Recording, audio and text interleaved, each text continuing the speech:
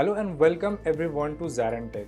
Did you know that companies using SAP S for HANA Sales have reported a 25% increase in productivity and a 30% reduction in order processing time? That's how powerful and efficient this system can be for modern businesses. Today we're exploring the world of SAP S for HANA Sales, a key tool for businesses looking to optimize their sales processes.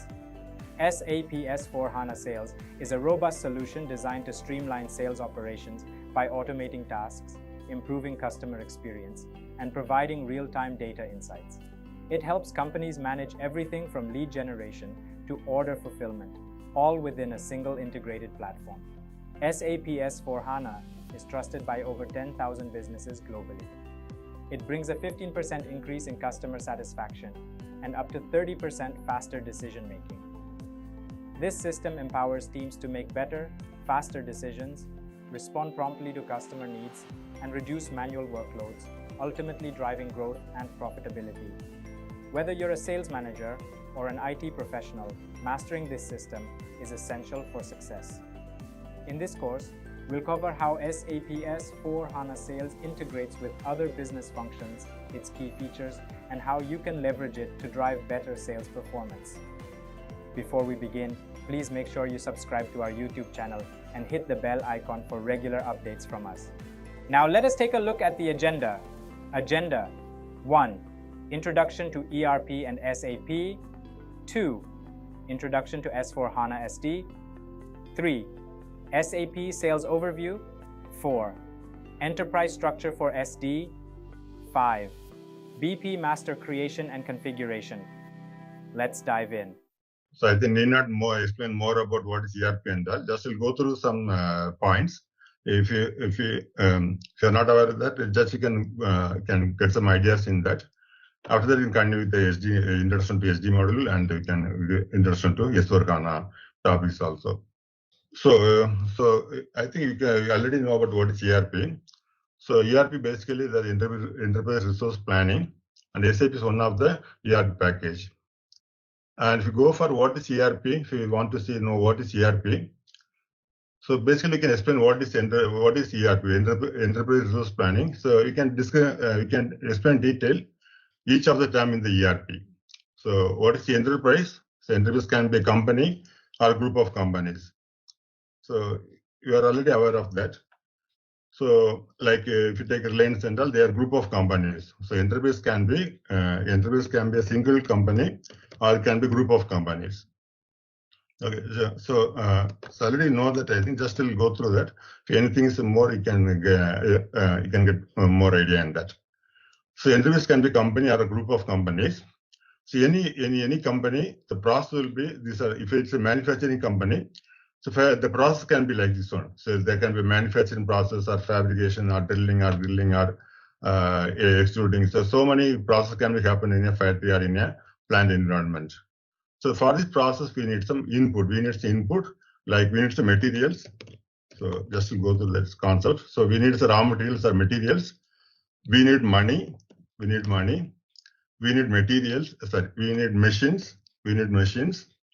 And we need people. That's a men or manpower we need. We need some time management. We want to know we should have some info. So these are the input. These are inputs: material, money, machine, men, time, info. These are the input, and it's a process. And when you do the process, the output can be the finished goods, and the finished good will go to supplier, customer, master, customer, and from the customer will get the payment. So this is a process happening in any industry. If you take for example, take a manufacturing industry, these are the process. There's another process, another type of industries, retail is there, or some other project, retail or mobility. So some other process also there. If you take the manufacturing process, for example, this is a process happening in any industry or any business. So the ERP basically helps you to streamline this whole process. To streamline the whole process, streamline or make automation or make the process more efficient, we need the ERP packages to do the process in better way, and to automate the whole process without any manual intervention. We need the ERP packages. That's a concept of the ERP, enterprise resource planning. Okay, because so when you do this, when you see this process, here itself we can see different departments involved. For example, when you buy the item from the suppliers, for materials will be raw material. For example, take raw material, it will be supplied by the suppliers. It will be supplied by the suppliers. Okay, so here the purchase model is there. So when you buy the item from the suppliers, purchase model comes in picture. Purchase model comes in picture. And when you sell the items to customers, here the sales process coming. Sales process coming here. And you get the money. To get the money from the customer, the finance model come into the picture here. Finance. So like that, for purchasing, here also we need the finance model to make the payment to the suppliers. So here, so then when you produce items or manufacture items, it will come to the store. It will come to the inventory. It will come to the inventory model, inventory or store. Okay, so in this process only we are seeing different departments. We have the purchase department, finance department, store, and the sales and finance again. So basically ERP helps to integrate all these modules. We can call this department as a modules or different functionalities. Basically ERP helps to integrate all these functionalities. So there will be a common database where you can store all the information about different departments, or you can do the activities in the different departments. So that's the purpose of the ERP. The purpose of ERP is to integrate all the departments or different functionalities in the business system. Okay, this is a concept of the ERP. Okay, so anybody have any question in this one, or any more idea you can give that? And anybody has any questions in this one? So this one just introduction to ERP. So what's ERP? Why you need the ERP? This is a concept here.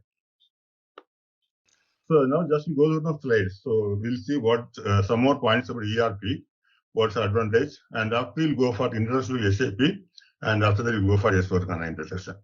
So it's an introduction to ERP. So this enterprise resource planning. I'll just go through the slides. You need not much explanation because already you are into SAP SD module. So just I'll go through some slides. So what actual information you are getting, you can grasp that. So already know, say ERP, enterprise resource planning.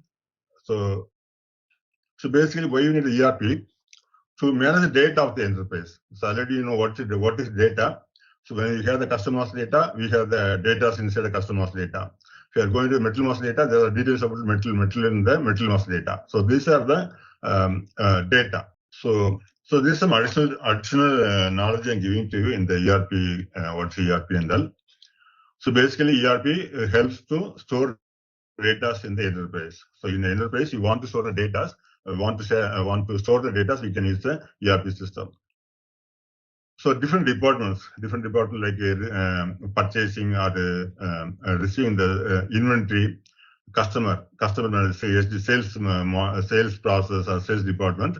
So basically, ERP helps to integrate all these departments. ERP helps to integrate all these different departments like receiving the purchasing, inventory, customer, production planning, shipping, accounting. So all things are integrated with the SAP system or ERP system. SAP will go refer later. So generally, if we take ERP, this is a process happening. Basically, it is used to integrate all the departments. So as I said, these are the input process and the resources and output. So in the if you take ERP, these are resources in any business. These are resources, raw material, machine, men, money, and that. These are process happening in any industry. For example, particularly if you take manufacturing industry, this is a process, and output to finished goods and payment from the customer. So to make this process whole process more effective for the customer or client, we need ERP packages. Okay. And so what is the advantage of ERP? What's the advantage of ERP? So we have the cost reduction. We have the cost saving. So using the ERP, you can save the money because for example, so if you are going the ERP software, you need only one license. So before ERP was there, what happened? For each department, each module or each department, they were using the different software. For example, finance, they need a Oracle, or the HR means PeopleSoft. Like that, they were using different software for the different departments or different modules. So in that case, what are the disadvantage was you got to pay the license fee for each software. If you are having the different software for each department, you have to pay the license fee for each software separately, and that will increase the cost of the software. But in ERP software, we need only one license. You need only one license for all the modules. Also, the customer can select which model they want to implement the ERP. They can select. So basically, that reduces the cost of your whole software application. That's one advantage of ERP. Cost saving is one advantage. Then standardization of software. So it's basically it is used to streamline or integrate all the departments or each process in the whole business. So that reduces the ERP software because they are in the single database are maintaining all the data or all the process. So that reduces for example, if there's no ERP, there will be total confusion. There will be total confusion in the data transfer. So in the data transfer, there will be total confusion because there will be no integration between different departments. So one person in the purchase department will not know how many items are needed for the production process, how much should be purchased for the production process. So there will be some information gap. So that will reduce to chaotic data transfer, time-consuming process, and security gaps. So basically, the ERP helps to take out all these disadvantages and make it as a efficient process in the whole business. So it's basically standardization of software using the ERP. And improved efficiency. So once you have the ERP, already you know that because when you see the SAP software, so we are reducing the repetitive tasks. For example, so once you want to use the material in the sales process, we have the material master data. So material master data will include all the data for materials. So that will eliminate the repetitive task. So it will remove the repetitive task. So every time you need not fill the material details. Once you make the material master data, when you use the sales order or any sales documents, so all the details will be taken from the material master data immediately. So need not have the details of material again and again. Once you drag the material in the sales order, it will take all the details of material from the material master data. The customer master data. Once you make the customer master data, you need not get the customer details again and again. You make only one master data that will be used in all the sales process. So basically, it reduces the repetitive task. So what helps that? So once you do that, when you eliminate the repetitive task, so it improves the productivity because the employees are now able to spend more time on the decision taking because the process is very simple now. So they can just make the transaction. They have more time to put effort on the improvement of the business, or they can have more decision making. So that's one more advantage. The regulatory compliance. So whenever the new government rules or any business rules are coming, ERP helps to adhere to the government rules. For example, when the GST came, immediately all the ERP companies, they took care of the GST process. And now people are able to do the process with the GST also. Like that, every time, whenever the new finance rules or government rules are coming, ERP will help to comply to that rules and regulations. And fast response time. So, for example, take the service department or service process. So once you make the sales order to the customers, when they come back with the repair or any malfunction, so ERP helps to go through that service module. They can the person who is handling the service module, they'll be able to go through the sales order, who made a sales order, from where it was produced, everything they can come to know. So it'll be easy for them to help the service process for the customer. So that's one more that you can call as fast response time. For example, I told the service model like that. For every department, through the ERP, they can get response time faster from other departments. So that's one more thing. And mobility and flexibility. So nowadays we are got BA bring their own device. So in that case, ERP, for example, if you take SAP also, now we have they can be installed any mobile or any laptop or any tab. So you can get access to ERP from any device, any gadget. So that's one more thing about the ERP software, mobility and flexibility. So they can be accessed from anywhere. So it's the same thing. These are the results. And some more advantages, so same thing, reduce cost. So ERP helps to reduce the cost of the whole business. And data reliability, because you can rely on the system software, so data reliability. You can always rely on the data from the ERP system, whether it's a master data or any the transaction, we can get the data reliability. Real-time data and enhanced reporting. So from the ERP, we can get a real-time data anytime. So at any point of second, at any point of time, we can get a report from the SAP, SAP or ERP. If you get any point of time, we can get any report from the ERP, like how many products purchased are created today, or how many sales are created today. Everything gets through the real-time data from the ERP system. And flexible scalability. That means like so the customer can select, he need not buy all the modules from the ERP system. For example, if SAP, if you take SAP, the customer need not buy all the modules. They can select which module they want for their current business. So the flexible scalability. Customers can select their own what module they want, they can sell from the ERP system. Increase efficiency. So that's again that because it reduces the repetitive task, the employees get more time to concentrate on the other side of business. They can take decisions based on the time they get.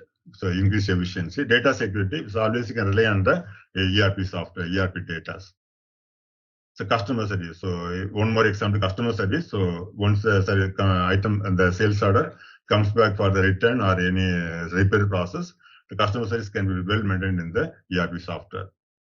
So if you take some of what are some of the ERP softwares other than SAP, so there's some of the other software like Tally, Bond. So Tally is a small ERP software. Bond, Oracle, JD. This and all some of the softwares in the market, ERP market. So SAP was one of the ERP software. So out of all these products, SAP is having in the market share of more than 50%. So they are a market leader. So out of all these ERP software, SAP is having more than 50% market share in the ERP market. Okay. So some of the ERPs. So there's some more points about the ERP software. So the system data, the data in the ERP used by different departments. So other who are handling the business, they need not enter details again and again, like in the masters. They need not repeat that transaction again and again. So that's one thing about the ERP. So some example given there. So when I share this slide later, you can go through this one. Some more information you can get here. And ERP can be called real database management. So ERP can be called a real database management. ERP can be called real database management, RDBM, because our data is available on actually any point of time. Any point of time, we have the details about the data.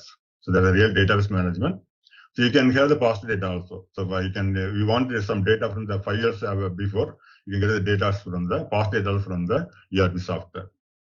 Through influence system. Influence system is basically reporting system. Through the reporting system, you can get all the past data also. And we can maintain different vendors, different products for different customers or different vendors. So we can maintain prices of the different customer or different vendor for the same item. So that we can decide about the selling price. So based on the other suppliers, other customers, we can have the different prices so that we can make a competitive price from the other customers. And we can always keep a record of competitive price and products. So your competitors, sales competitors, we can maintain the price of the other competitors so that you can plan about your own sales price. And old data is available. So you can get all these old records, so you can compare with the present data. Old data is available, and we can compare with the recent present data. And we can get it from the information system. This again is a reporting system.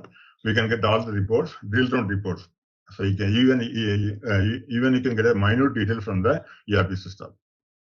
And each module is beautiful information system. That's a reporting system.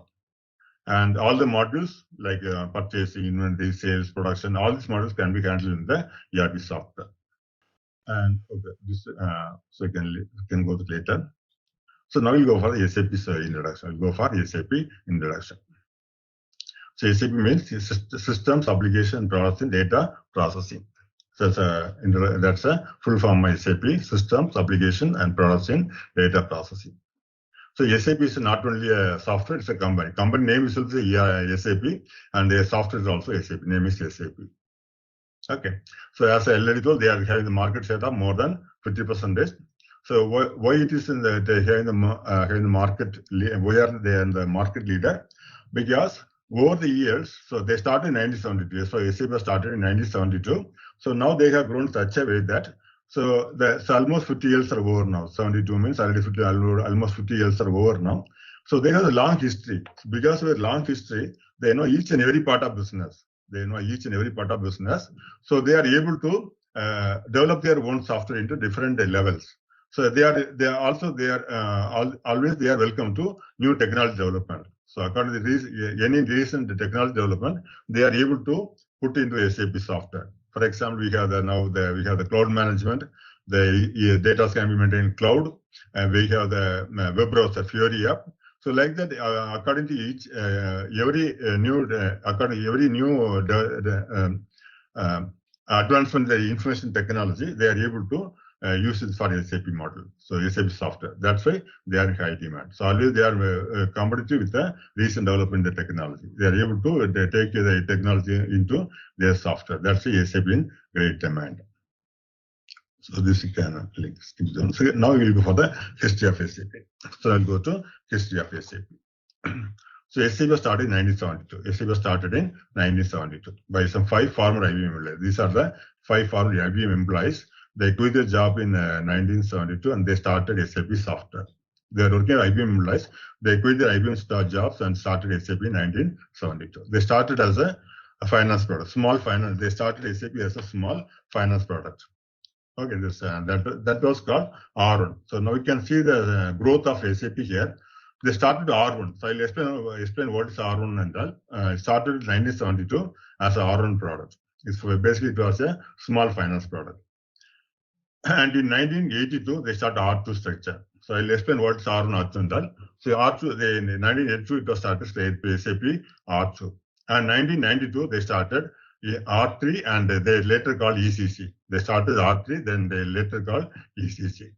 And after we are in now S4HANA. Okay, this is the growth of SAP. R1 in 1972, R2 in 1982, and R3 in ECC and R3 from 1992, and we started S4HANA in 2015. Okay, this is the growth of the SAP throughout the years. So will explain what is R1, R2, and R3. Okay. So anybody have an idea what is this R1, R2, R3? Any idea? So R1, R2, R3. So throughout the years, they started R1 and they went to R3. Now we is S4HANA. So anybody have any idea what is R1, R2, R3 means? These were the versions, right? Starting versions of SAP. You can call it a version, but you can call it as a structure. You can call it interface. You can call it as a software structure.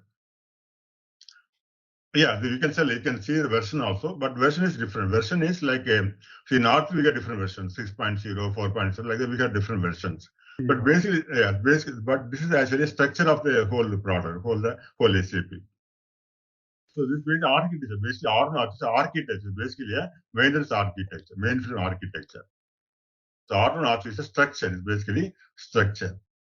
So just to explain what is R1 R3. So as I already told, so we started in 1972 as started in the 1972 as R1, then in the R2 and R3.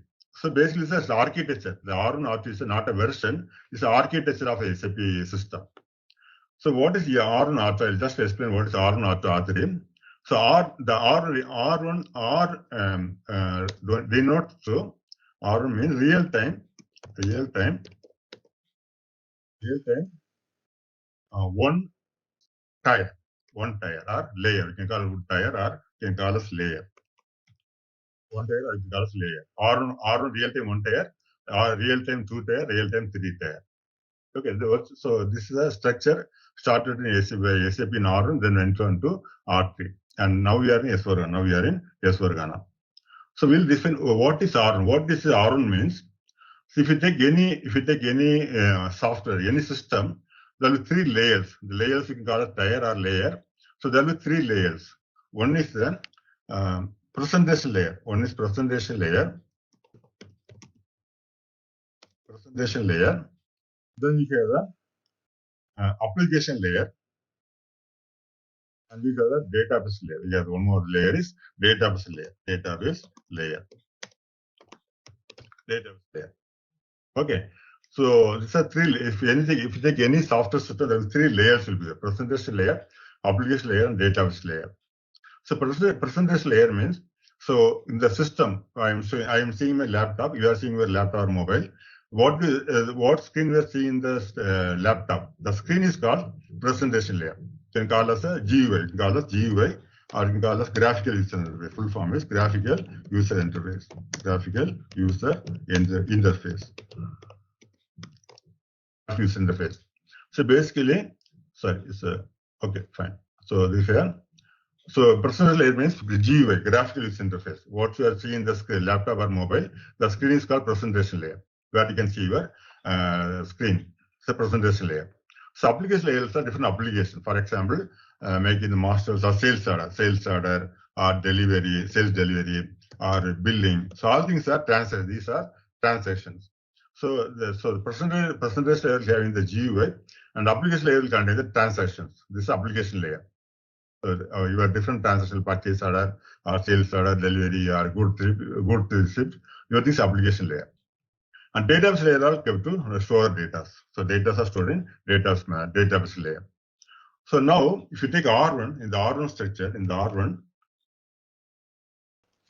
structure, what happened? So all these three layers, they were separate layers. All three were, they are integrated into one layer. So all these three layers were integrated into one layer. So there was only one tier or one layer that contains all the three layers. So together they were one layer. Okay, so there are only one layer that contains all the three integrated into one layer. All the three layers integrated into one layer.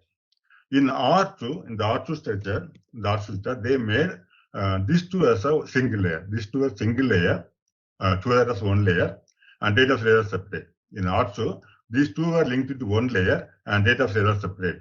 In R3, all three were separate. All three were separate layers. So what is the meaning of this one is, so in R1 we are having same one layer containing all the three layers. So the data was so that they were able to store only less data, because they are into one layer. They were able to store only less data. So the R1 was very limited to little data. They are not having so many data. We can maintain only small data. In R2, they made this a separate layer, this a separate layer. Two layers they got now. So now the capacity was more now. Compared with R1, the R2 was able to store more data because they got two layers. But in R3, we have all the three layers separately. So that's why the SAP was able to store more heavy data using the R3 system. So you can see the example. If you go for your system configuration, so if you are getting different layers, if you are getting different types, in a system where you have different more drives here, you will be able to store more data. So that's the concept here. You are getting more different layers. We are able to store many data in the other three layers. That is the concept of the R3. So this is a major difference between R1, R2, and R3. Okay. So it's a growth of SAP through the years, R1, R2, and R3. Later, after that, we went for S/4HANA. So now we'll say what is some details about versions again. So when we went to R3, the R3 also they went to different versions. There are some. So initially they were called R3, and later they called ECC. The R3 later they called ECC system. ECC means Enterprise Central Component. ECC means Enterprise Central Component. Enterprise Central Component. That's the full form of ECC. Central Component. Full form of ECC. Enterprise Central Component. So later they called R3 as a ECC system. Okay. So this is throughout the year. So it was in 1972. It was in 1972 R1, and in 1982 R2. This was in 1982. And after that, ECC in 1992.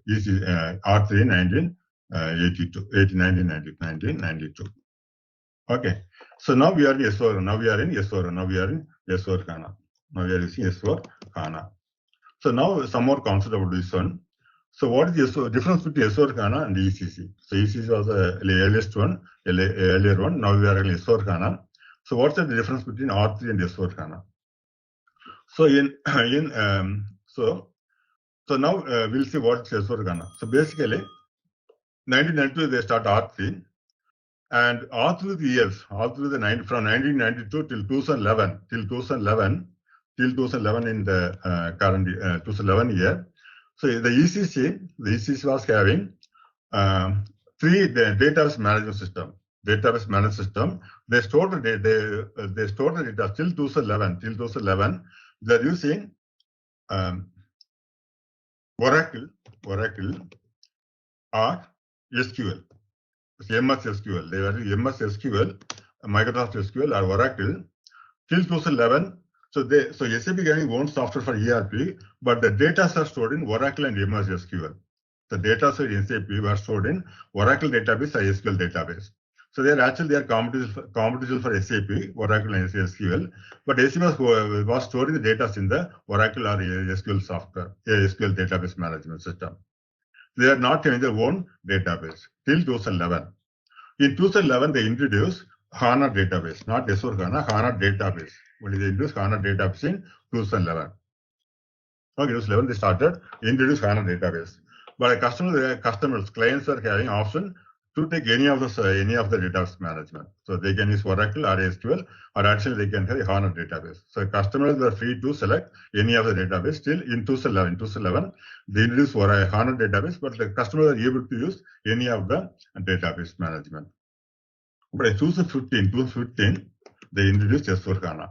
2015, they introduced S4HANA. They introduced S4HANA, 2015. So in S4HANA, you can use only HANA database. SQL and Oracle cannot be used for S4HANA now. So from 2015, they are using only HANA database for S4HANA. So for S4HANA, we can't have Oracle or SQL. We can use only HANA database. But this is the growth of SAP throughout the years. And customers who are still using the old Oracle SQL, they are to turn into SAP S4HANA by HANA database by 2025. By 2025, all the customers should use HANA database only. They cannot use Oracle or SQL in their business. They can use only HANA database from 2025. This is SAP target. From 25, they can use only HANA database.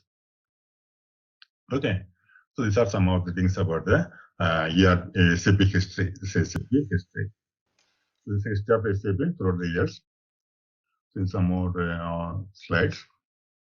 So if you take SAP, there are some implementation tools are there. So for the speedy or efficient execution of project, we need some tools from SAP. So when you buy SAP for the client, it will contain the implementation tool also. So one is the project estimator. One tool is project estimator. So actually in the S4HANA something has changed. Later I'll go through that changes. It's a old PPT. So just to go through that, I'll add some more things in the coming classes. So one is the project estimator. So project estimator. So using the project estimator, once you want to implement SAP in a company or in a client place, the SAP helps you with the project estimator. So using the project estimator, you can find out in your customer place, in the client place, what are their resources, how to calculate the resources, the cost, and the time frame for SAP implementation. The project estimator helps in that. So to decide about the timing, price, and all, the project estimator can help you. How to requirement, everything can be done with project estimator. So it will help to see the project scope and what are the risk factors, everything can consider using the project estimator. This is a tool from SAP system, SAP software. Then concept check tool. This also is basically for the infrastructure calculation. So what are the present infrastructure? What improvements should be done? That's a concept check tool you can use for the implementation. And one of the implementation assistant throughout the SAP. Actually, this is a old application, old implementation methodology. So now we are giving accelerated. So you can see that now we have now we are using this one, activity methodology, active project methodology. It's a new methodology. Now we are using S4HANA. Earlier it was using this one. We are using implementation SAP implementation assistant that helps in the accelerated SAP implementation. So this is some of the tools from the SAP software for the efficient implementation. So this already knows what's the process of the consultant. So basically, you can, the responsibility of the SAP consultant is to different examples are given, like credit management. So if you had a employee, if you had a consultant, finance or ST consultant, you got to manage the credit management for the customers, and you had the user manuals and technical guides for the end users, and we had to decide about the infrastructure of the customer, and I had to recommend to them to make the implementation more effective or more efficient. And so we got to, for if you take SAP consultant, SD consultant, you got to process the whole order to cash process, like inventory quotation, billing, and all. We got to manage. We got to design for the end user from the client side. So some of the consultant, developer consultant, so already know that. So we have the developer consultant. If you know the above programming, you can call us a developer consultant, and you can call us basis consultant, functional consultant. So like that, some more consultant, partner roles. There's a different consultant role, like developer consultant. If you know the above programming, you can be a developer consultant, and business sales consultant. You can once you become a consultant, you can become a business consultant, like taking orders for the customers. So suppose you are employed with TGS. So you can be a business consultant to get more customers for the SAP implementations. And functional consultant, SD consultant, MM or PP consultant, functional consultant. And if you know the basis, you can become a basis consultant. There are different types of projects in SAP. First, implementation project. So normally what you are doing the implementation, that's the implementation methodology project. So basically you have to make the system for the client into SAP. So implementation project. So the process will be happening like when the customer, there's a big business customer is there. So he wants to implement SAP. So he'll go to the different partners like IBM or TCS. They'll go to different partners. They'll tell the partner to implement SAP. The process will happen through the implementation project. That's the first. For the main project. Main project is implementation project, making the implementation in a new customer place. And once you finish the implementation, you get your support project. So another type of support project is support project. Once you finish implementation and you are ready to go live, from the go live process, we got to enter an agreement with the customer for the support. So whenever getting they have to pay the AMC, and they have to partner has to support the client always throughout the whole process. And the rollout project. So the rollout project means like when you implement SAP in a company in India, and there's a different requirement for one of the state factory. There are separate requirements that is not mapped in SAP. So the partner side consultant can go do some research, and they can come with a new solution. So for example, in India, there's a finance finance rule is there, accounting rules have come, terms and rules have come. So SAP is not able to meet that demand. So the customer consultant do your research and come up with a new solution for that particular gap. So in that case, if it is successful, that solution is successful, so SAP can implement the same thing in other customers also, in other countries also. That's a rollout project. So when the customer, the client side consultant or SAP lab consultant come out with a new solution, if it is successful, they can implement other project also. That's a rollout project. Then upgradation project. So that's for example, in ECC, we take ECC, there are different versions for that. It was started with the 4.0, so new version 4.0, then they went to 4.2 and all, they went 4.2, then 5.0. Like there's so many versions for that. So every time when you issue a new version, that's a separate project. That's an upgradation project. So whenever you want, the SAP gives a new version for your SAP software, you have to do the upgradation project. So a separate process there for upgradation to upgrade version from lower version to higher version. An expansion project. So for example, you are having your client having factories in different states, and they want to start a new branch in one of the state, in one of the place. So in that time, that's called expansion project. So whatever projects implemented in other branches should be implemented in the customer's new branch also, new factory or new in the new business. That's the expansion project. So these are some of the type of projects in the SAP. Okay, so now we go to HANA. what are some important. So just like the introduction today, tomorrow we'll go detail what the structure, the whole structure will go in the coming classes. Just I'll give some of the major difference between HANA and EC from the ECC. So first we'll go through this and let's go in detail about HANA structure, and the whole structure will go in detail. Okay, so HANA's important points. So HANA means high performance analytic appliance. Full form is high performance analytic appliance. HANA. Okay. So first is a shift in design. So 1 second. First like one more topic. I'll come back again here.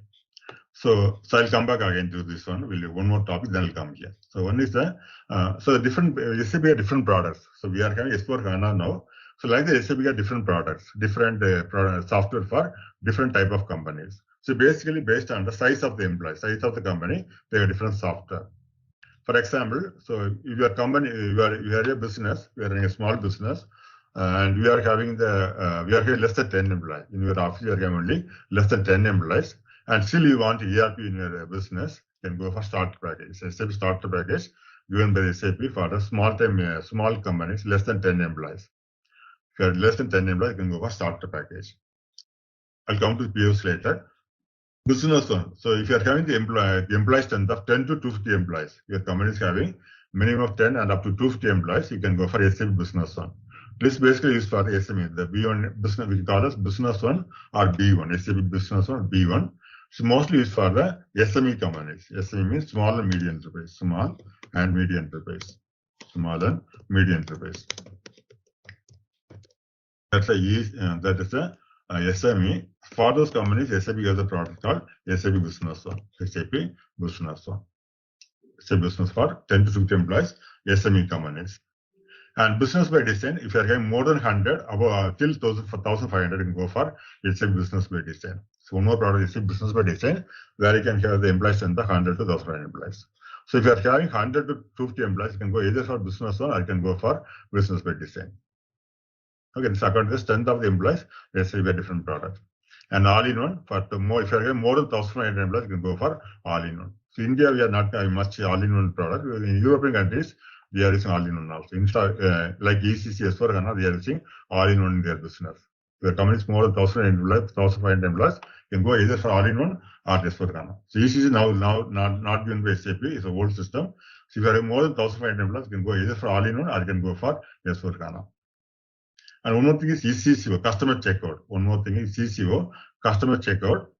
So this is for POS system. POS means point of sale. POS means point of sale. POS means point of sale. So that is the point of sale. So this is like billing system in the retail shop. When you go to the retail shop, you have a billing system. For the SAP got the product called customer checkout. For the retail store, they have product called customer checkout. It's CCO, customer checkout. Okay, so these are some of the products from SAP. We'll come here now. So we'll see about some difference between S/4HANA and ECC. Okay, first we see the whole the first point, shifting design. The shifting design. The whole design is changed from the ECC into S/4HANA. The whole design changed in ECC and S/4HANA. So basically the GUI and all same. GUI graphically, the front screen is the same only, but from the background they have changed so much design. The design has been changed. So now we are able to use the web browser. Using the web browser also can do the SAP. You can use the SAP software, the S/4HANA software. So basically shifting design. Whole design has changed from the ECC and the S/4HANA. Role-based integrated user experience. So each employee from the client side, once you start implement the SAP in a client base, the users will have one pleasant experience using the S/4HANA role-based integrated. So every employee will be linked to the role, the particular role. For example, if you are a sales employee, you will link to the role for a sales role. So according to the water transaction we are using on a daily basis, you'll be assigned a role. So role the end user can customize the whole role with their own experience. So there'll be a pleasant experience using their role. There'll be a pleasant experience and there's so many options for that. So basically, it's a role-based user experience. So each employee will be assigned a role. the role can be configured according to the S4HANA settings. So it will be pleasant to use for the end user. And can be connected to different applications real time. So suppose you are having a headquarters in US and you are having branches all over the world. So in US there is SAP S4HANA, the US headquarters company is S4HANA, and you are one of the branches in India is using the another software, not SAP. There is another software. So in that case, the headquarters company or head office, they can connect with the system from India. It can be other than SAP. It can be other than SAP or SAP. Anyway, the branch company can be connected to the headquarters company through the software. So yes, the S4HANA can be connected to different applications, different real time. So it's not only SAP, it can be any software. SAP can be connected with that. Through that, we have IDOC procedure. IDOC. Later lesson what is IDOC. Using the IDOC, we can talk with the different system other than SAP. That's this point. Can consider different application real time. So from the US company, they want to report from the Indian company. They can easily get a report using this real time data processing. So they can consider any software other than SAP also through S4HANA. And if you take memory, so usually the software ECC and all, they are using the hard drive to save the data. To store the data they are using the hard drive. So that was having that was a limited storage, and also system was very slow in the HANA, in the old hard drive storage. In S4HANA, the memory is called in-memory HANA. So it's called in-memory HANA. So that memory, the S4HANA memory is RAM memory, not ROM. I think RAM and RAM. So ROM is the random read-only memory. ROM is read-only memory. It's a read-only memory. And RAM is random access memory. RAM is random access memory. Random access memory. So in this case, random access memory. So in the S4HANA, we are using RAM as a memory, not ROM. Memory is used as RAM. So once if your memory is based on the RAM, the system will be very fast. So once you store data in RAM, the process will be very fast, and also can store more data in RAM. In the RAM-based memory, you can store more data, and the process can be very fast. So basically, S4HANA is coming. The memory called as in-memory HANA. The memory is called in-memory HANA in S4HANA. The data is stored in RAM, not in ROM. It is stored in RAM. Okay. And one more major difference between ECC and S4HANA is is a part of the material management and production planning. We have BDM, MRP. We got one thing that in ERP we are seeing one thing called there is something called the MRP. The MRP means, so already know that I think material requirement planning. Material requirement planning. MRP means material requirement planning. So that this is used for the calculation of the for the future for the future production or purchase we are using MRP.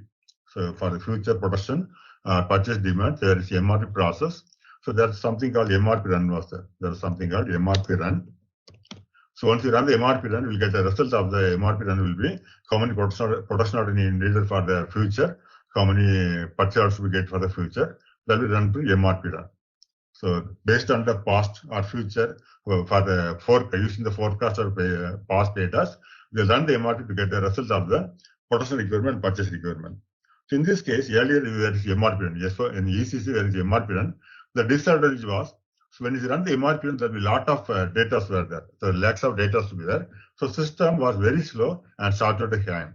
So when you run the MRP run in the old ECC, the system will hang and it will take some more time.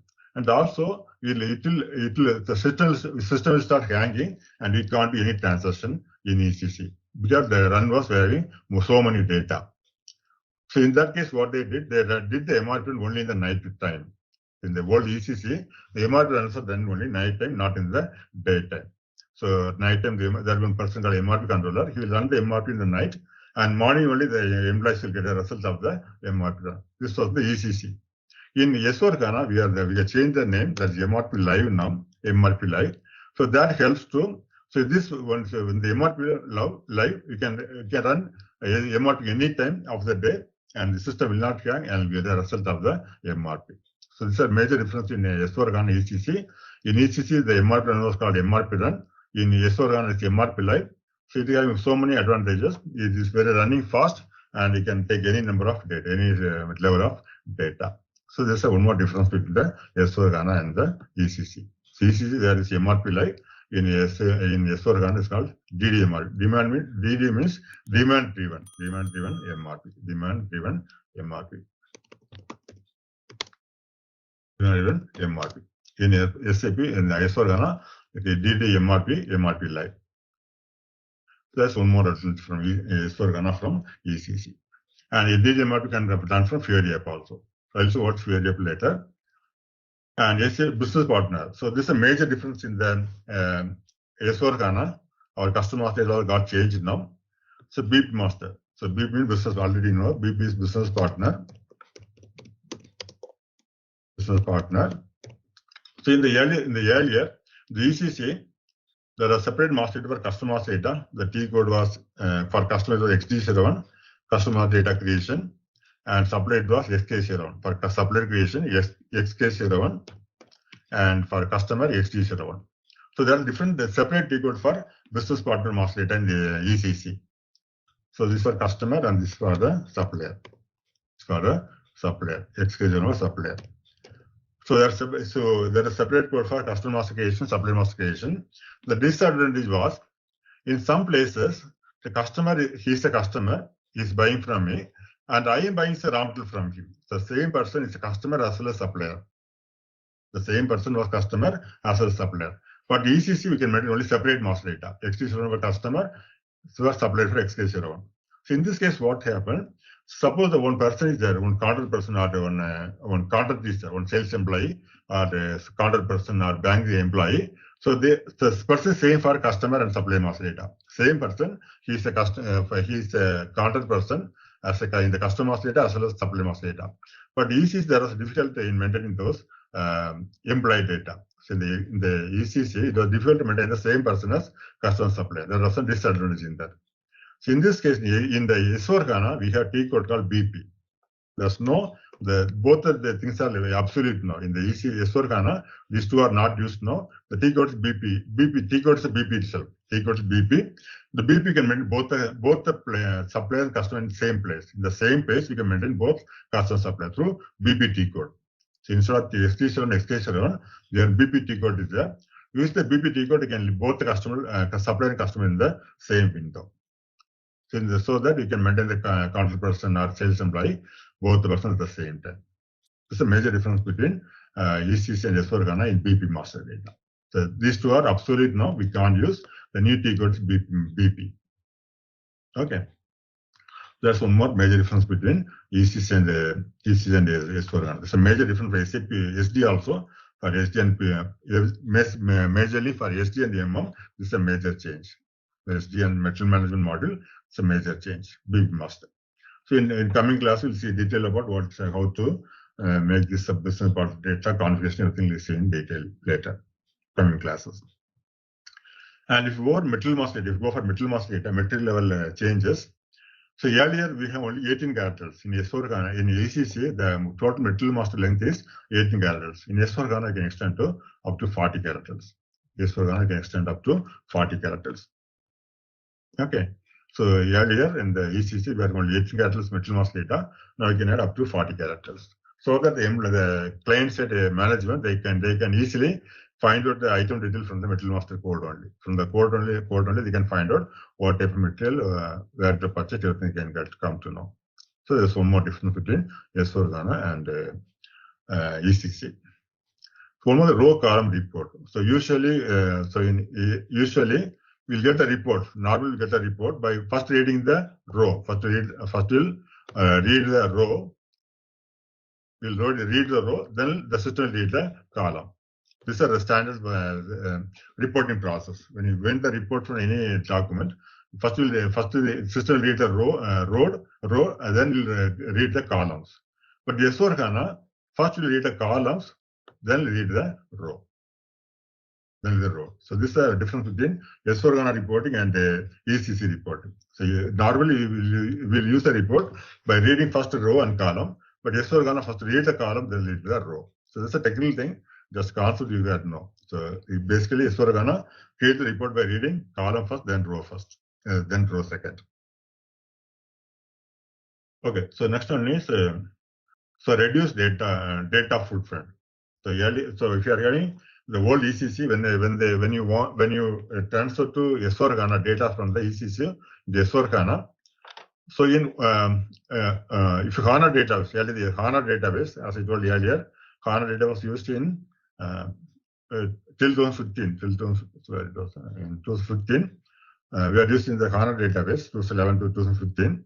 So in this case, so in the HANA database, we need only 180 GB. Suppose the ECC are having 593 GB in the ECC. When you transfer to S4HANA, we need only 180 GB data storage. So out of 593 ECC, when you transfer to SAP S4HANA, not S4HANA, HANA database. When you transfer HANA database, you can store up to the 593 will reduce to 180 GB. Okay. In S4HANA, the same 593 can be changed to 42.4 GB.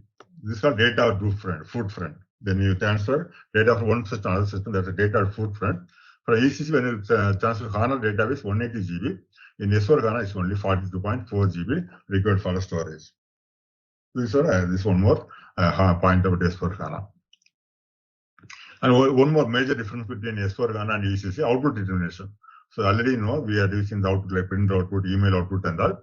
Earlier it was output determination. In ECC we call as output determination. In SAP, in S4HANA, we call it BRF. BRF means business rule framework. The new output process called BRF plus, business rule framework plus, and we can have ITAC also. So ITAC is mostly used for the connecting with other systems. So from an SAP system, you can connect to other system through ITAC. The whole thing is called now BRF plus. Since output determination, areas of output determination are message control, now we call it BRF, business rule framework. Okay. And one more thing is about in accounting. So earlier in accounting, we have one thing called ACD OCA, so universal journal. So all your accounting entries are made in one journal. That's a single source of truth. In single source of truth means in one ACD OCA universal journal, you can get all the accounting concept. All the account details can be stored in ACD OCA universal journal. All right, let's test your knowledge. Here's a question for you. What is the purpose of the sales order fulfillment monitor in SAP S for HANA? Option A, track order shipments. Option B, optimize pricing strategies. Option C, monitor sales order issues. Option D, manage customer credit limits. Take a moment to think, and when you're ready, choose the correct option. Remember, each choice holds a key to unlocking the answer. Good luck! Type the correct answer in the comments section. Hey there! Want to master sales management? Our SAP S4 HANA Sales course is perfect for you. You can learn at your own pace on our platform. In this course, you'll dive deep into SAP S4 HANA Sales. It's like a toolkit to handle everything from order processing to customer satisfaction.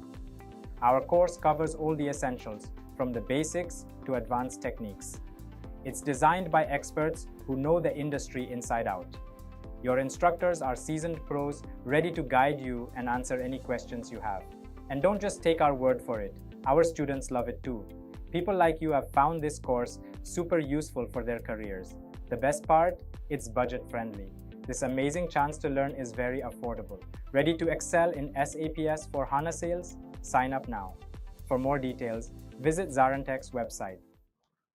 This one more point. And if you take tables, if you take, for example, one table, so in S4HANA, we already so many tables. So a lot of tables are eliminated and made new tables instead. For example, in the inventory model, there's a table called matched. Earlier, there's different tables are there, like the Mara, different tables are there. So they are having, in S4HANA, we have only one table, matched doc. For example, one table, matched doc. They reduce almost 26 plus tables from the inventory concept from the ECC. In the ECC, there was for inventory reducing more than 26 plus tables, but the S4HANA is one table, matched doc, that reduces almost 26 plus tables. Like that everywhere in the S4HANA, every functionality, they have made a table that reduces the size of the data. For example, the matched doc. Matched doc reduces more than eliminate 26 plus tables from the ECC software system. This one more point. And one more thing, Fury. The main thing in the Fury and the S4HANA is one is the cloud management, next one is the Fury. So Fury is a web browser. Fury is web browser. Fury is a web browser. You can call us web browser. So like how is Internet Explorer or Google Chrome, can use a Fury web browser. So Fury web browser is a new thing from the SAP. So now you need not install SAP in your system, in your laptop or in your any gadget. You need not install SAP in that. You can get to the SAP system through web browser. So for example, if the item, if a document needs approval, so the management can give the approval from anywhere. They can from their mobile or from their tab or not anywhere they can get the SAP access through web browser, through Fury web browser. So through the web browser, you can get access to any of the SAP functionality. Mostly used for the management people from the client side. So Fury, one more thing about Fury app is, so need not remember the T code now. In the web browser, in the Fury app, need not remember the T code now. And directly type the sales order, you'll open the sales order. No need to know the T code. Anyway, in Fury web browser.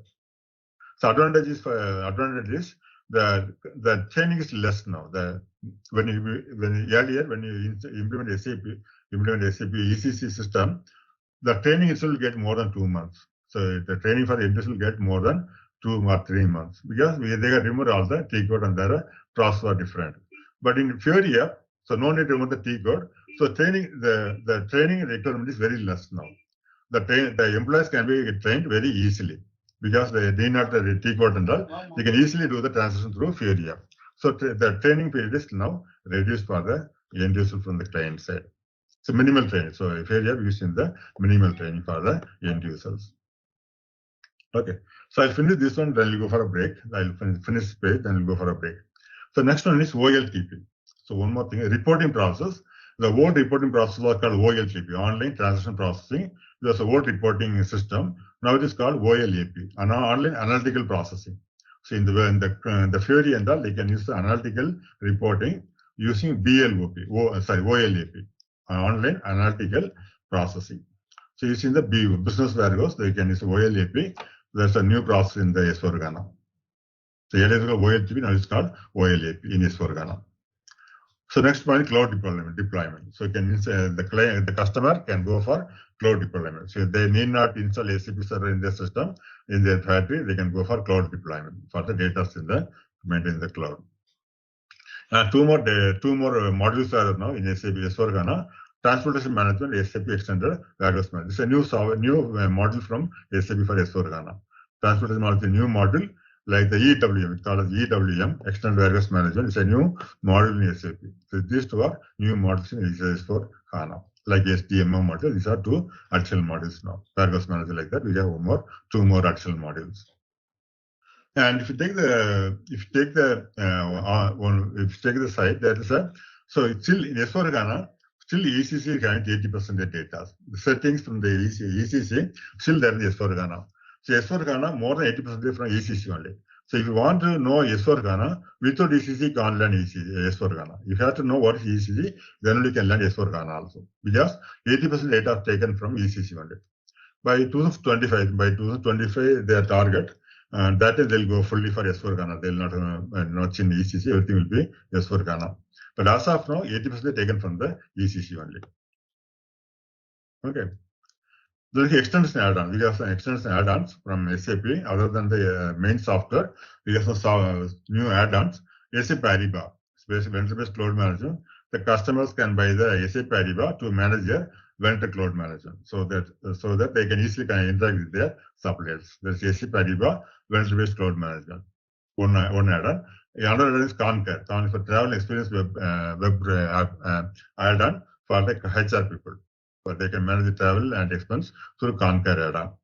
And Fieldglass is mostly for the contract work. For the business having contract business, they can go for SAP Fieldglass. Okay, it's a new add-on from SAP for their customers for maintaining the contract process. And HANA is a database. So HANA, as I told, HANA is a database. S4HANA is a new product. So HANA we are using as a database like SQL and Oracle. S4HANA is a new product. It's a whole product name is S4HANA. So S4HANA called business with 4 also. You call it business with 4 also. And if you take the deployment, so basically in the Linux server, so SUC Linux server, okay, they are installing a Linux server built on C++, and there are different memory machines, memory processing engines in the database. These are different servers for S4HANA, index server, like that some server details are there. Okay, so these are some details about the introduction to ERP and SAP. So we'll see some more things now. So some more things input about the HANA, S4HANA. So after we'll go for the SD, particular SD model go later. So one more presentation for the S4HANA introduction. So what is S4? The already saw what the advantage of, or the difference between S4HANA and ECC. We saw some details. So some more details about S4HANA deployment. What are things are SAP, the S4HANA, the new product. Go through that. So after we'll go for the introduction to SAP. After we'll go for SAP introduction. S4HANA overview. We'll see what are the things about S4HANA. This I already seen that. It's given detail here. This is started in 1972. Actually, 72 was a single product. 1973 made a R1. So earlier for a single product only. In R1 1973. So you can see that. You can see this is settings. This is data. This application. This is a data. This is a front end. The what a GUI, graphical user interface. So you can see three here. Both together as one. All the three in one layer or one tier. Presentation and the application and data. And 97 became R2. Now started above programming here. And this is R92 R3. So they separate here. I told us two things together and one is separate. So R3. And in 2004 it was with popular Java. There is a native. They introduced a native concept in 2004.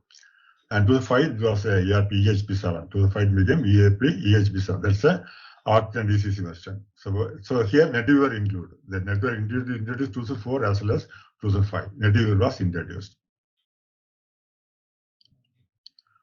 So step is again the same thing.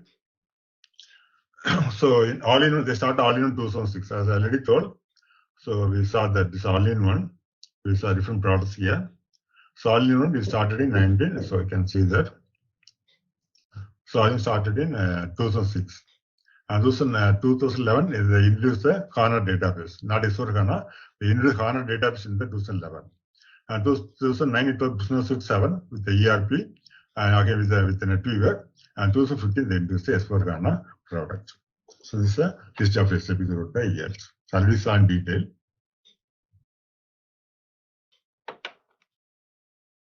So architecture of S4HANA. You can see there is a software. Programming and this you can say development and web. So together they are integrated into S4HANA. The difference between the database is different. As I told, it's a HANA database, not SQL or a Oracle. It's a HANA database. So deployment options, where can be deployed, and user experience, some advanced functions in EI. So this is a major difference between ECC and S4HANA. Database change, deployment option change, user experience is different in S4HANA. And so advanced function is S4HANA. The SAP system. So that ECC we can call as that business suite, that SAP business suite.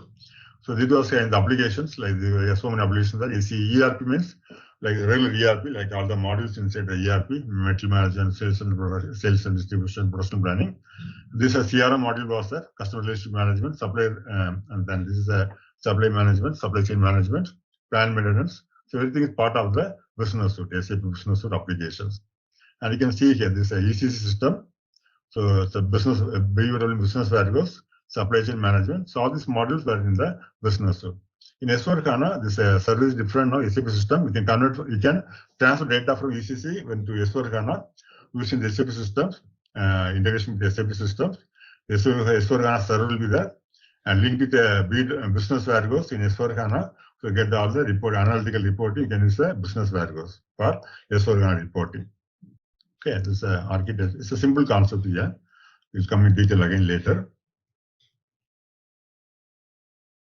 So in S4HANA architecture, if you take architecture, it's the same thing and see that. It's a UA layer.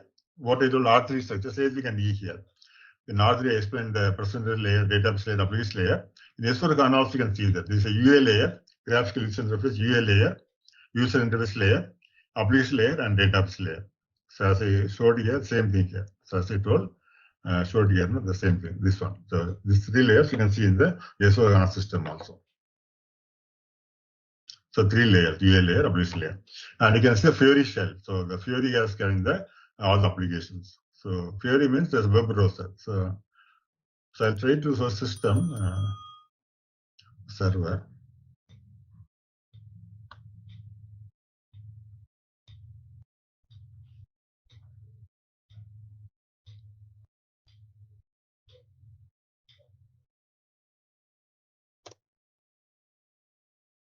So that will show what is Fiori.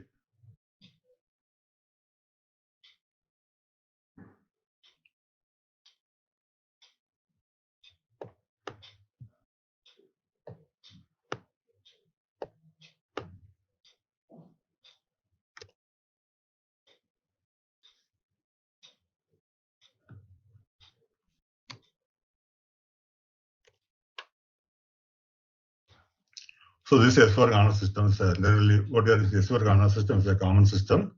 And for the if you go for the Fiori app,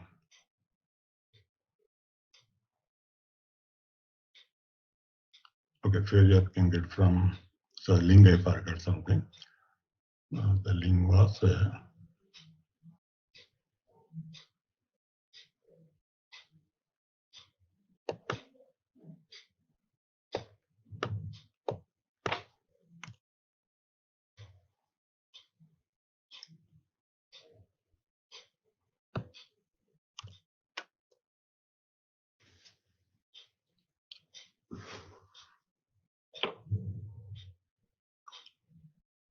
okay. So actually, that is I got new service. I don't remember all the credentials.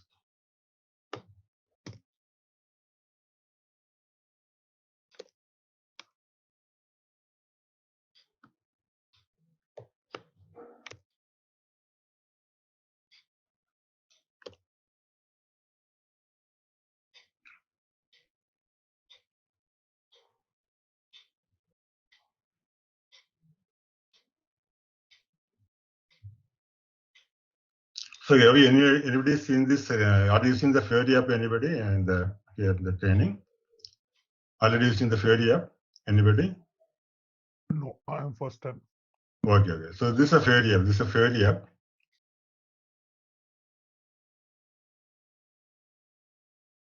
So this is a regular one. This is a regular EC system. It's a GUI. You can call this a GUI. This is a GUI. And that's a Fiori app. So here the same thing. Whatever is EC, same thing here. But the Fiori is different here. This is a Fiori app. It's a web browser. You can see this is a web browser, not from the SAP server system. And suppose you want to make a sales order. So what you got? You got to type sales order. Type sales order.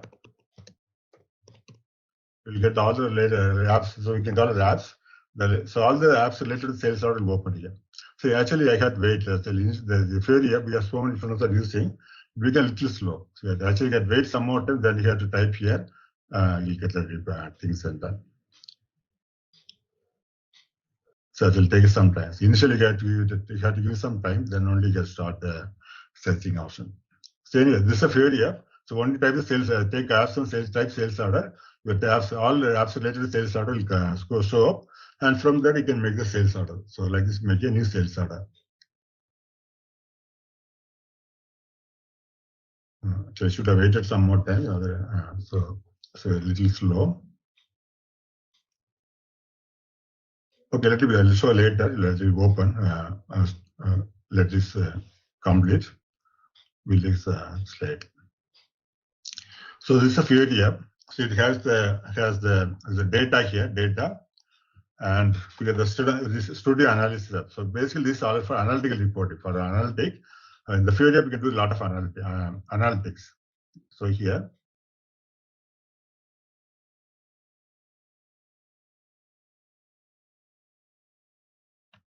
so there's a lot of analytics is there.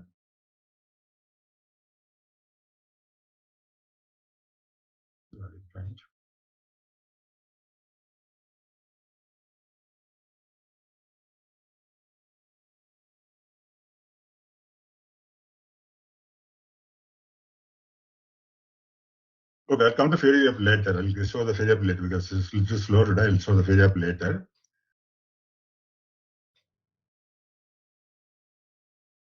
Okay, so this is so for the analytical. For the major thing about Fairy is analytics. So you can have a lot of analytics. So you can drill down the minute detail. You can drill down the report to the minute details using the analytic engine. This analytic engine in the Fairy App. So we have the three things. One is the transactional logic, like making the transactions in the Fairy App. So gateway from between the ABAP and the S/4HANA. So there's an analytic engine for reporting and the enterprise research. You can do the research option from the. I showed that no sales type sales order, all the sales order will show that. So search option, the Fairy App, and we have CDS view. See the core data screen, I think. So I'll explain later. So I'll explain detail about the CDS view later. That is part of S/4HANA. So it's a core data screen. So part of the S/4HANA, SAP HANA. So in that case, in this thing, you can see the table information. So when you do the transaction itself, you can see the table views from the point of view, from the SD point of view. You can see the table from the particular transaction. That's called CDS view. So we'll see in detail about later. It's a part of the curriculum. We'll see later in detail. And see the architecture for in-memory for S/4HANA. HANA is a platform. HANA is a platform. We got the OLAP, Online Analytical Processing, and this is, so already saw that, no? We have seen that. So this one, OLAP and OLTP and OLAP and OLTP.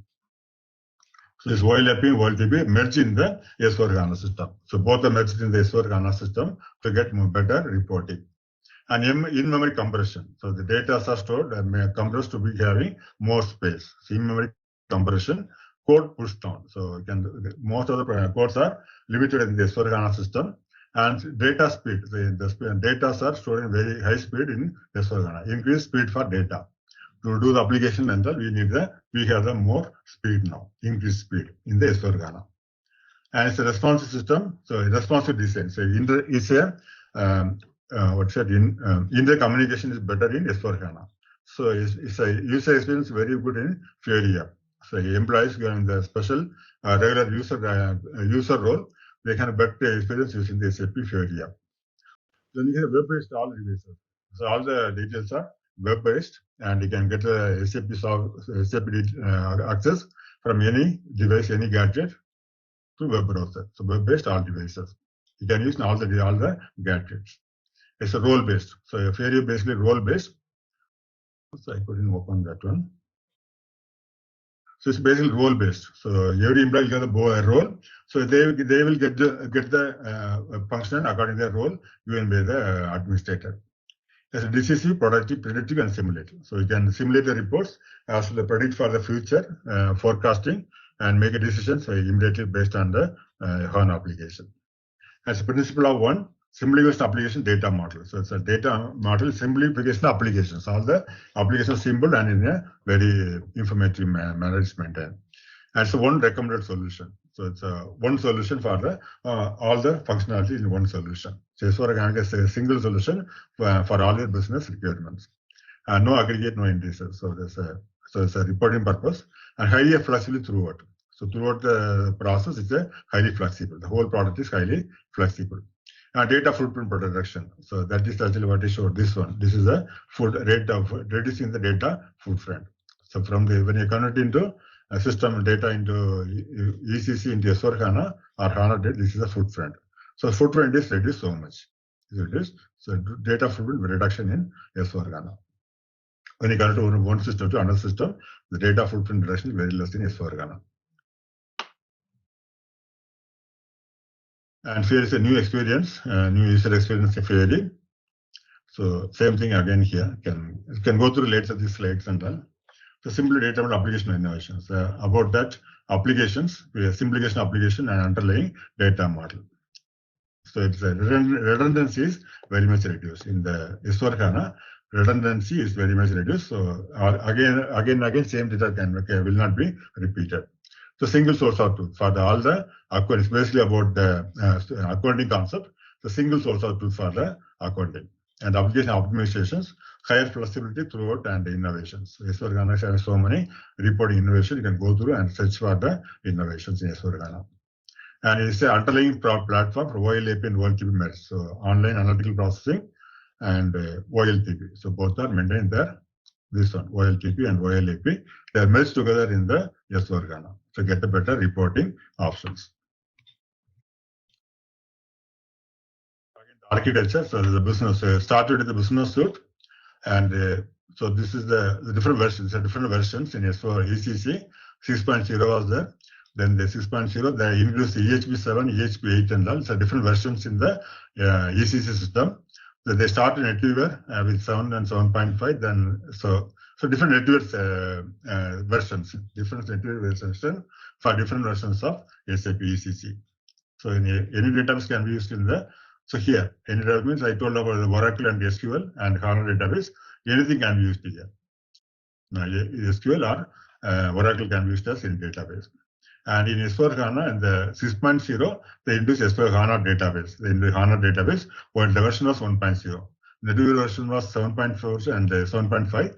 HANA database version was 1.0. In S4HANA Finance, they introduced the different versions 1503. The ERP was 6.0. They called EHP 7 and 8. NetWeaver is 7.4 or 7.5. And a HANA database version was 1.0. This is S4HANA Finance. And again, S4HANA in coming later from 2015. These are different versions of S4HANA. So now we are in 2020. So my service is in 2020. So 99 came and 1809 came. So these are different NetWeaver versions for that. 7.5, 5.1 and 5.2. And HANA database version is 2.0. Now it is 2.0 HANA database. So it's a different growth during the version changes, version upgradation. So this is some more things given here. This is add-ons for the SAP S4HANA. This is a Finance 1503. We have the add-ons here, ERP add-ons, like for ACM, we have the add-ons, SRM, CRM. And later we have the success factors. So maybe one more, maybe later I will give one more talk about this architecture. Just in go to the introduction today now. So with success factors, we have the Concur add-on and Ariba and Hybrid. These are the different add-ons given by SAP using success factors. We have the CRM, supply chain management, and this one is there. This different versions, HANA versions. Okay, these are different versions. So maybe one more class I'll take for this architecture of S4HANA. This digital application. Leonardo is another digital application, mostly for analytical. This is mostly for analytical and digital information get from the SAP. So we have the Leonardo, SAP Leonardo. We have success factors and the different add-ons, Field Glass, Concur, Ariba, Hybris. These are all the different add-ons used in the Leonardo. And we have different, so version is 7.09, 1709, 1809, different modules inside the S4HANA. And this Leonardo, we have the experience management, we have all the modules, and different versions are given. So this is also some point about that. So it's basically S4HANA is the next generation business suite. So basically it consists of on-premise 1909 above. So now we have got some more versions. Now 1909 old one, 2020 also that. So that's basically on-premise. You can use as on-premise products in the SAP. And the Fiori app, so this was so now 2020 is there. So Fiori front end server. So this is a configure of SAP Fiori. You can see this web dispatcher. This is basically a technical thing. So we have the backend. So that can be 1909 or 2020. So NetWeaver. You get some more details. These are different versions from the S4HANA. So 2.0, SAP HANA 2.0. So HANA data latest version. So this is a database for the ABAP backend. So all the SAP transfers done through ABAP programming. So it's a backend for the HANA 2.0. So 2.0 is a database. HANA database basically for the ABAP backend server. Okay. So HANA database should be HANA database. Yes, for HANA, we can't get any other database, which should be only HANA database. So this, so the advantage is that we have the report, as I told that row level, row level and the column level report. You can see that here. These are different servers here. So where was stored in rows, and this HANA database is a HANA database. So here columns are stored. So you can take both columns are stored. Row. So here just only rows are stored in the old systems with the Oracle database or SQL database. In S4 HANA database with HANA database, we can store the data in columns also. That's the thing I told. We can get the report from the column wise first and row wise second. Okay. And this is the sum table. So in the there are aggregations in the ECC, the row column that data tables are taken. See, this is into row based data. Here it is based on row based data. So the table we can aggregate in the Excel sheet and any reporting. And so that is the data. So ECC that one. In S/4HANA, so column based data. So in the reporting, it take advantage of the column based data much for reading of specific values. So instead of using this row based, we can the S/4HANA we are using column based reporting. So this so the SAP system, so base system, basically in the SAP system based on basis system, we are also different version. We are a different version for the this basis operation also, basic functionality. So again, some more things. So here the ECC and compared to the ECC and the S/4HANA server. So in the ECC, we are using the ESP8. The latest was ESP8 in the ECC. That's separate for HR and oil and industries and different industries. HR, we have different versions here for the ESP8 for the ECC, and this is a different version of basis. Native 7.5. In the S/4HANA 2020, latest in 2020, we have the different modules. We have the S4 core here, S4 core and other versions. And here also basis, the version is 755 and above foundry is 220. It's a different version of the technical model. So need not know much about this because we were mostly based on the functional concept. Just for information, can see these details. Often we take up deployment option S/4HANA. So this is a so when you implement SAP S/4HANA implementations, there is a degree of standardization is there. So there is a degree of standardization in all the implementation concept about the S/4HANA implementation. We got the implementation upgrade to we got the implementation project, upgrade project, scope of the project, extensibility for the project into different branches. So as I told you earlier, I showed here that when I told about that different type of project. So that you can see here. So see here, this implementation project, upgrade project, scope of the extending the scope, and extensibility to the other other functionality, other branches for the same factory. Deployment configuration. So that's everything is there is a standard of degree of standardization is there. And flexibility. So our operation and security license can be flexible for the S/4HANA implementation. So major thing is there is a degree of standardization for all these tools, all these tools. We saw the tools here, different type of tools, implementation tools. So different type of project. So this can be used to the S/4HANA system also. Same concept can be used in S/4HANA also. Like this implementation project, upgrading, scope, and extensibility. And everything maintained by degree of standardization. And all the application can be done with the degree of flexibility. So cloud management, so we can have the full access to the cloud management from the S/4HANA. So we have the cloud one, the functionality that because S/4HANA cloud application is there, and we have the extended edition also for that, and cloud private edition. So this is the so here in the second, you can see the second one, extended edition. So same cloud from the S/4HANA with more flexibility and control. So different type of cloud management. One is a regular cloud, provides a full cloud approach for the end user, for the client, result on the provider server, and is fully operated maintained by SAP. So the cloud management maintained by SAP for all the customer side data can be kept by using the SAP in the cloud server. So basically, if we give the full cloud approach based on the client's demand stored by the SAP in the cloud. And extended edition, we can have more flexibility and control. And private edition, so that can be that are not shared with other organizations. So the cloud private edition data will not be shared with any other organization. Only for the customer side, shared with only SAP. Will not be shared with any other organization. Then we have on-premise managed by SAP HCC. So another one. So it's another part of another kind of storing like cloud management on-premise solution hosted by SAP and any premise. So the SAP can S/4HANA data can be maintained by third party also, not only from SAP, can be managed by any other cloud provider as well as any third party cloud vendor. deployment factors. So on the system conversion from the for based on cloud management, so you can do system conversion from the all the on-premise means from the in the client system, when you client side, when you install a system, there's a on-premise deployment. So this work can be done with on-premise deployment or new implementation.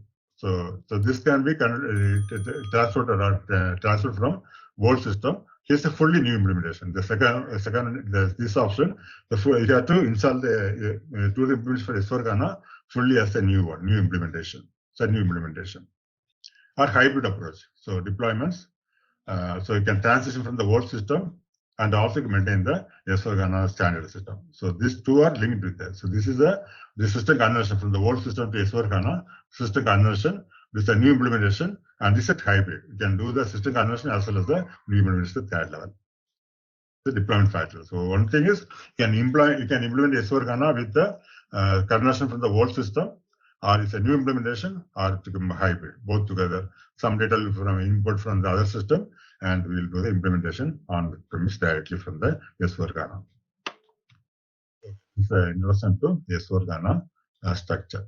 Okay. So now we'll go through the sales introduction, SD introduction, sales distribution model introduction. So already you know there are different models in the SAP. So different models are there. So different model, we have the production model, human resources, planning and unity management, reporting. So all these are different models from SAP. CSD is one of the module here. So like material management, production planning, we have one more model. Sales, already you know the sales and distribution model. So in this, what are things we are handling in S/4HANA and SD model? What are things handled? So this basically is a business process used in SAP ERP.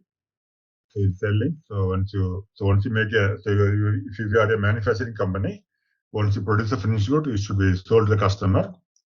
So that is starting with the selling process. So you get in any business, when you have the sales or selling the finished goods, the process will be start with the inquiry. So the process start with the inquiry. So later it comes again. I'll show you the slide also.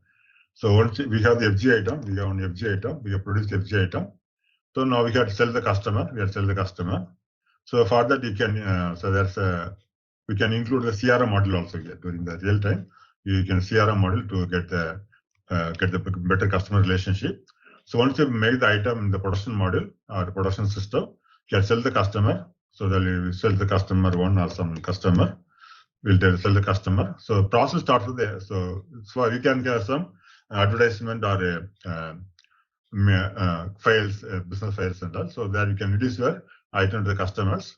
So if the customers are interested through wherever we contact, through meetings or through mails or calls, we can find the potential customers. So once the customers determined, so they will ask for the inquiry. So the process starts from the inquiry. They will ask detail about the item details. What is that item?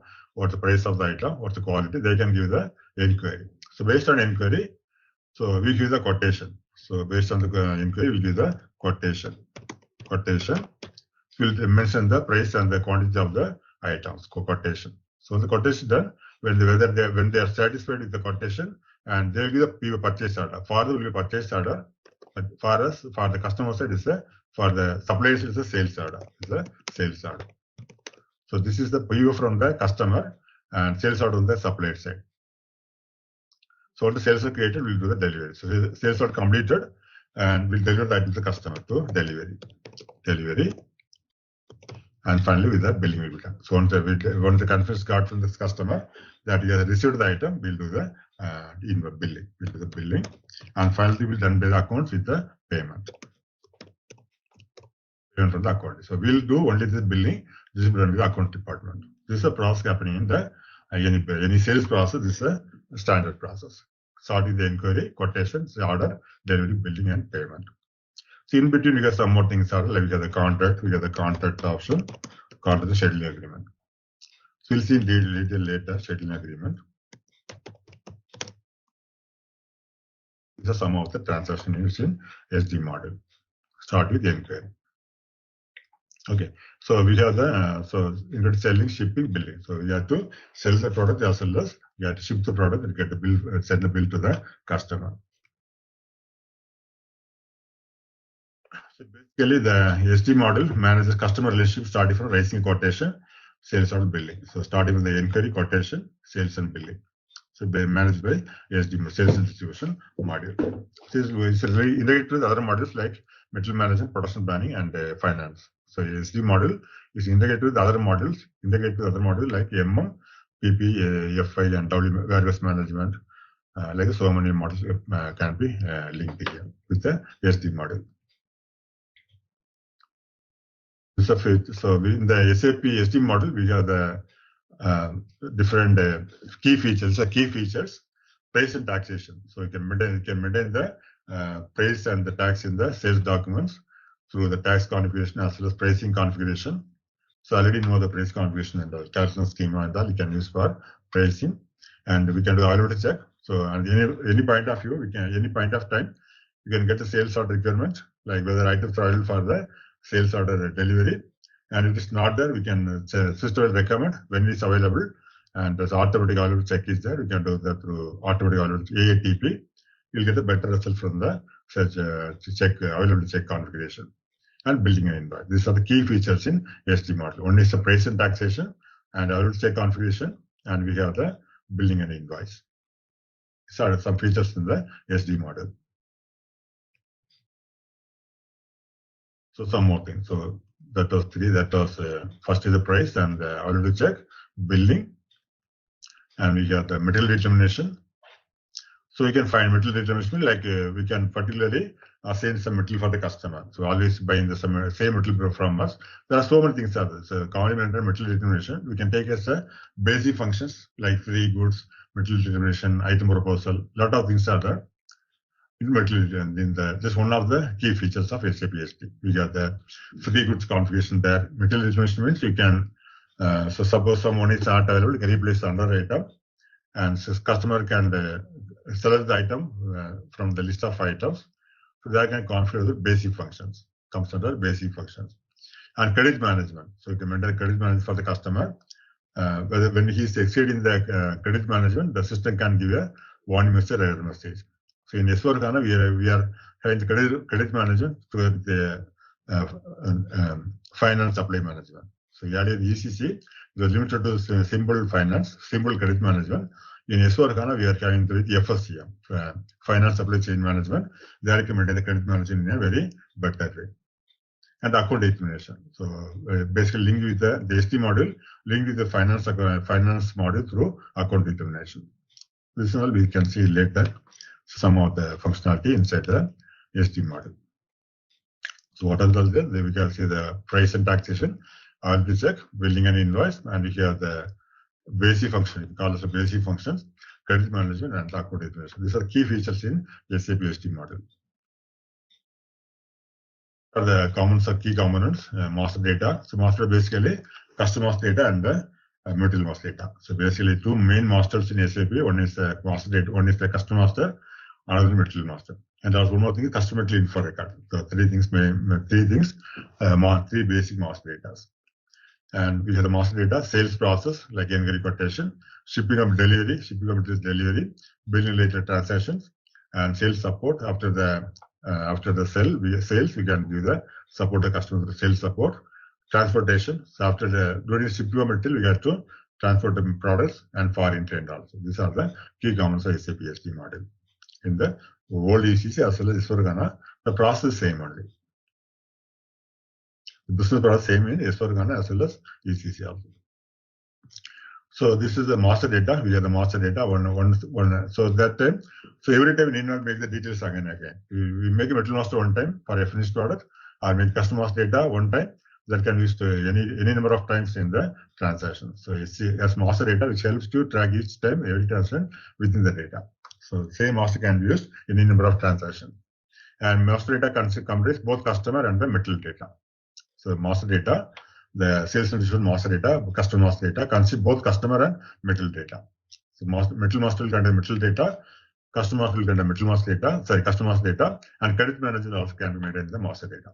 In the old ECC as well as in the S4 HANA, you can maintain credit management in the supplement master data, or customer master data also.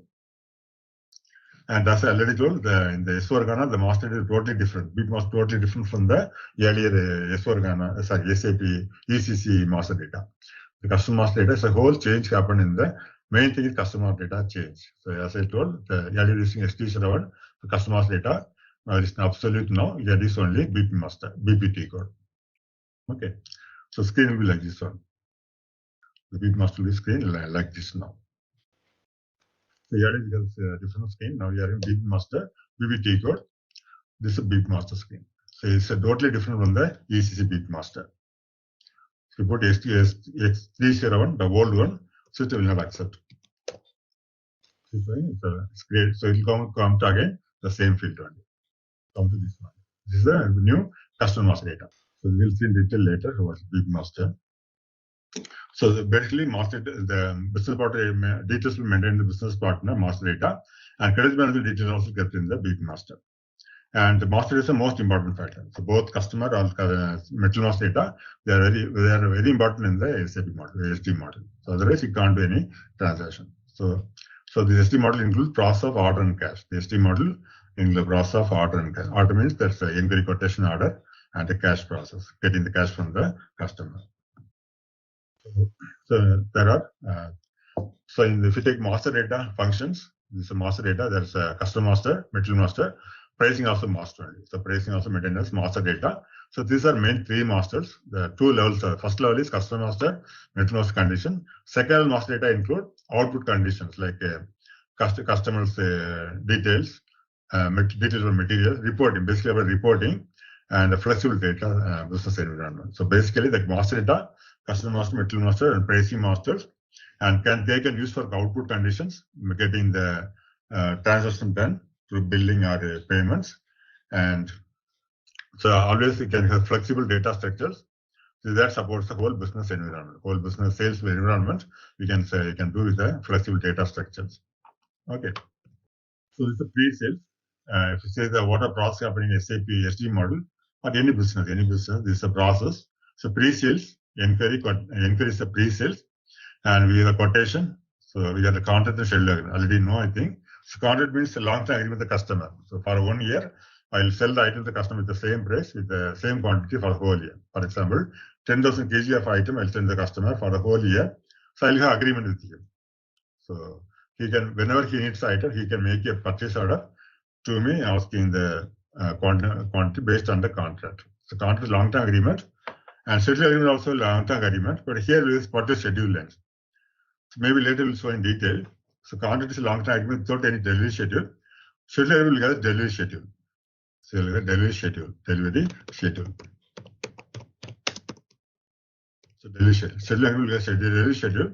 So for the whole period, for 1 year or 6 months, we purchase schedule length. So for example, if the quantity is 1,000 quantity, so we get supply the item for a whole year, 1,000 items. You can make any number of sales order. We get to cover 1,000 items for the whole year, the scheduling agreement. So I think you already know that. Maybe later we will see in detail. Then the order. So based on the quotation or the contract to schedule, we'll give the order, sales order. Customer will give the purchase order for suppliers a sales order. And once the order is, this is a order processing procurement from the customer side. It's a procurement process. We'll give the inquiry, we'll give the quotation, and here maintain contract to scheduling agreement, and give the order. Once that is, we'll go for a shipping operation. So delivery option. There you can take it from the warehouse or store locations. Shipment, it is a goods issue to the customer side. To the customer, leave the goods issue. Through transportation means we'll give the goods issue. And once it is done, we'll give the billing document. And here we have the stock updates. In the account books, finance books, we'll get the stock account, material account output update. So stock value will decrease or increase. When you receive the item into the store for particular material, the stock will increase, stock value will increase. Once you sell the item to the customer, the stock value will decrease. And for the billing, we will link with accounts receivable. So account receivable means customer payments. Accounts payable is vendor payment. Account receivable is customer payment. So that will be monitored by the finance account. So this is a process happening in any sales process. This is a common transaction. Inquiry, quotation, order, and contract to schedule agreement also. These are called outline agreements. These two are called outline agreements. These are outline agreements. So there are two outline agreements in the purchase as well as the sales process. Outline agreements. So one is contract. There are two outline agreements in both purchasing and sales. One is contract. One is contract. Next one is scheduling agreement. Next one is scheduling agreement. Outline agreements. So contract, as I told, 1,000 quantity for whole year. But scheduling agreement will give the quantity, but will give the particular schedule lines. For example, on 06, 05, 23, we'll give 100 item. So for the whole quantity, we'll split it into different delivery schedules. The customer will have particular schedule lengths for the whole period. So for example, May 6th and again at 23, I'll give one more requirement. Delivery schedule. So the basically schedule will contain different schedule lengths. Again, 200 item for May 23rd. Like there will be so many schedule lengths for the one schedule agreement. Contract will not have, the difference between contract and schedule agreement is contract will not have any particular schedule lengths. The customer can buy any item, same at any time during the whole year. Whenever he needs item, he can raise a PO and will give the sales order. But schedule agreement will get a particular schedule lengths. So when they're making the agreement only, we'll agree with him that on 5th May will be 100 item and 25th May this item. Like that follow, like that it will go on. That is scheduling agreement. Okay, this is a process. It's a pre-sale process. It's shipping and the billing. It's a process about the module. So process flow, the order, delivery, billing, and documents. Okay, in the screen it's taken the theory up. So standard order. So first is order processing. One order process will be the delivery processing. We'll issue that to the customer from the warehouse, and the invoice billing will send the invoice to the customer, and account department will receive the payment from the customer. So this is a regular processing happening in sales model. Order, delivery, billing, accounting, finance model, payment. So SD helps you, the sales and distribution model helps you to handle minor details. So whenever you sell the item, you can follow the order and you can monitor everything from the sales point of view. So here, starting from recording the product. So based on the purchase order given to the customer, we'll record the whole process, details, pricing, feedback, everything is tracked using the model. So in a SD model, we can track everything using the all these options, detail, pricing, feedback, everything we monitor in the sales model, SD model. So this is the so some of the basic functions. So inquiry and support. So basically, we have inquiry quotations. We have inquiry quotation. This process, inquiry quotation process. This is a process. So we have the inquiry quotation, sales order, consignment. So I think you know the consignment. So any idea what is consignment process in SAP SD model? Anybody has an idea what is consignment? Yeah, consignment is when we supply to material to one of the distributor, but we don't bill him directly until unless that is consumed or that is pre-sold. Yeah. So basically what he explained is, so the supplier will give the item to the customer premises. So basically the concept is, so for example, the customer needs the item on daily basis. For everyday production, he needs the item. So every time he can give a purchase order, daily give the purchase order, wait for a shipment from the customer, supplier. So instead we'll make consignment process. In that process, the supplier will keep the item in the customer place. So like for the large amount, like 10,000 kg, 20,000 kg, for example, grease we are taking, they will keep all the grease in the customer place. So for that, he will not charge. For keeping the item, he will not charge the customer. And customers also will not charge any rental charges. So whenever customer needs item, he'll take from the consignment store, consignment stock. And when the supplier will bill him only for the consignment taken from the consignment store. That's the consignment process. So that can be useful for the small time customers also. So they will not be able to buy the lump sum amount totally from the supplier, but they need the production every day. So in that case, they can go for consignment process. So when they'll keep the item in the customer place, for that we will not charge anything. The water taken from the consignment store, for that only customer will be billed. That's a consignment process. Okay, the consignment process. And so scheduling agreement already told. So it's like a contract, but you'll have particular schedule lines, scheduling agreements. Rush order and back order. Rush order means like, so there are two things, rush order and cash order, both are there. So rush order is the item delivered immediately. So, so once you give the customer can get the item immediately from the rush order sales orders. Back order means like pending sales orders. Pending sales orders waiting for the shipment to the customer. So back orders. These are some of the order types. And credit and debit memo requests. If the items are damaged, the customer can ask for the credit memo, or sometimes the supplier has to charge the customer something. There's a debit memo. There are different transactions, credit and debit memos. According to the situation, we can raise credit memo or debit memo. Either customer has to pay the supplier, or supplier has to pay the customer for any extra charges or less amounts. So this is order. So this from the screen you can see that. So already know that header. So there'll be header and item level will be there. So this is during the priority system you can check that. So standard order. So will get little quantity and which day should be supplied. So November 1 20 pieces, January 1 30 pieces. So this you can go through so when you go to the practice, you can go through one more time. Sales processing. So in your customer, in the CRM, so customer service department, from the customer side, so there you can get the call from the customers, or you can take order by phone. So when the customer gives the order, he can give the order by phone or mail or print output. So you can give the order. So mostly sales order will contain customer material information, price information, and delivery dates, delivery quantities, and our shipping and the billing. So this information will be there in the detail in the sales order. So I already know that. So you go for the sales document. So I already know the timing. So you go for sales order change. So I think you are like sales order. Okay, only there. So this is a sales order. You can already see that it's a sales order. We have the customer's data. We have the material data. So we get the quantity. So this is the sales order screen. So it will contain the customer material information. You can see that this is a customer's data, it's customer information, and this is the material information. So and we got the price information. So if you go for pricing, so this will go for pricing. This is the pricing information. You get the details about pricing also here. So sales will contain all these details. Customer material information, price information, about delivery dates, delivery quantities. So you can see that. So you can see schedule length. Go for shipping and schedule length, you can see that. And you can again go to item, you can see all the details. Shipping details you can get the schedule and details. So everything get from the sales order information. Okay, then the shipping processing and billing, billing also. So this will contained in the sales order details. So the material, your material can be if it's a retailing, you can buy the items from the suppliers through this process. We can directly from the supplier get the items, or from vendor, or own production.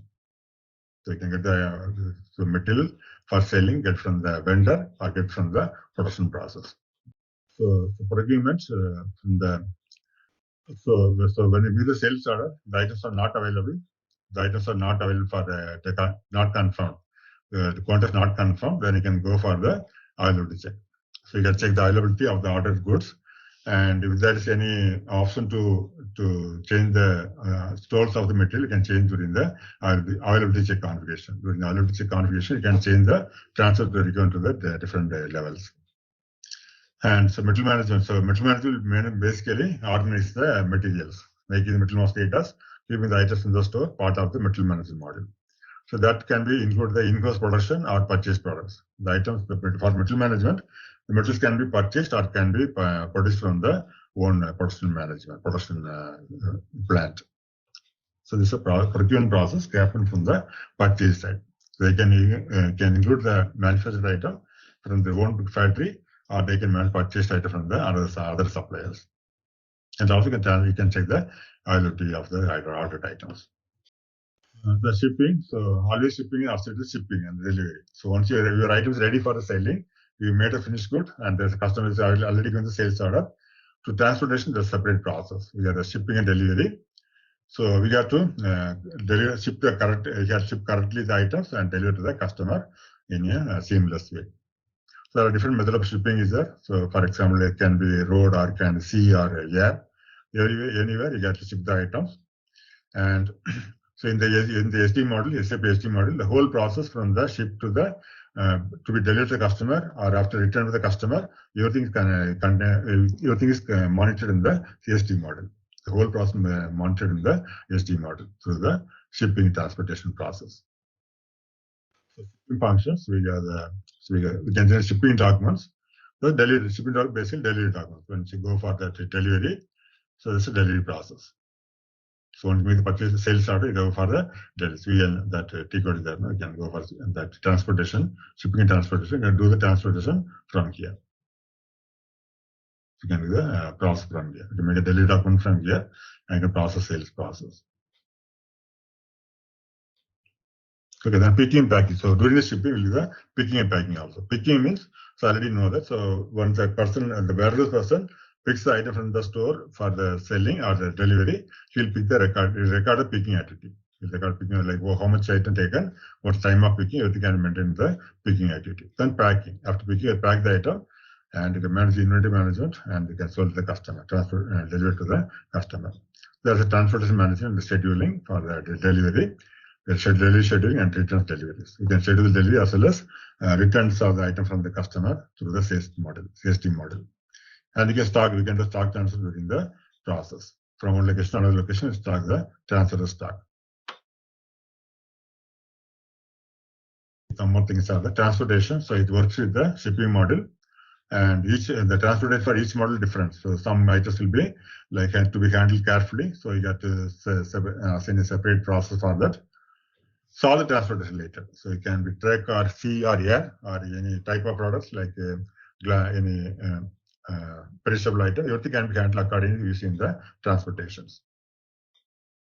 So function the transportation functions because it's flexible and easy to use component. So it helps you to do the transportation in an effective manner. Because a large information system is using that you can easily use the transportation configuration. So it's EWM. So this now it's called EW. It's a new add-on for SAP in S/4HANA, extended warehouse management that can link to the warehouse management, and you can do the same process. The sales order, delivery with the extended warehouse management, EWM, we can do the outbound delivery order and outbound delivery. In the S/4HANA, you can connect with the EWM model and do the delivery process. Okay, so I already know that. So once the delivery is given for the sales order, so he has to, the employee has to pick the item, it has to be recorded in the system as picking activity or picking order, pick order. Okay, so delivery order. So there's a warehouse, the different warehouse, different tasks from the different employees. And the warehouse order, there's a picking order and the warehouse order will be received. So to the different location for the customer. So goods issue. So once you do the outbound delivery, it will be issued to the customer. So once you give send the item to the customer through goods issue, through outbound delivery, and he'll give the approval. He'll give the receipt to the supplier that he received the item, then we do the billing for the same process. So this is sales goods issue, the outbound delivery. You can see the example of an item, material amount. This is outbound delivery. You got stock requirements, how much stock is there, validated stock. So validated stock means already your materials are validated and kept in the store. From there, we are sending to the customer. We have some controlling model document, billing due list, and there's a quotation order. So everything is integrated here. So this delivery concept with stock requirements, stock validated stock, controlling documents. It's a part of the controlling model, finance controlling model, controlling documents, and we'll get a billing due list and one more thing is quotation order. Quotation order will do the whole process. This is full. It's about the goods issue configuration for SD model. It's a process, shipping process. One is outbound deliveries, picking, packing, posting the goods issue. The same thing. So what we'll do, first once you give the sales order, when it's ready for delivery, the picking employee or the warehouse employee will pick the item, he'll record the picking and confirm, and after we'll pack the item. The package department will pack the item, package section will pack the item, then they'll do the transportation planning and post the delivery document. So billing, if you take billing, is the main part of the SD, critical part of the SD model. So the customers can pay by online media or cash on delivery.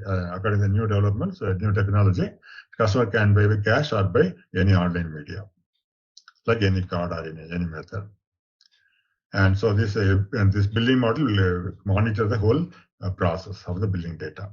So whole billing will be quantified efficiently by the SD model. If you take billing, you can make automatic invoice or manual creation. Both options are there. So we have a set all the billing functions. We have a set of billing functions together in SD model. So it's a real-time integration. You are water pending payment from the customer can integrate to the finance model. So whenever make a sales delivery to the customer, immediately our finance department will be updated about the process. The sales process will update the finance model so that they can be able to get the money from the customer. So basically, it's a real-time integration with the finance so that the customer payment can be paid by the customer any point of time from the finance department. So real-time integration with finance. And if you can have full pricing configuration for the billing purpose. For the price configuration, you can make with the billing model, billing functionality. So again, so you can make the invoice for goods and services also. You can make the invoice for stock. We can make the invoice for stock item or inventory item as well as services. Selling the services like installation or maintenance services called services. That also can be maintained for billing. So as well as for the stock item as well as services. And you can credit with debit modes. Customer has to pay or supplier has to pay through credit or debit modes. And you can cancel the previous billing document. Suppose there's an error or something happened, you can cancel the billing document. And you can when you make the billing document, automatically data will transfer to accounting departments. So once you come to the billing from the SD model, you automatically transfer to the CSD finance model. So there are two billing. So billing, there are two head level, light level. So you can see that. So that's in the. If you go for VF02, I have already one billing document VF02. This is a billing. This is a header. This item detail. Go to and item condition. You can see the condition. So these are two things: header and item. So first one, this is a header. So this is a header, and we are getting the item details. Header level, item level. The billing will be looking like item, and you can have different items in the header and price for each item. So once you do the billing document, when you come to the billing document, these are the effects of the billing documents. So once you make the billing, your account report will be updated about the payment, about the bill. So account report will get the bill. You can see billing document number. You go to the account department. We got the influence system, the reporting section that you can monitor all the sales by the customers. And you can do the profitability analysis. You can analyze the profit of the sales, and you can credit account the customer. So you'll post to so we call reconciliation account.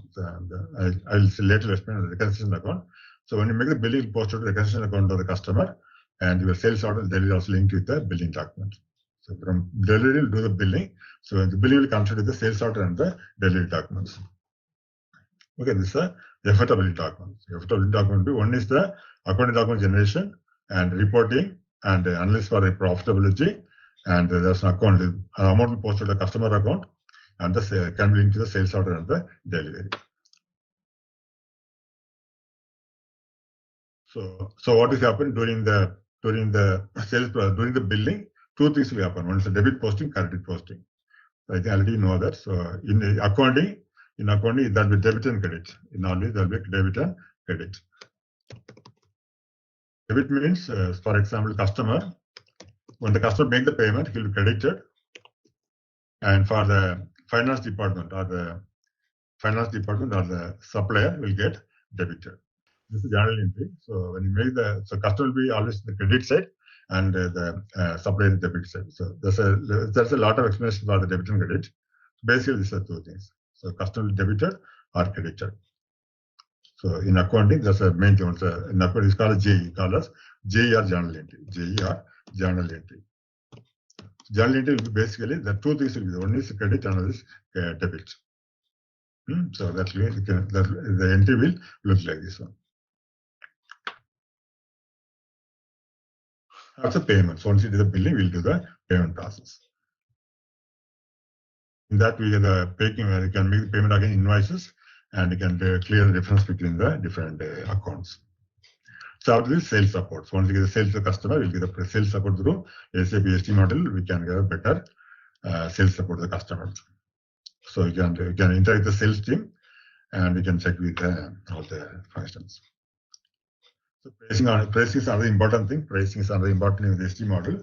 So you can make that all the prices, basic price or gross price or sales price or discount, freight charges, taxes, everything can be maintained in the sales and distribution model through pricing configuration. Okay, so we got the conditions, condition types, tables, access sequence, everything can be maintained in price determination. Okay, so this is the introduction to ERP, SAP model. All right, let's test your knowledge. Here's a question for you. Which technology powers the simplified data model in SAP S4 HANA Sales? Option A, cloud computing. Option B, SAP HANA in-memory database. Option C, blockchain. Option D, machine learning. Take a moment to think, and when you're ready, choose the correct option. Remember, each choice holds a key to unlocking the answer. Good luck. Type the correct answer in the comment section. Hey there! Want to master sales management?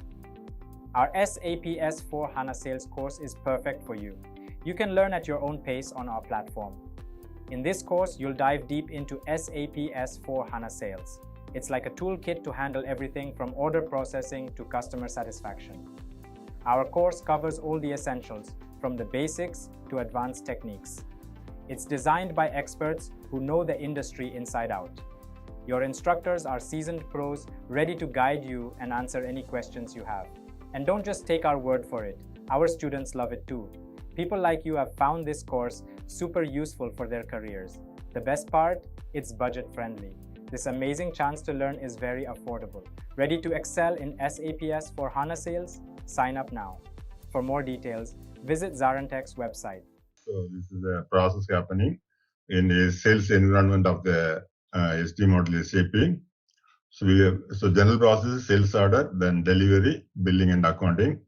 So this is a process happening in the generally the sales department in the client side. So we have the inquiry, start with the inquiry.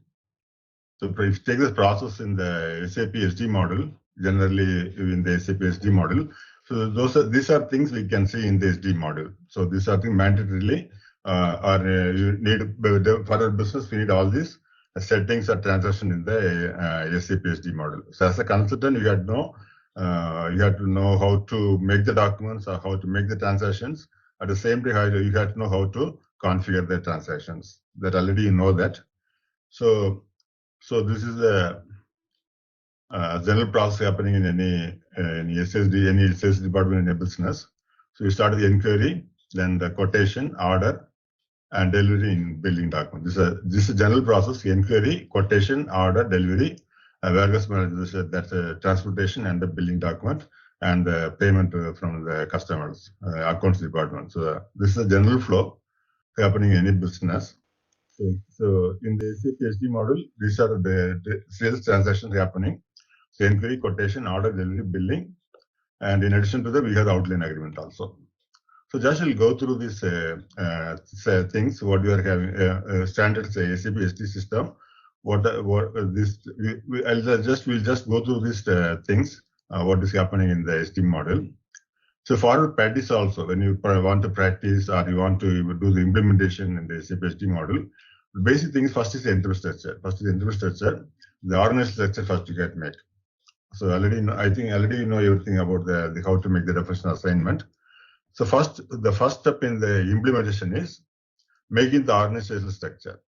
For any company, you get the organizational structure. What is how many factories they are having, how many store locations. All those things should be done from the interview structure. So I already know that there are two parts in the interview structure. One is definition and next one is assignment. Yeah. So you see, so this is the structure you can make first. So you got the company code. Already know what is company code. So for example, I told the example of Reliance Industry. So Reliance is having so many different type of companies like oil and gas or retailing or digital. So there are so many divisions in the business. So those divisions call us company code. So if you take any organization, there will be company. So there will be company. That's an umbrella company will be there, like Reliance, and they'll have different sections like oil and gas or they can have that retailing. Like there's so many divisions they can have, different entities they can have that. Okay. So in this case, this is a company, and this we can call as company code. The oil and gas or a retail company, we can call as company codes.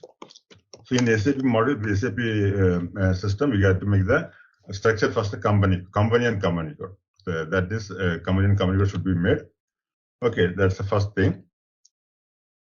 And each company code will have a sales organization. They'll have a sale for the purpose of sales process.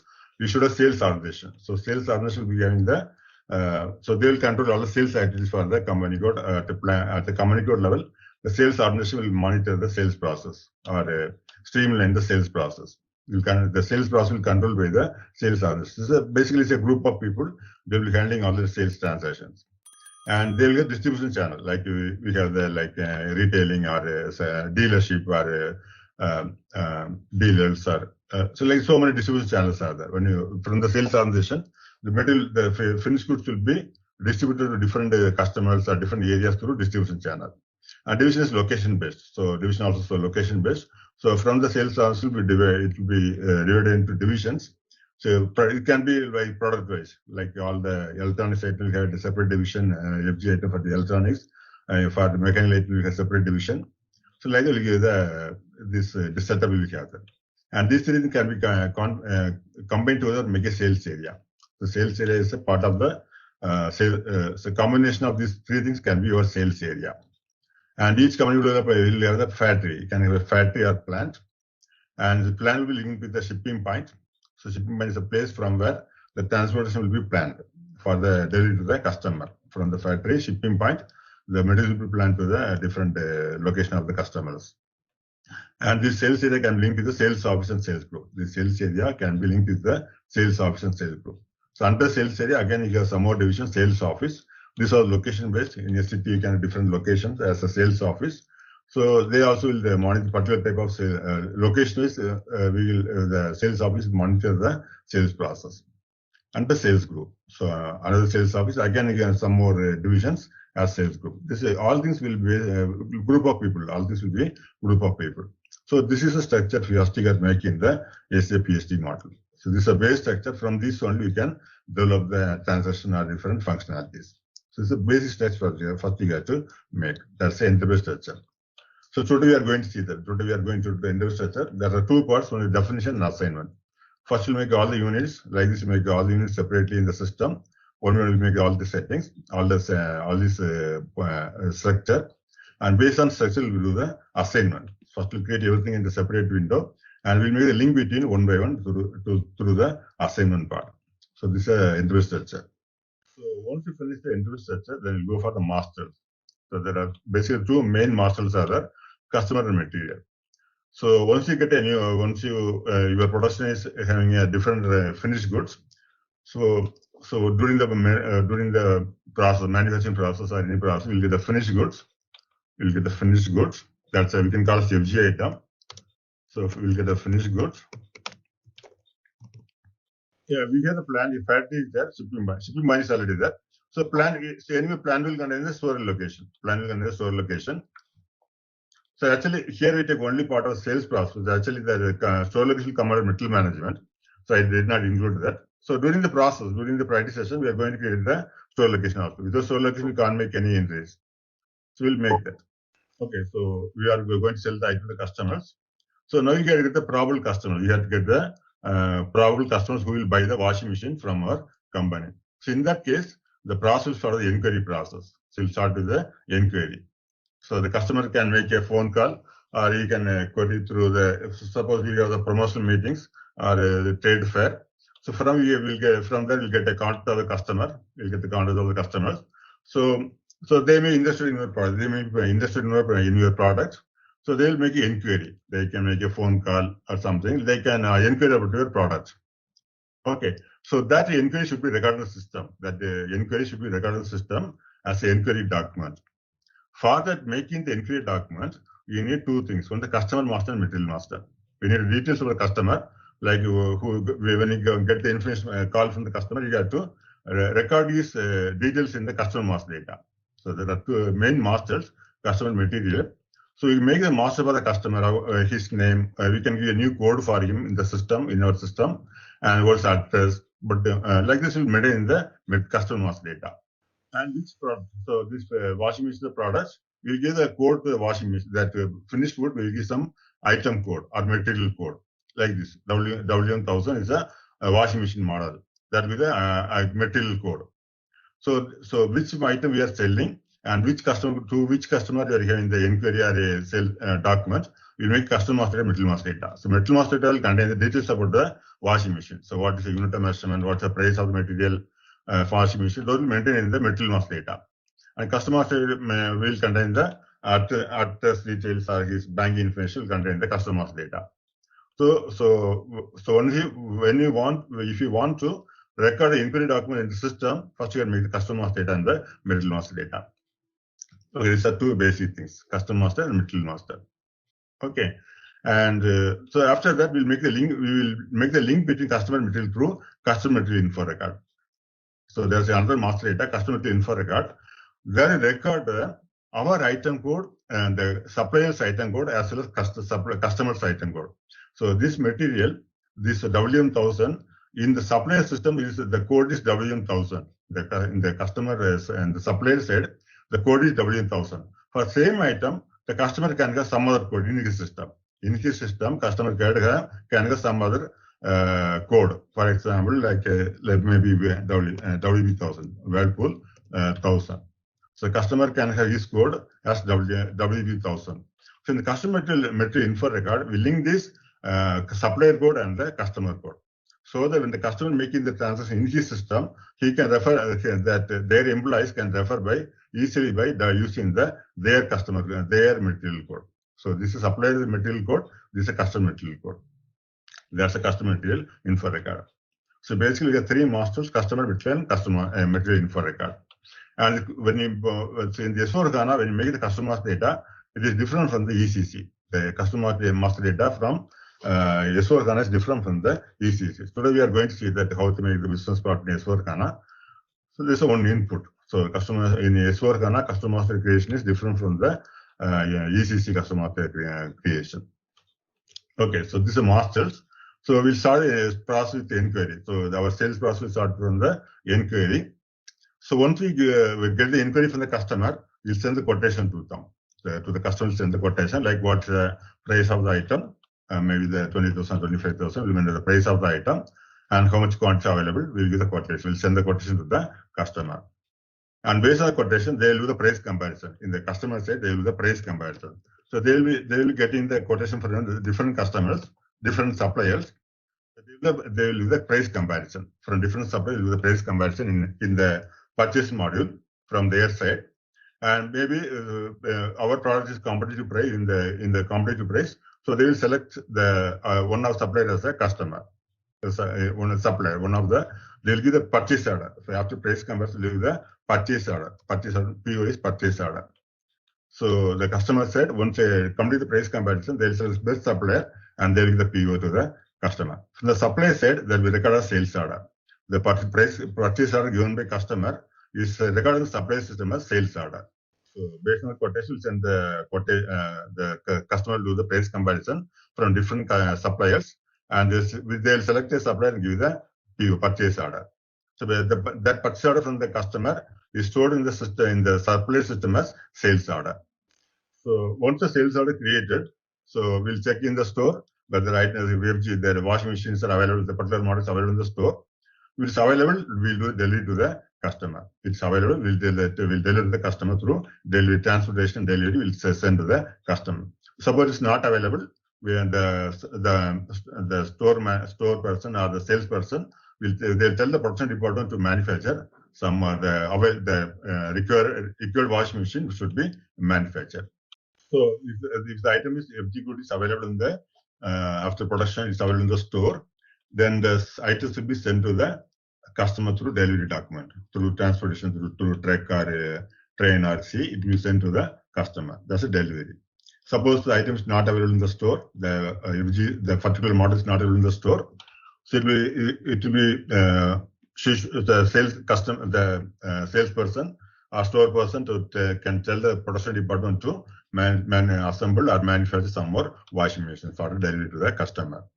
Then once the items are ready from the production department, can be sent to the customer delivery. Okay. Then the billing and outline billing. So once when you send the item to the customer, we'll get the receipt from the customer that they have received the finished good. Then we'll send the bill to the customer through billing transaction. So after billing, once you raise the bill and the customer makes a payment, the account department will process the payment from the customer. So this is a process happening in the regular sales process: inquiry, quotation, sales order, inquiry, quotation, sales order, and delivery. So this inquiry, quotation, order, delivery, and shipment, and billing, and finally getting the payment from the customer. Okay, so these are the regular process. In between, we have one contract and schedule agreement. Contract and schedule agreement. Contract and schedule agreement that already I know. I think so. You know, I think so. Contract is a long-term period, long-term agreement with the customer that will supply some 10,000 kg or 10,000 numbers in a particular year or particular 6 months or 7 months. So that's a contract. So that will not have particular schedule lines. Contract will not have any schedule line, delivery dates. So whenever the customer needs item, he will make a PO to the customer supplier requesting. So every time for example, the contract can be of 10,000 numbers for the whole year. So whenever the customer needs item, he'll raise a sales order PO. From his side is a purchase order. He'll raise a purchase order for 10,000 anytime. For example, in current month he needs some 1,000 items, and again in May he needs some another 1,000 items. So like that he can split the 10,000 quantity into any number of purchase order or sales orders. So that's a contract. Till the 10,000 kg is referenced, he can make the PO, or from our side sales order, from the sales order. So he can raise any number of POs till the 10,000 number is satisfied or referenced fully during the purchase process. It will not have any particular schedule length. Whenever he needs item, he can raise a PO and get the item. But scheduling is another one is scheduling agreement. It's also long-term agreement with the customer. But here we'll get the particular schedule lengths. Out of 10,000, he will specify the schedule lengths also. According to the production date, he will specify the date also. For example, in May 25th, on May 25th, he needs some 1,000 item. And again in the June, he needs another. So June, he needs another item. So in June 25, in June again, he needs some 1,000 items. So it's a date to be a date also. On 20th of June, he needs some 100 item or 1,000 item. So it will be a particular schedule length. Schedule agreement will have particular schedule length. On which day the item should be shipped to the customer, we have particular schedule length. So that's a scheduling agreement. So contract will not get schedule length. Schedule agreement will have the schedule length, delivery dates, particular delivery dates. Okay. And so these are the different transactions.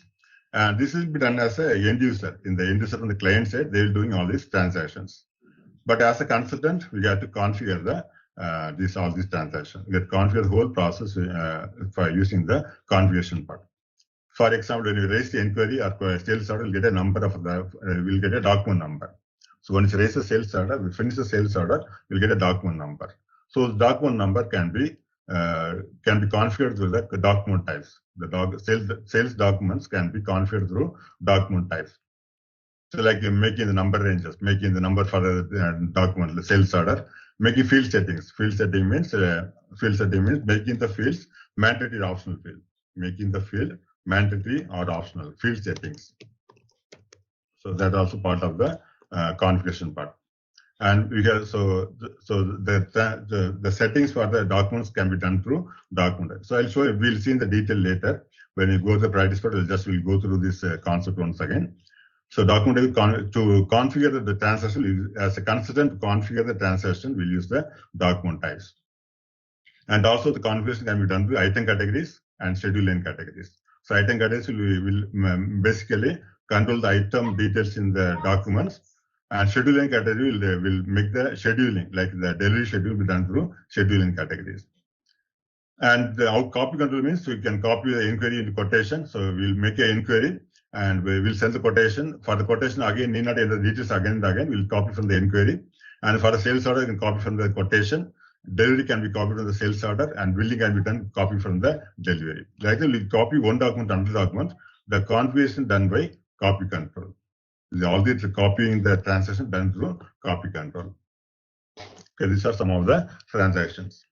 And if you go for some more things in the SAP SD module, S4HANA or ECC, anything, we have some basic functions. So there's something called basic function that contain all these transactions, all these functionalities. We have the pricing concept. So how to how to make price for the selling items, sales items with pricing. So making the basic price, making the discount, making the tax percentages, or making the freight charges when done through pricing model. So in the sales process, we'll get a lot of pricing concept will be there. So we'll do the pricing part. Then the free goods. So free good means when we sell the item to the customer, we can give the free goods to him. Based on the festival season, we can have free goods. Like if he buys 10 items from us, the customer buys 10 items, we'll give 1 item free. If he buys 10 items, we'll give 1 item free. That's the free goods. There are 2 scenarios in that. One is inclusive and exclusive. In the free goods, we got 2 things, inclusive and exclusive. So there are 2 things, inclusive and exclusive.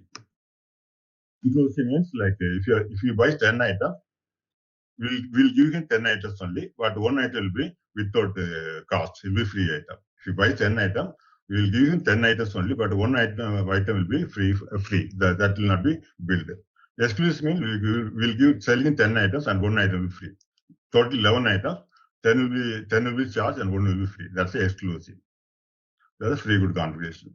So the free good means, so during the festival season, if you buy 10 items, we'll give you 1 item free. If you buy 10 items, we'll give 1 item free. Sales order is for 10 items. Sales SO is for 10 items. We'll give 1 item free item. 1 item will be free goods. It will be free good.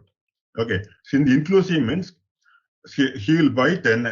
He will order 10 items. We will also send him 10 items, but 1 item will be free. We'll charge only for 9 items. 1 item will be free of cost. That's inclusive. Okay. So that's free goods.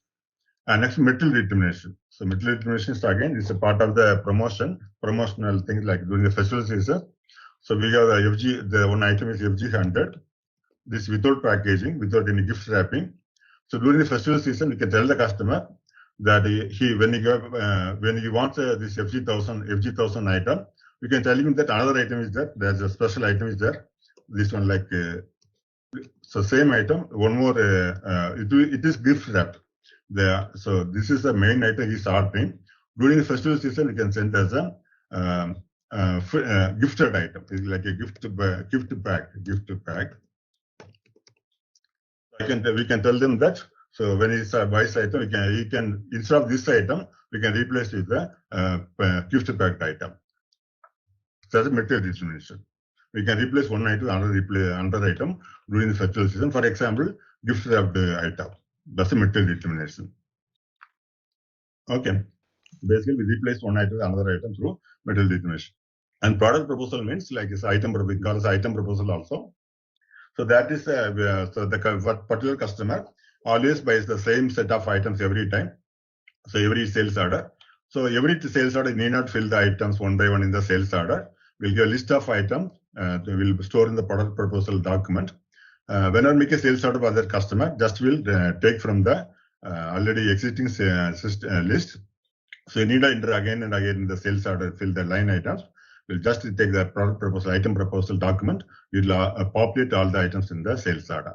So Nina type, for example, each sales order is 100 items. Nina type again all the 100 items. They will take from the there's option in the production sales order to get that item proposal document that will automatically populate all the items in the sales order. That's the product proposal. Recommendation order. Yeah. So whenever user is placing the order, so system will populate these are the materials you are usually ordered by him. Yeah. So there's no need to fill again all the details in the line items. That's the product proposal. So cross-selling means to increase the sales volume. To increase the sales volume, we'll propose more items to him. For example, he buys the pencil. He ordered for pencil. So we'll propose to him that we are having the eraser also. We have the eraser also, and we have the what else can be the eraser? Maybe the whiteboard, something like that. So when he ordered pencil, we propose him that we are having the other item also related to the pencil. So that will increase the sales volume for the customer as well as supplier. That's a cross-selling. We will propose more item with the default item.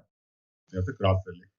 So when he orders pencil, will propose eraser also. Will propose the whiteboard also. Like that, so we have the cross-selling. And inclusion and exclusion. So inclusion means inclusion means we'll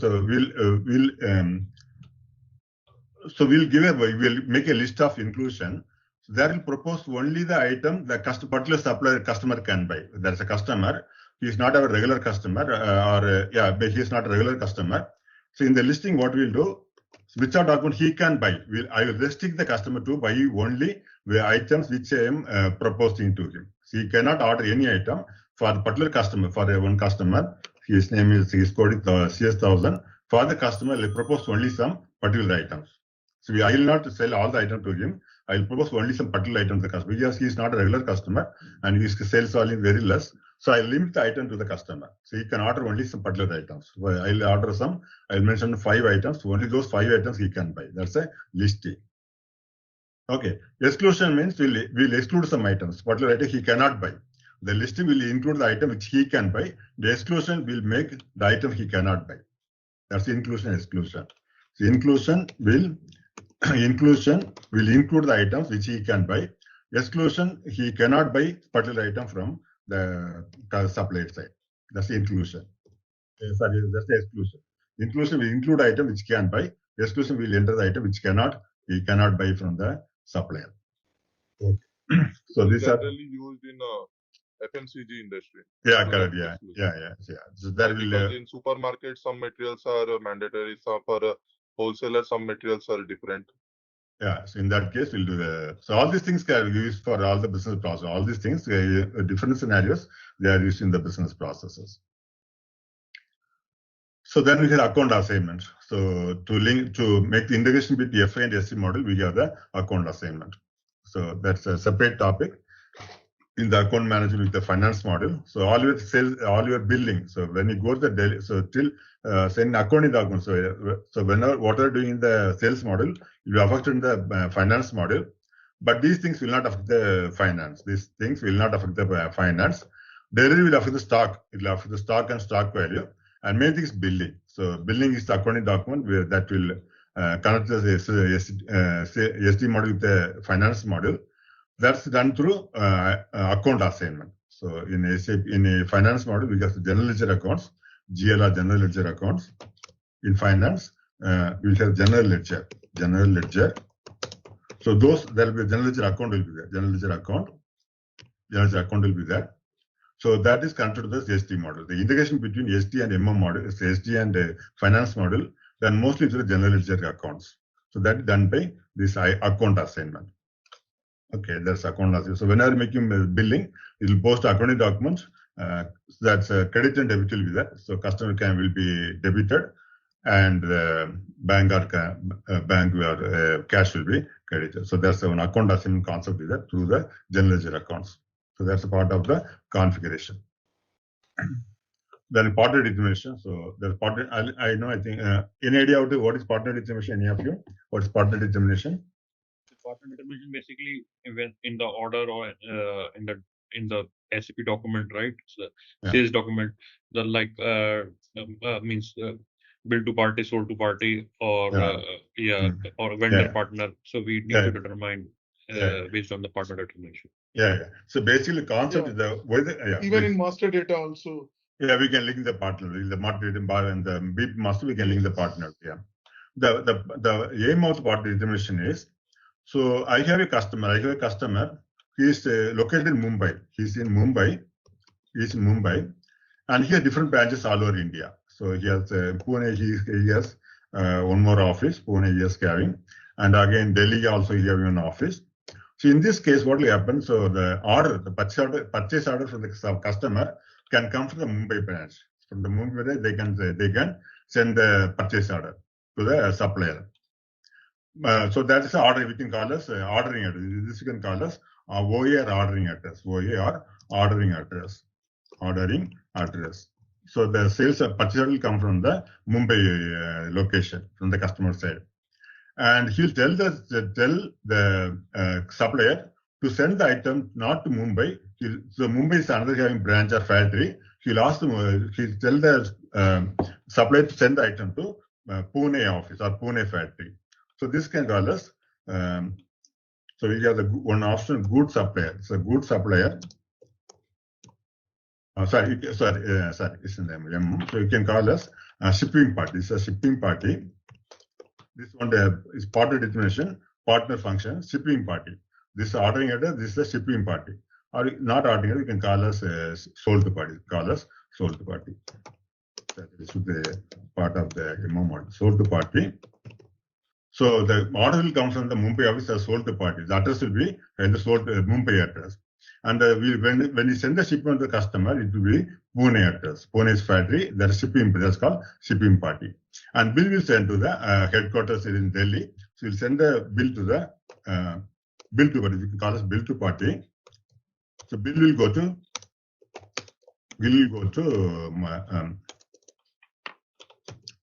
Delhi office. So say the customer master will say in one master data, one particular customer master data, we'll have all these partner functions: sold to party, shipping party, bill to party. One more thing is the payment can be done by Mumbai office. Payment can be done by Mumbai office. That will be pay. That will be pay. Pay. Yeah, this is the 4 partner functions usually used. So same customer, his code is generally one code is a customer code is there. He will order the item. The order will come from Mumbai office, and the shipment will be done to Pune factory, and bill will be sent to Delhi office, and payment will be done by Mumbai office. So this is called partner determination. So that's one more thing. And the output control. So when you make the sales order, should be sent to the customer through or delivery or billing should be sent to the customer through mail or print output. So that's called that is output control. Then to manage message control. Through mail or output, we can send through mail or print, we can send the output to the customer.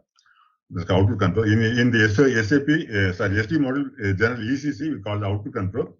In S4HANA, it is called BR, Business Rule Framework Plus. That's in the totally different from the ECC. It is called BRF Plus in the S4HANA. So we are going to see in the coming classes this advanced topic BRF Plus. So now in the ECC, in the system, S4HANA, both are available. ECC system also available, and this S4HANA is available. We'll see both things. And one more thing, availability check. So when the customer gives the order, if the item is not available, so once the sales order raised, the system will take for the stock availability for a particular sales order. If it's available, we can make the delivery document. If it's not available, we'll go for availability check. So through that, we can find out if the item is not available today, when the product will be available in the coming days. That will inform the customer, and we can inform the customer that the item is available, not available now, will be available after 1 week or 10 days like that. Or we can replace, we can take from another plant and transfer the customer. So there are a lot of options in the availability check. In the ECC, it was availability check. In the S4HANA, we are calling as advanced available to promise. ATP means available to promise. ATP means available to promise. Available to promise. Available to promise. So this when the world we call as ATP, available to promise. In the S4HANA, call AATP, advanced available to promise. So that's a new thing in the S4HANA. The whole setup will change. It is linked with the BOP also. BOP means back order processing. BOP means back order processing. Back order processing. Processing. So the spelling. So this is the in S4. We'll see the S4HANA. I will check ATP in S4HANA. And credit management. So credit management is to control the customer by credit management. Like he will check his capability and credit limit for him. He cannot buy 10 lakh, more than 10 lakh rupees worth of item from us because will not be able to pay back. So we restrict the customer to credit management. In the S4, in ECC, it was credit management was under SD module, sales and distribution module. But in the S4HANA, we are with FSCM, Finance Supply Chain Management. Finance Supply Chain Management. So in S4HANA, we are not having the credit management from the SD module. we are having the credit management from the FSCM module. Okay. So this comes under the advanced topics in S4HANA, BRO plus, AATP, and FSCM. And returns management also a new thing in the S4HANA, ARM, Advanced Return Payment Management. The old one will not work now. It will only in S4HANA, ARM will be used now, Advanced Return Management. This is part of the S4HANA product now. Return management basically, so when the customer returns item, or if it damaged a returns item, how to manage the return process. So in S4HANA, we are getting this option, Advanced Return Management, ARM. And another one is billing, we had the rebate processing in the ECC. In S4HANA, we call it settlement. The rebate processing in ECC, now it is changed into settlement in the S4HANA system. Because this is some of the transactions used in the SD module. Okay, and also intercompany sales between companies. In the company, if you are having a company, I told the example Reliance, there are so many companies, so we can transfer item, we can sell the item between companies, different company codes. Intercompany, within a company, we can transfer item, we can sell the item to the another plant. So I have a plant in Mumbai, it's head office in Mumbai. They are so Pune and Delhi, they are having the factories. For one, so items can be ordered from one plant to another plant for intra-company sales. There's a between plant, we can sell item between plants. And third-party sales means that once you give the sales order, the item will be sold by the supplier, another supplier. In the same sales order, we can tell the supplier to sell the item to customer from another place. That is third-party sale.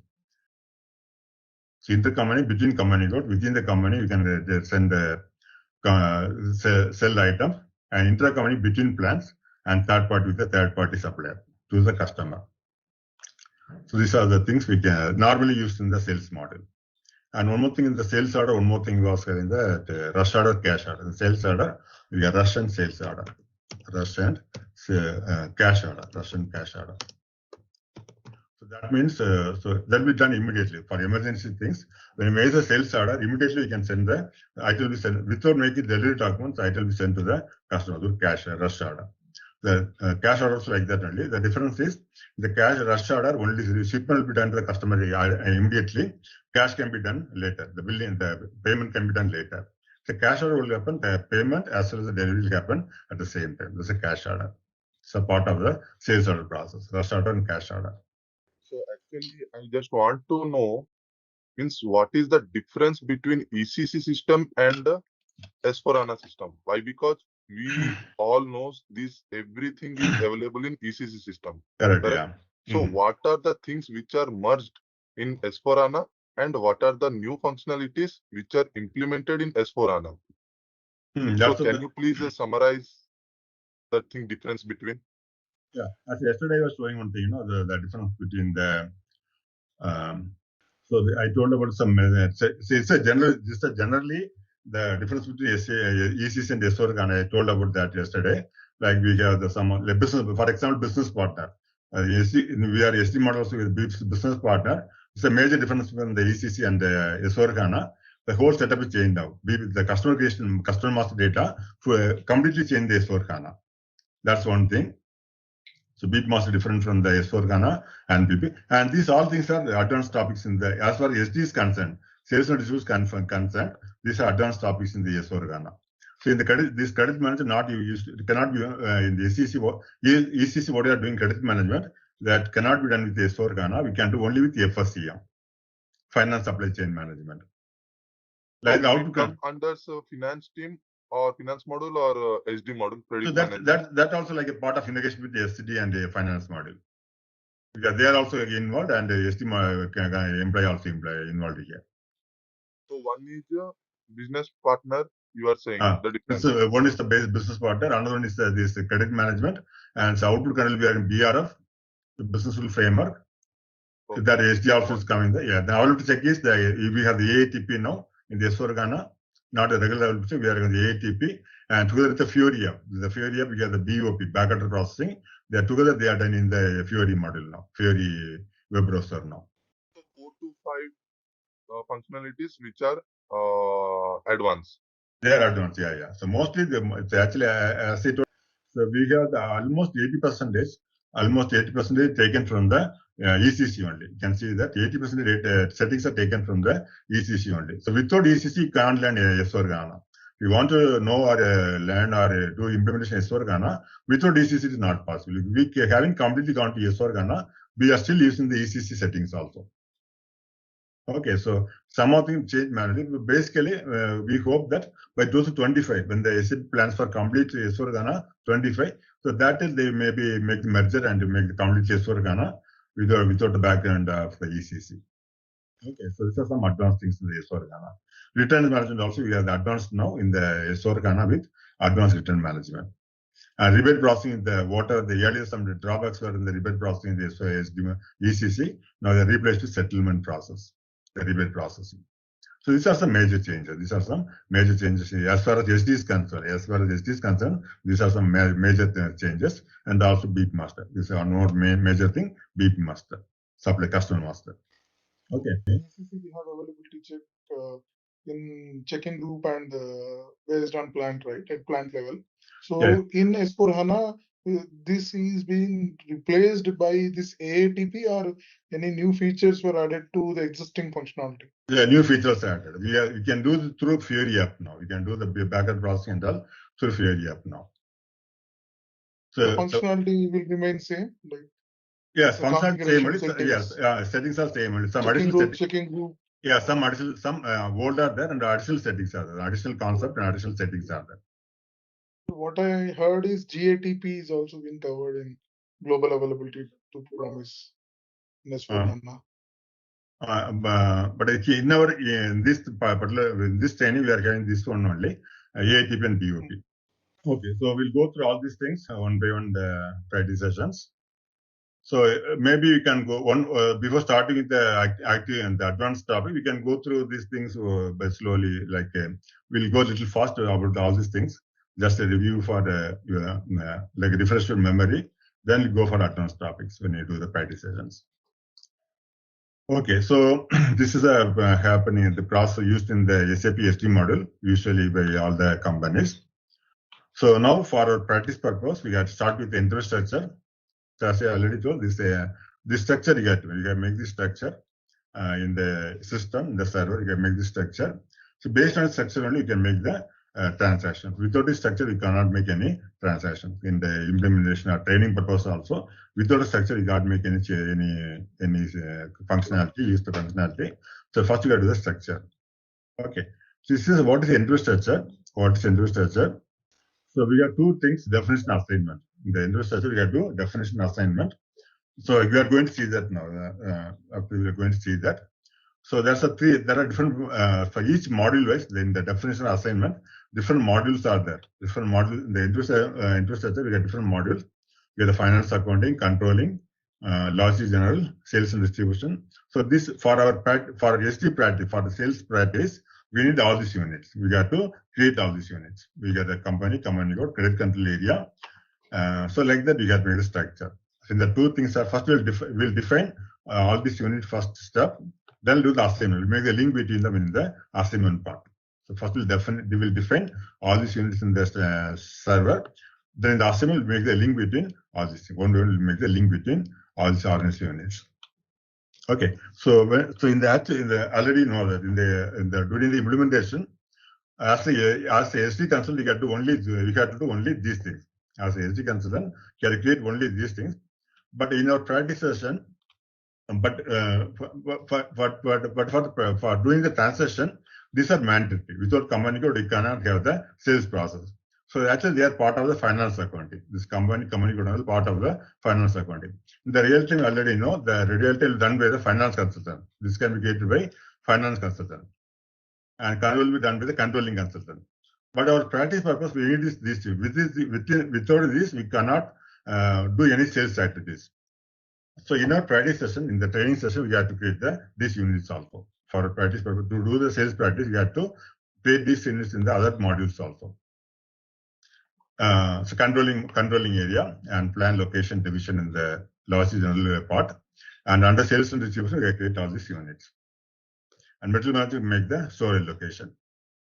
and we get the shipping point also. First, so you have to, for our practice purpose, we got to create all these units in the system. Okay. So now we are going to do this practice session now. First we'll do the definition, then the assignment. First we'll do the definition, then second is the assignment. Okay. So what you can do is now, so do you know how to log into, if you got the login IDs, so I'll show in the system what the interview session I'll show in the system. So whoever you can, it's initial. So the practice session will be like that one. Is like I'll take the theory part. The practice session showing system. You should not practice that time. So once you finish the topic, then you can do the practice.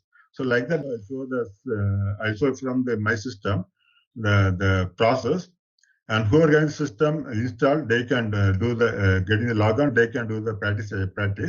So others can be to. Okay, so slowly go to the system now. We can show that how to do that.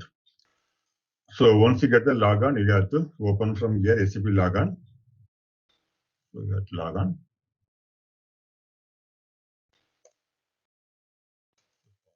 So you have to find from here. So I already know what is this screen. This is success menu, the end user screen. So later during the process, we'll see all the transaction in Fiori model also. What the transaction showed you here, we'll do in the Fiori app also. So what are things we are doing here, everything is showing the Fiori app also.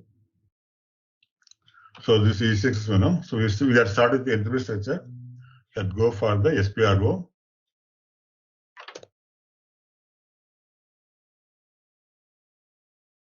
So this is the IMG screen, implementation guide screen. So these are different modules. And if you go for sales and distribution, all the settings are there. And what are additional things in the IMG screen for the S4HANA SD? So under the finance supply channel management, we have the credit management, comes from the FSCM. Credit management comes from here, not from the SD module, it comes from the FSCM, the credit control. And go for loss general, here we have some more things. We are carrying that, what are things here? One is settlement management, that a rebate done through settlement now in S4HANA, settlement concept is there. And one more thing was advanced return management. So this is also part of the S4HANA SD module. Advanced return management. One more thing was settlement from the losses general section. Settlement management. Okay, these are the changes in the S4HANA, some of the changes. Okay. So if we start from the entry structure. So we make a setting, we can make a structure like this one. We can make a structure like this one. Command go link to all the other units. We go to SPRO. We start the definition part. So these are things under definition, coming under definition. Okay. So these are different models in the configuration of the IMG screen. You get the SD here, sales and distribution here. Other modules are also middle management, finance, accounting, controlling. So all these modules are here. So we want to base the transaction based on the structure. So go for definition. So these are things under the different sections under definition, module wise under definition. So as I already know, as a SE consultant, you have to only these things in the implementation time. But here, but this and that, this things should be considered the company code for the finance details. So the real time will done by the finance consultant, FI consultant. But for our practice, some of things we require mandatorily for our practice session. So we not only our SD part, we have to create some units in the other modules also. For example, company code should be created. Without that, you cannot practice SD module. So like the controlling also. So controlling module also. Without controlling area, you can't practice SD module. So whatever needed for practice session for our training, we'll create those units also in the other modules. Okay, the real time we'll do only SD sales and distribution, but here we can get other units also. Okay, so start the finance accounting. We got two things, three things that create here: company credit control area, company code. For our practice for the SD model, we have to create these three things: company, credit control area, and company code. Okay. So you start with the different company under finance accounting, different company. So already know the things like these things that we knowing. This is the details, display to change mode, copy option, delete option. So already know things. So select all, and we get deselect all. All the things are there.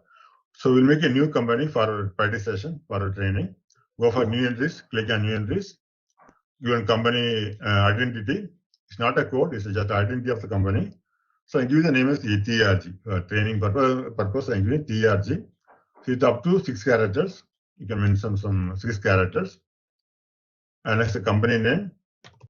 This I'm giving TRG and I'm giving. This is the company name. So name of the company, sometimes some countries there will be the name of company too also for the to include the description, make the description under name of company too. So not a mandatory one. So company name you can mention, and other details. So everything is not mandatory. Cities you can make as a mandatory. So I give city as Mumbai. This is Mumbai. Country will get the code from here. So already you know IN. If you don't know, you can take the IN from here. You can go for find option. IN. Okay. So I got type India, then will come. So IN India. Language EN English. Currency INR. So we made a company as TRG and Co. Our company is TRG and Co. These are details about the address, and click on save button. If the request is not there, make a new request here. From here, make a new request, create request. So we can enter that. So we made a company called TRG and Co. So next one is credit control area. So here go for new entries again. So give a code. So I'm giving TRG C, it's a 4-character code, currency. And these things will later when I come for credit management topic, I'll explain these fields here. We'll just create now. So later when I do the credit management, I'll come here and explain some of the fields here. So this is limited the credit limit and the update is there. So during the credit management topic, I'll come here and explain all these fields. Just now, for now, just save that. So we have a credit control area called GC. So you can give the description name also. I can mention the name there. We made a credit control area called TRGC. So next one is company code. So here there are 2 things. One is the copy and one is the edit company code data. So I already know that. We have demo company from SAP. So we can. When we make a new company code, it contains a lot of finance settings like general ledgers, a lot of GL accounts are there. So as a SD consultant, we don't know how to make the GL entry central, GL account central. Finance detail we don't know because we are basically SD consultant. So in this part, I already know that SAP has a demo company. So SAP gives a demo company for all this purpose only. You can copy all the basically general ledger accounts and all the chart of account details and all from the demo company. And you can copy the demo company. You can copy all the settings from the demo company, and later you can edit the data settings according to client requirement. So here because we are the SD consultant, we don't know about the finance module. We'll go for the copy option. Copy the demo company code. Then we edit the data, and during the translation also we can edit the settings according to the client requirement. So why is this option given? To basically copy the settings from the standard or demo company code. Okay, so first we'll go for a copy, first option. You can either double click or click and choose button. This is a copy the screen. So you have so many things are there. So later I'll explain this part.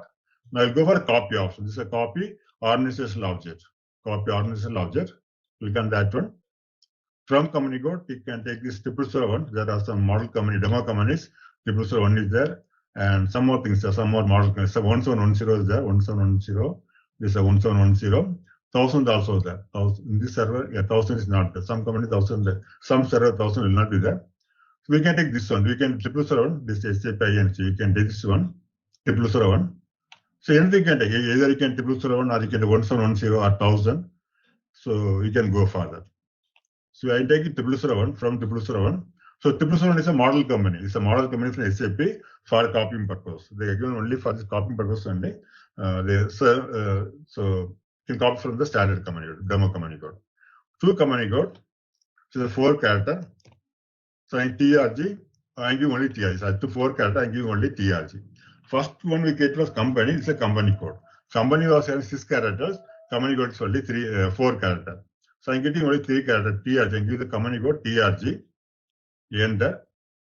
So it is asking whether you want to copy the GL account from the 001 to TRG company code. Yes, yes. So click yes here. Click yes here. And it's asking because we copy the 001. So later part we have assignment part. Later assignment part. So in that we'll assign the company code to controlling area. Later part we'll assign the company code controlling area. Here when I copy the company code from 001, it's already assigned to another controlling area from the model company. So in this case, click yes here. Then you have to delete that constraint. Then you have to make the company code. So when you practice, I'll explain this part again. Click no here. So do you want to copy the assignment controlling area? Don't click yes, click no here. So that the command code will be new one, not assigned already existing controlling area. So click no here. And this original currency again, USD, the original currency US dollar, the 007 command code based on US dollar, whether you want to change to INR, Indian currency. So click yes here. Currency INR, currency INR. Our currency is INR. Now you enter. So again, now here keep on entering, you'll be copying all the settings. So keep on entering. Click yes here. It will take some time to copy the tables. So basically what you do is copying the number and just create tables and all from the demo company. So I can click yes. So keep on entering.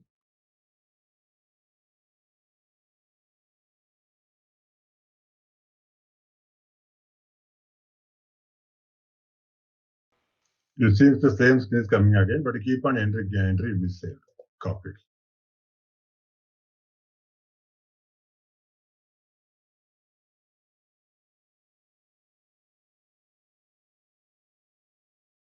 So copied. So common data, tables, and the number inches copied from 001 to TRG.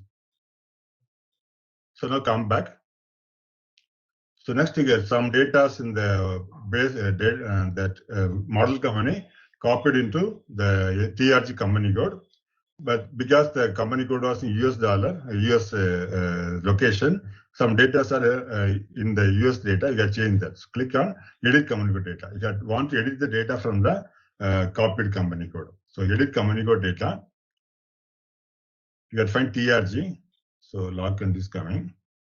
So log country is coming, you can go for the SM tool. I think you know that SM tool is the delete log countries. You can create new session here. So SM tool is the log countries deletion, SM tool.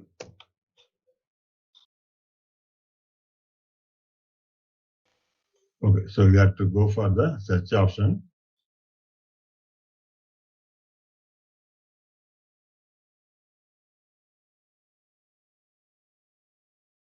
Keep the screen open.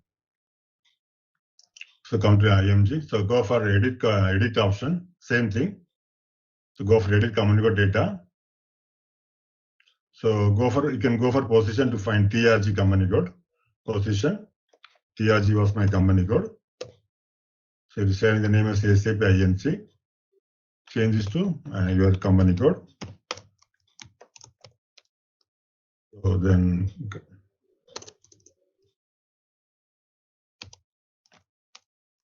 change these details. This Mumbai. And this is country's IN. Because copied to the 001 company is having the details from the base company, that's a source company. The changes to our details, save this one. So you copied the company code as well as edited the company code data. So this is finished. Then go back, again go back. So close this one. And here this and all not needed. For our SD practice, sales and distribution practice, we don't need all these things. We need only these things in the finance accounting. Okay, no need for these three other things. You can close finance accounting. So definition part under finance accounting, three things for SD: company, credit control area, and company code. Under finance accounting, edit, copy, delete, check company code. Here the first option, copy, delete, check company. This one, are you telling about this one? This one? Yeah. Yeah, So from here, You need to go in the change mode, right? No, here, not here. No. Come to this screen, then go for change mode. This one, edit communicator data. Just double click on copy delete check. Mm. You will get a pop-up. Yeah, Yes. Mm. Okay. Then complete that. And when you want to edit, give personalized name, go to edit and edit your company code. Correct. Yeah. Okay. Fine. Correct. Yeah. For credit control, nothing will come. It is just a text. Yeah, that's text to get managed. Setting also later. When it goes to credit manager, I explain that each field I explain later. Yeah. So we can close finance accounting. So we need a controlling area also. So in the real time, it's done by the controlling consultant, FSO consultant. For costing. For controlling, we need a costing purpose. We need a controlling area. For SD module also linked with the controlling module. So it's a mandatory thing. For SD practice, we need the controlling area also. In the real time, done by the controlling consultant. But here for practice, we have to create by ourselves. So maintain controlling area. So basically, controlling area is you can see the documentation. If you want to know more details, go for documentation. What is controlling area? You can see all the explanation for controlling area. So when you practice, you can go through this documentation also to know about the controlling area. Basically, control the costing. Basically, controlling area needed for the costing purpose. So basically, for costing is used. Costing. So like your material cost, your labor cost, calculable costing only. So for that only need that controlling area.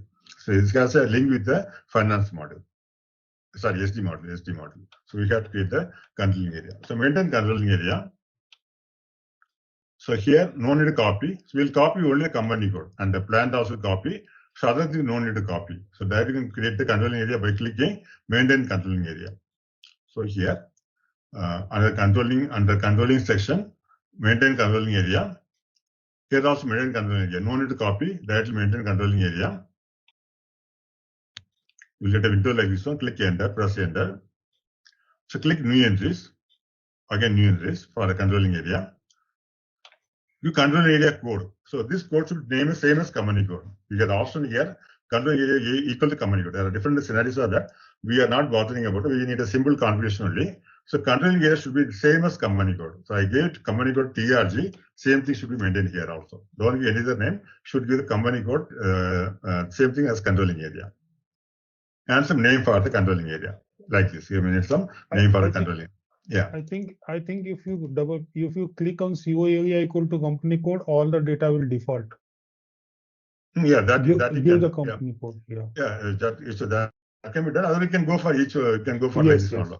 Yeah. You can go for this one. Controlling area equals company code. Take the option controlling area same as company code. So in the finance business scenario, so they can for cross company code. One more concept, cross company code, cost accounting. But we are not bothering about it. We are taking only this option. This is a simple process. This is another finance scenario. We are not taking that into for a practice session. We're taking same as company code option. Okay, so some setting inside. We got to change the setting for this option. That's done by the finance controlling consultant during the implementation. Needed according to client requirement, they can go for this option or that option. But for us, we'll take first option only. Controlling area same as company code. Basically, it is a simple process involved in the SD process, SD functionality. And this currency type take here. Take 10. 10 is such a company code currency. So when you're taking this cross company code, if you're taking as the same company code, you'll get a currency type as company code currency. This is again the part of the finance accounting concept. So they're using the different currency type. For example, if you take changes to some other thing, like change cross company code cost accounting, then you can see different currency type here. You get different currency type. These are the currency type for the cross company code cost accounting. Okay. So these are things just for finance accounting is maintained. So for our purpose, it is the same company code and take the currency type 10. 10 is company code currency. So the currency can be maintained at company code level or controlling area level. There are different options in the finance model. For our practice, we need only company code currency. So take that one. So once you take that, automatically this setting will be taken and populated. It will get populated. Currency is populated and chart of accounts. Chart of account nothing but a list of GL accounts. As I told earlier, we got general ledger accounts. We have general ledger accounts.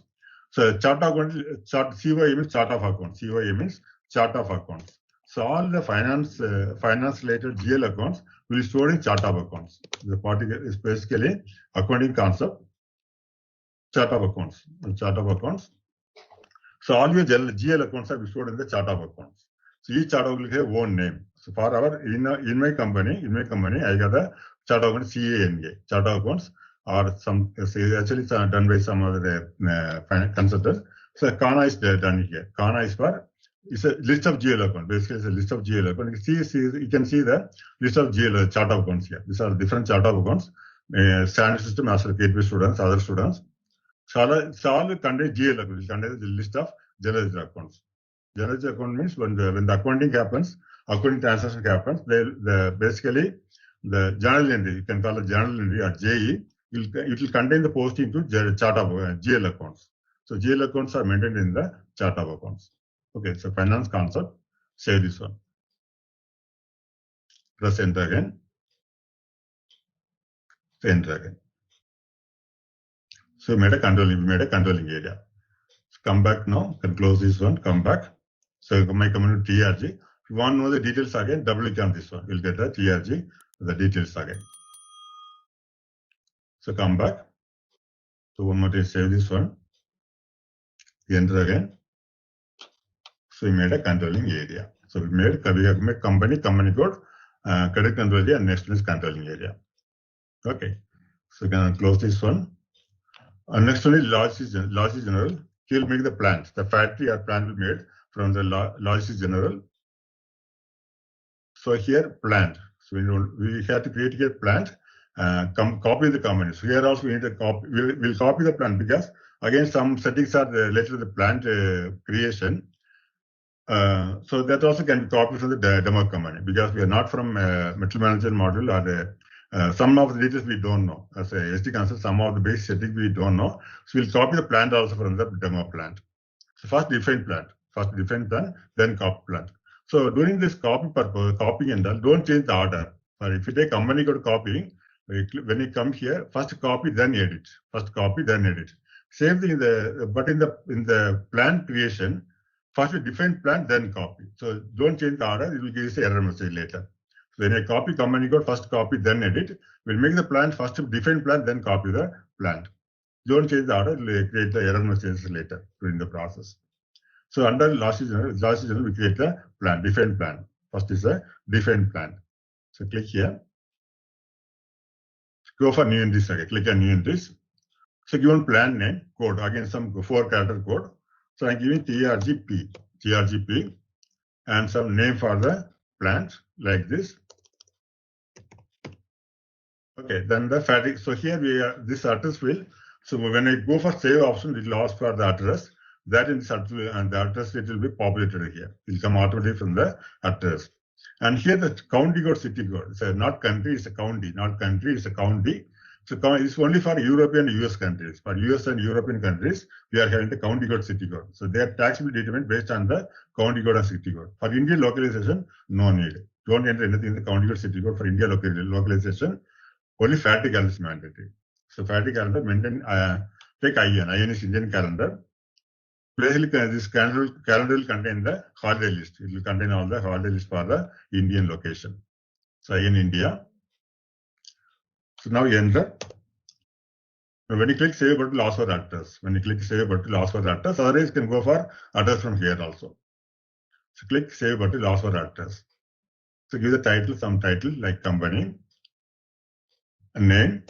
So like this can some name like plan for TNC, for TRG, plan for TRG. So not all these are mandatory here. So this you can mention, these are mandatory. Some postal code, city, so Mumbai city, my plan is Mumbai. Country, region, again, India. So region, there are set of region from SAP's standard setup. For India, these are regions created. So Mumbai is Maharashtra. So Maharashtra is 13. That is Maharashtra. If you go Bangalore, Kannada is 10.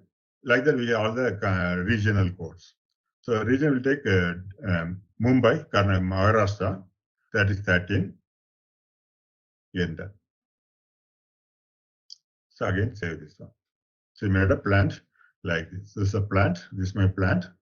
And these are address details and vertical again. You want to see the address again, or you want to edit the address, go for this address. You can edit the address details. Okay, so we made a plant. So come back now. Close this one.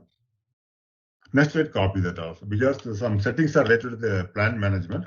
Because we don't everything in the plant, the plant settings, we will copy the plant also. So go for copy, delete, check plant. Go for copy, delete, check plant. First option. The same will come, like the same screen will come. Copy again, copy organizational object. From plant, take one of the demo plant. So same 001, some systems 001 will not be there. So you can go for, so sometimes it's not show here, but you can still copy that. I'll try that one. My plant was TRGP. What I made the earlier step, same should be given here. TRGP was my plant. I'm copying that. So click yes here, because already the plant is there. So this message is coming. Click yes here. So enter. So here also keep on entering. Click yes. So copy the settings like the MRP details and all copied here. So enter again. So only plant and company code will copy. No need to copy others. Only company code and plant will copy from the demo company, demo database.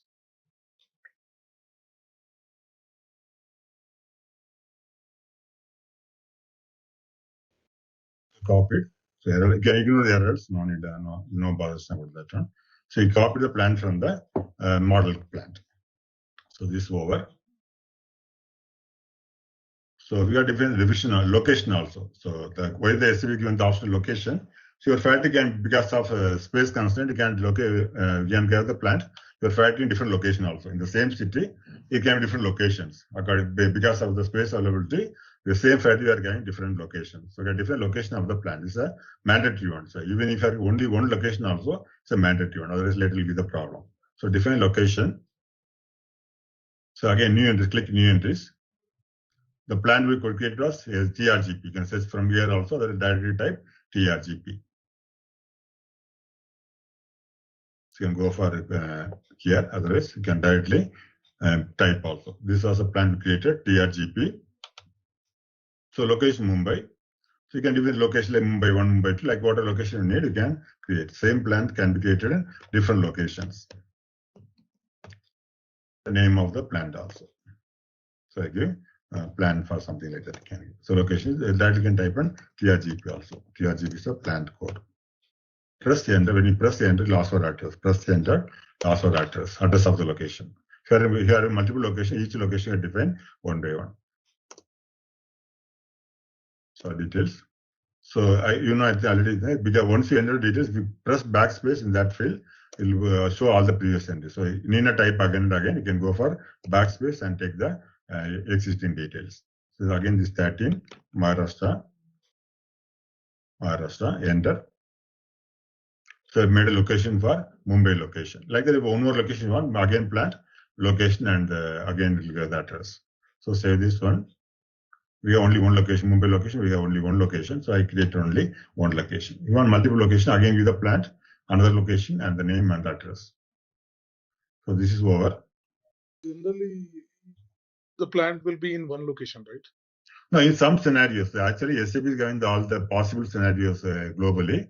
So because of the space availability, so the same city, the factory can be different location also. So one location nearby area in the same city, it can be different nearby area with the same name, it can be different area. So because of space availability or because of any operational availability detail, so they can the same plant factory they can be in a different place also. Under one registration. Under one registration, yeah. So okay, so maybe in the same city, different area, next road or neighbor building that comes from another area. So that will define the location of the plant. So actually, SAP is having all the possible scenarios. Okay, so same name we can maintain different places also. According to government, updating the government rule, we can define the same factory under different locations. Because of space availability. So one building is there on a factory, so they don't have enough space, so they can make the same factory in another location, maybe the next building. So next building comes from next street means you can make the location for their plant. So next is division.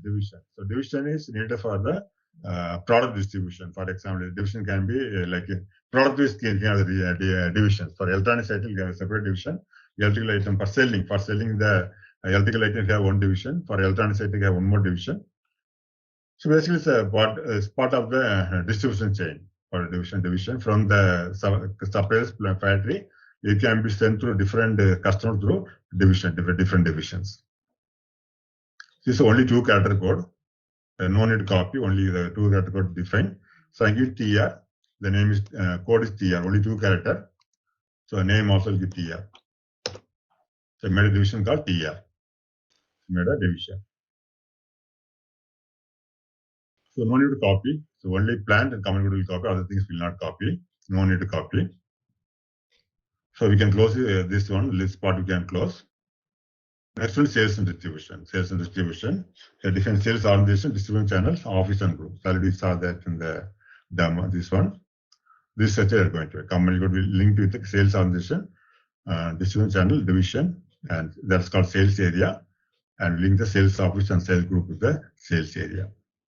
So go for the sales organization. So no need to copy, only define. No need to copy. Define sales organization.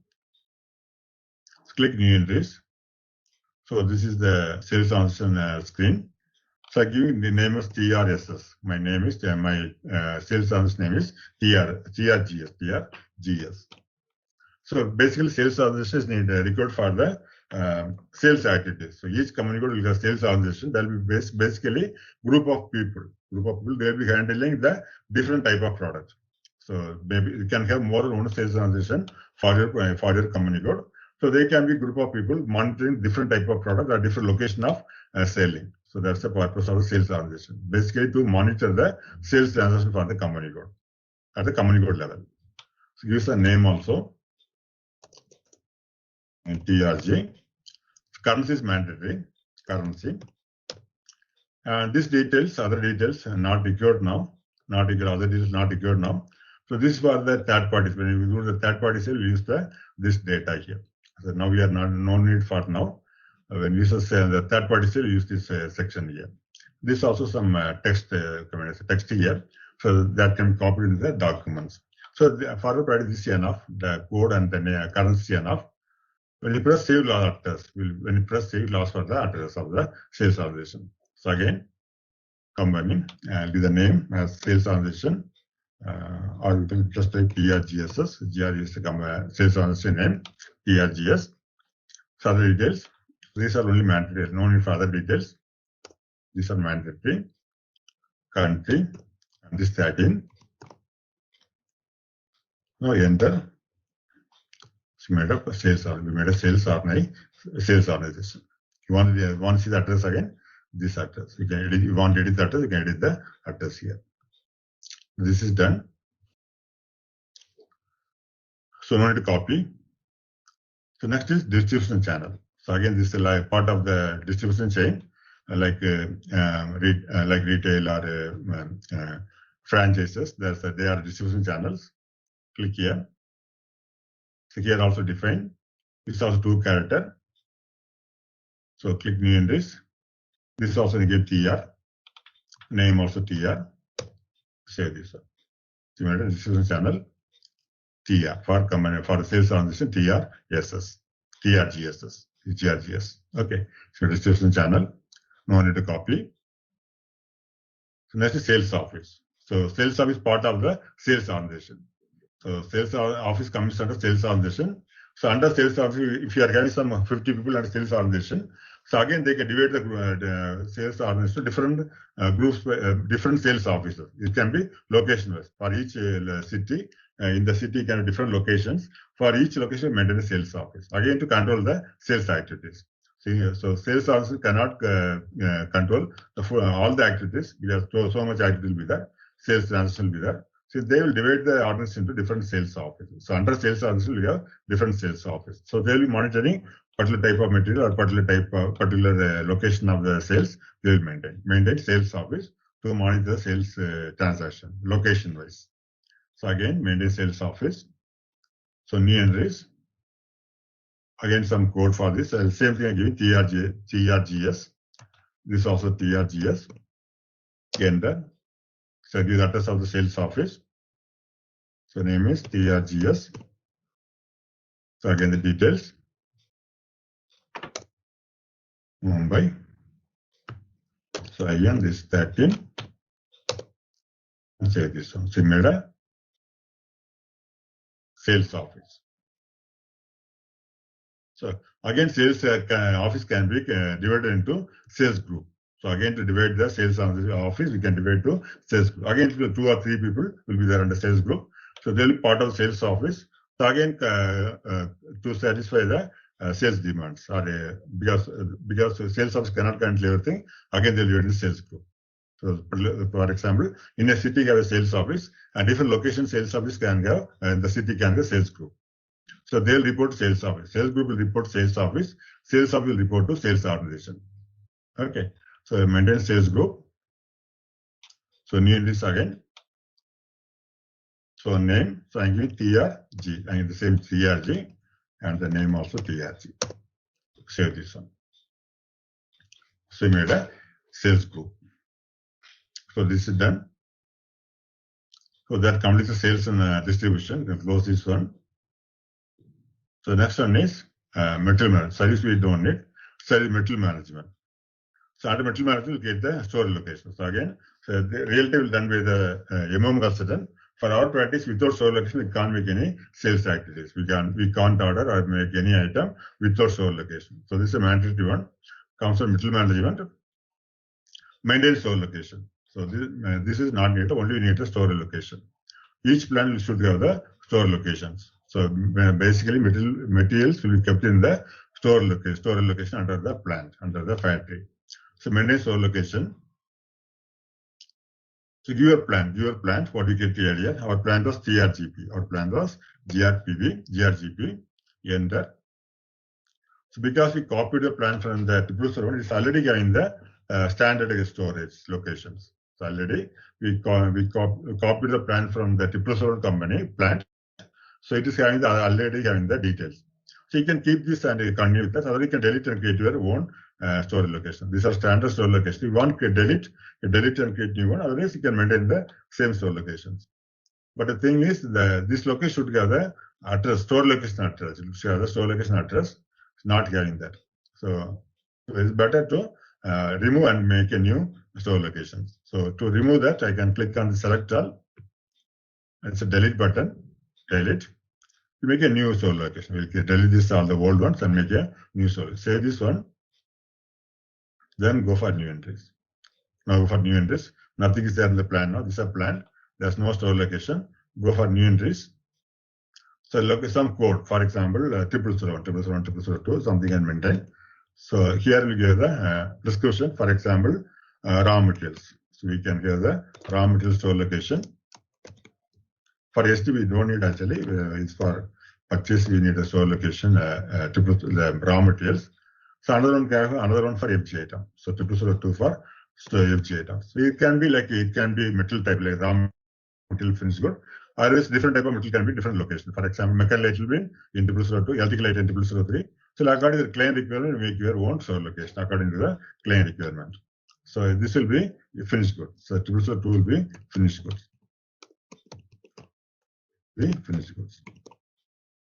This valid, you can validate. So no need, you can just leave this one. Now you enter.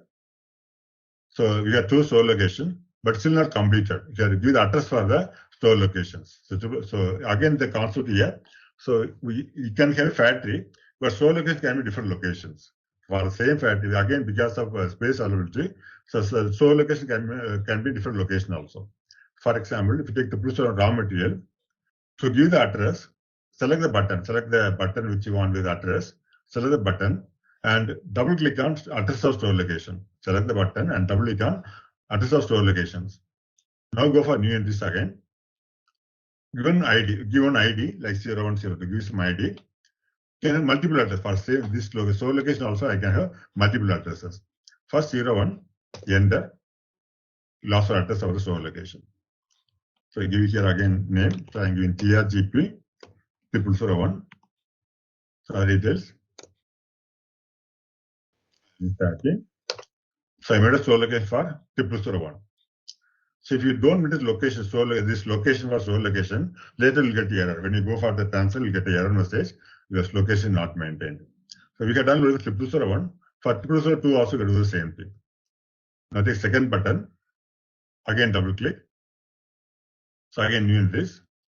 So another ID, any ID, in the same ID, another any ID. So now the details again, address details. So again, TRGP 2. So other details same. You can different address. When you practice, you can take different addresses. I'm doing the same thing. You can check with different addresses also. Check this one. So we made it 2 source locations for material management. Under material management, we made 2 source locations. Okay, this is done. So this not data. It's only for material management purchasing model. We don't need this one. So next one, logistics, and we can make a shipping point under logistics execution. So here we make the shipping point. So this is not warehouse. We are not taking for a training without warehouse management. We are going to do that. So under logistics execution, different shipping point. Nothing else needed. Only shipping point should be created here. Actually, for SD, we got to make this also loading point, transport, and planning point also. First, a different shipping point. So shipping point is a place in the factory. Once your FG is produced in the factory, the final place in the factory before transportation is called shipping point. So from the factory, shipping point will be transported to different location through railway station or bus station or a truck or anything. Will be transported from the shipping point. So shipping point is the end point for the from the factory side. That's the end point for the transportation. So different shipping point. So it will be used in the delivery document. So shipping point will be used in the delivery processing. So different shipping point. New entries. So here all of these are not needed. So shipping point name is TRGH. My shipping point in TRGH. Some name also for that, like TRGP or TRGP. Okay, the factory calendar is mandatory one. Put again as the Indian calendar. So again is India. So it is not needed. Later when for transportation, we can fill this details. Nothing mandatory. Enter. Then you save last address. So give the title. So name again TRGH. Shipping address. Shipping point. And the details again. The region. Save this one. Enter. Will be saved. So you made a shipping point. So we'll save one more time. This completed. No need to copy. No need for copy shipping point. Made a loading point also. So under shipping point, we have loading point. So loading point can be, so now it will be loaded to the transportations, to the delivery. So loading is a place after shipping point, we have loading point. From it's loaded to the different locations, different areas of delivery. So maintain loading point. Located under the shipping point. Located under shipping point. That is TRGH. Now shipping point TRGH. Another shipping point will be created. The shipping and shipping point will be loading point will be created. So go for new entries. Some loading point code. So I'm giving TRG1. So only 2 characters. So I put some 0. Something I'll maintain loading point 01. So you can mention a responsible person like manager or some name of the person who is responsible for the this loading point. And description also. Some description. Save this one. So this will be used in the delivery process. During the delivery process, this loading point will be used. Okay, so one more thing is transportation planning point. The last thing in the definition is transportation planning point. So here, transportation planning point. So go for new entries. So again, give some name. So I'm giving TRGT. So TRGT, transportation planning point. Some description like transportation point for TRG. So only this character. So this okay. So I'll give GR. code is, you can link the company code here. The company code was TRG. Our company code was TRG. First we get the company code, it was TRG.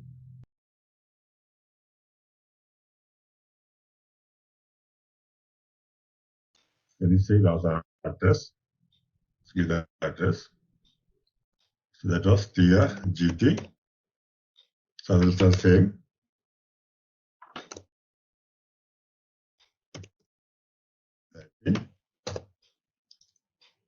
Save this one.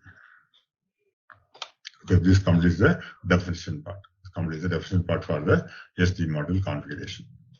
So we're done financial coding, controlling here and finally execute, logic execution. So next part is assignment. So the illustration, next part is assignment part. So go for assignment. So what are made here? Like we made a company code and controlling area made and plan view made. So now we are going to leave. We get here and there, somewhere we get a plan, somewhere get a location. So now we are making the link between the units we have created. We are going to make the link between the units we created. So in assignment, we're going to make the link. So first is assignment, finance accounting. So here assign company code company, assign company code to company. So come here, assign company code to company. So here, go for position to find the company code. Our company code was TRG. Enter. So assign company. First we made a company that here link here. TRG 001. My company was TRG 001. This is one company and save this one. So whoever did not couldn't follow the steps taken the definition part, I can go through that one more time tomorrow also. If we did the definition part again, we can go through that one more time tomorrow if you are not comfortable. So you can tell me tomorrow whether you want to straight away start the practice or one more time you want to see the structure. Then you can do the practice. So next one is credit control area. Company code to credit control area. So go for company code again. That was TRG. The controlling area was TRGC. Our controlling area was, credit control area was TRGC. So TRGC was controlling area, credit control area, TRGC. And save this one. Say enter. So this is done. So we didn't get these things, no need for this one. Next is controlling. So go for controlling. So assign company code to controlling area. Assign company code to controlling area. So enter. So again here, find the controlling area position, find the controlling area, that is TRG. Enter. Select the button and double click on assignment of company code. To assign the controlling area to company code, select the controlling area button and double click on assignment of company codes. Go for new entries. Give the company code. Our company code is also TRG only. Already we know it's TRG only. So I directly type the TRG. Enter. So I can go for list from here. So save this one. Made a assign the controlling area to company code. That is done. So that is done. Come back, close this one. Next is under logistics general, we have assign the plan to the company code. Next step is logistics general. Assign plan to company code. Assign plan to company code. Here, new entries.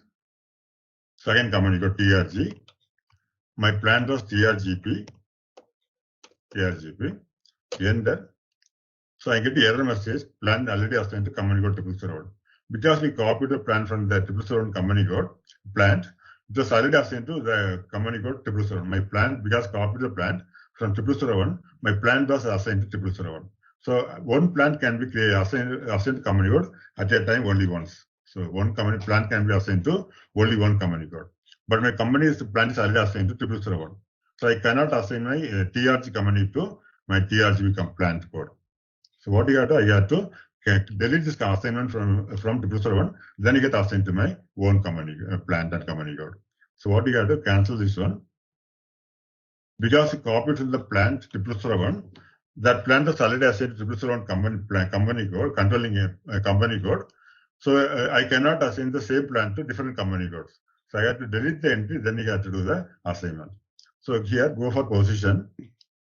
With the plant, TRGP. You can see already assigned to 0001. So already assigned to 0001. Select the button, go for delete option. Delete that. Enter. Save this one. So now go for new entries. After saying go for new entries, now is the company code, that is TRG. Plant is GRGP. My plant was GRGP. Enter. And save this one. So we assign plant to the company code. Okay, this is done. We assign plant to the company code. So next is, this is not needed. We are not kind of business area. You can ignore this one. Next is sales and distribution. So under sales and distribution, we link all the sales units. So go for sales and distribution. First is the sales organization company code, then distribution channel, division, then sales area, sales office, sales group. Everything should be linked now. First go for sales organization to company code. So go for your sales organization, click on position, go for your sales organization, TRGS. My plan, so sales organization was TRGS. Company code was TRG. My company code is TRG. So you can type, if you don't remember, you can go for the search option. There you can find your company code. So going for search option, you can type here also. You can type the find option also. You can scroll down and find the company code. Like this. So TRG was my company code. Enter, save this one. We are in sales also to company code. To come back now. So next is distribution channel sales organization. Next step is assigning the distribution channel to sales organization. So again come here. So new entries again. TRGS, sales organization for TRGS.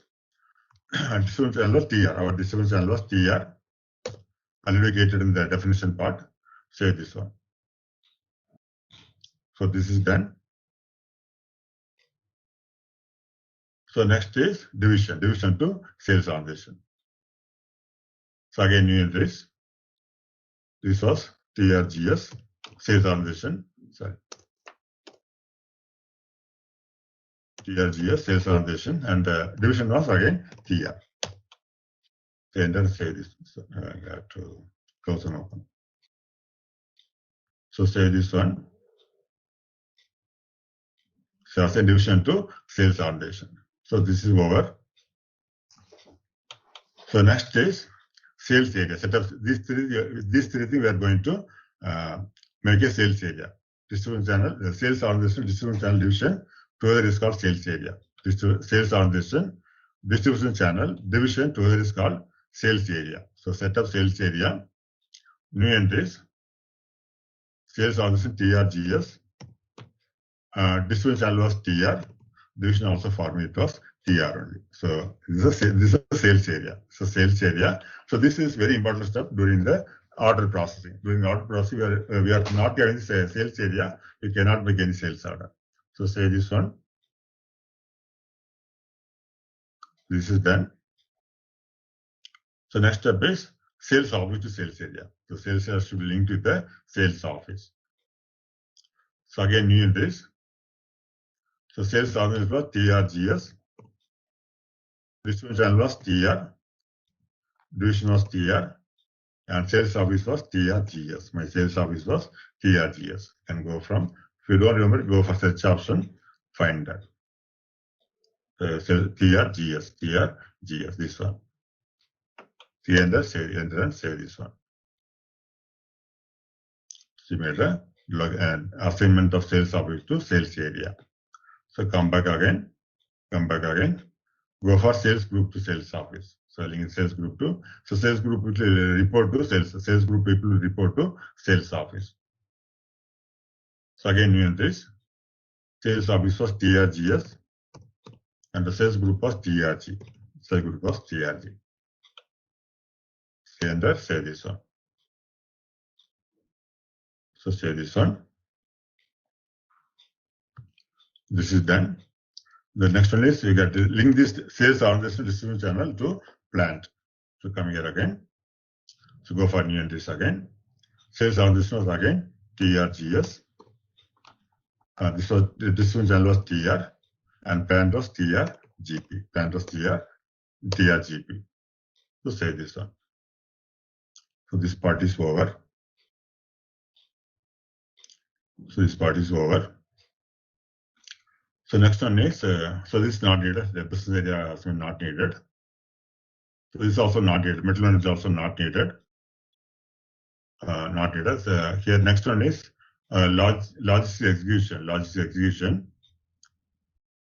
Here, assign shipping point to plant. Assign shipping point to plant. Say shipping point to plant.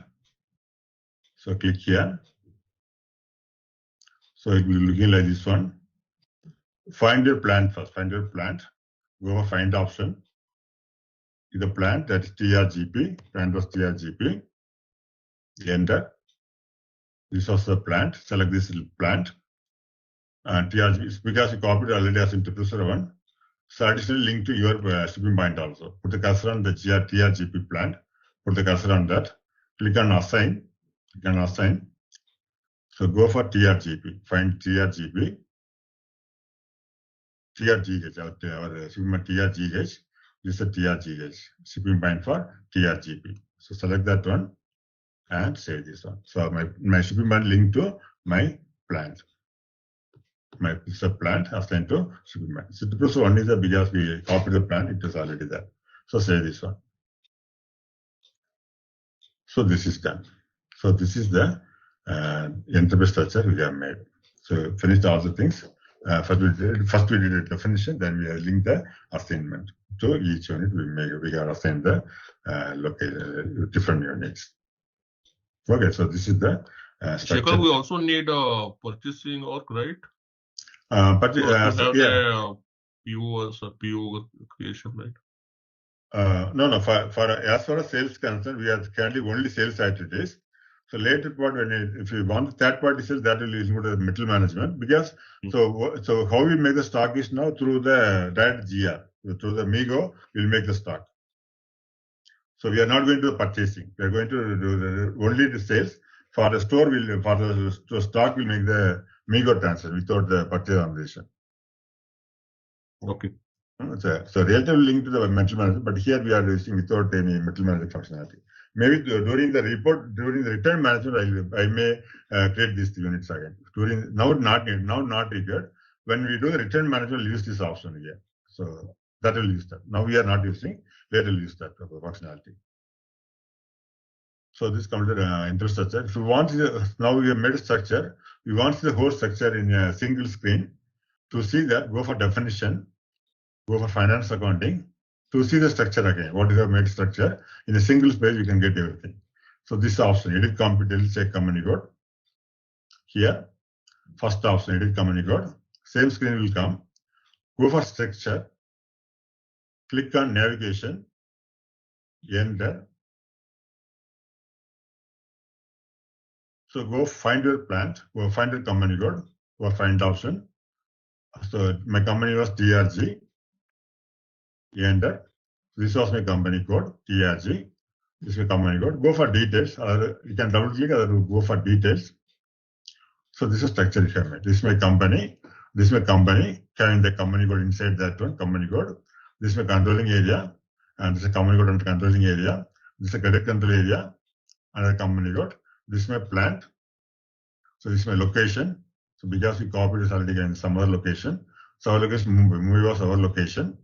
And so store location, raw material finished good, link to company code. So again, distribution chain. So our distribution chain was this one. Where is that? This one. This is a TRGR, TRGSTR. This is my plant. Again, sales area. This is my sales office. So again, we have sales under sales office, we get a sales group. So like that, this we can see the whole structure in a single window. So shipping point again. This is my shipping point. So again, we get the expansion for it. Loading point. So under shipping point, we get loading point. So this structure we can see. This is a T code. For this T code is EC01. EC0. You can, instead of coming here, you can type EC01 and get the same screen.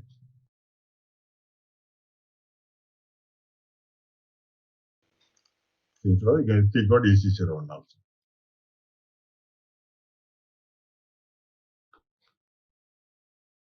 So already know that just refresh. If you type ECC1, it comes to the same screen. So ECC1. So that you can follow from here also. Okay, this completes the entry structure. All right, let's test your knowledge. Here's a question for you. How does SAP S4 HANA Sales improve order-to-cash processes? Option A, by increasing manual entry. Option B, through integrated real-time analytics. Option C, by limiting customer feedback. Option D, through extended order processing times. Take a moment to think, and when you're ready, choose the correct option. Remember, each choice holds a key to unlocking the answer. Good luck! Type the correct answer in the comments section. Hey there! Want to master sales management? Our SAP S4 HANA Sales course is perfect for you. You can learn at your own pace on our platform. In this course, you'll dive deep into SAP S4 HANA Sales. It's like a toolkit to handle everything from order processing to customer satisfaction. Our course covers all the essentials, from the basics to advanced techniques. It's designed by experts who know the industry inside out. Your instructors are seasoned pros ready to guide you and answer any questions you have. And don't just take our word for it. Our students love it too. People like you have found this course super useful for their careers. The best part? It's budget friendly. This amazing chance to learn is very affordable. Ready to excel in SAP S4 HANA Sales? Sign up now. For more details, visit ZaranTech's website. Already showed you this is the thing we have to do. This is the thing we have to do. We have to create this structure. So these are things in finance accounting and controlling like that. So we'll do those things. So you go for finance accounting. First, you define company. First, go for define company. So under definition, finance accounting, define company. So define company, new entries, new identification. It's not a code, it's just identification. So I'll make a new company today. So I'll make RTS. It's RTS technology. RKS is a 5-character code. It's something. Name. So RKS. Some name. Then all that is not needed. City is mandatory. Give some city. I mean Mumbai. Country is IN. India. You can search from the list also here. Language key English. And the currency INR. Enter, save that. So the company, I'll save this one. If your request is not there, click on create button, make the request. So once you log on to this one, this is the log on screen. This ECXS menu. That command space I'm not getting there. That where we enter the T code. That space I don't have in my screen right. Just sharing my screen, please. Yeah. Can you share the screen? Yeah. You see.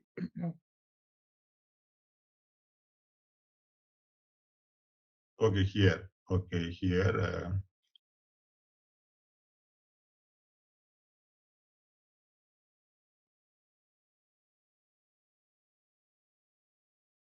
So try find option.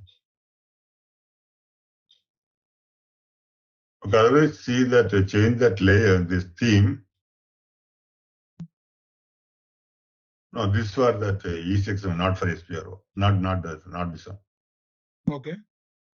So try with that another theme. This if you go to the signature theme, very I think will be fine. So for that, how we have to click on this. So that arrow, this. Go for settings. Yeah, down you go for setting. Not the settings. So you have to go for GUI settings. So click on here under that S4H hunted. Click on that down arrow button. Here, this thing you're talking about? This one. Scroll up. The left side scroll up. Left side scroll up.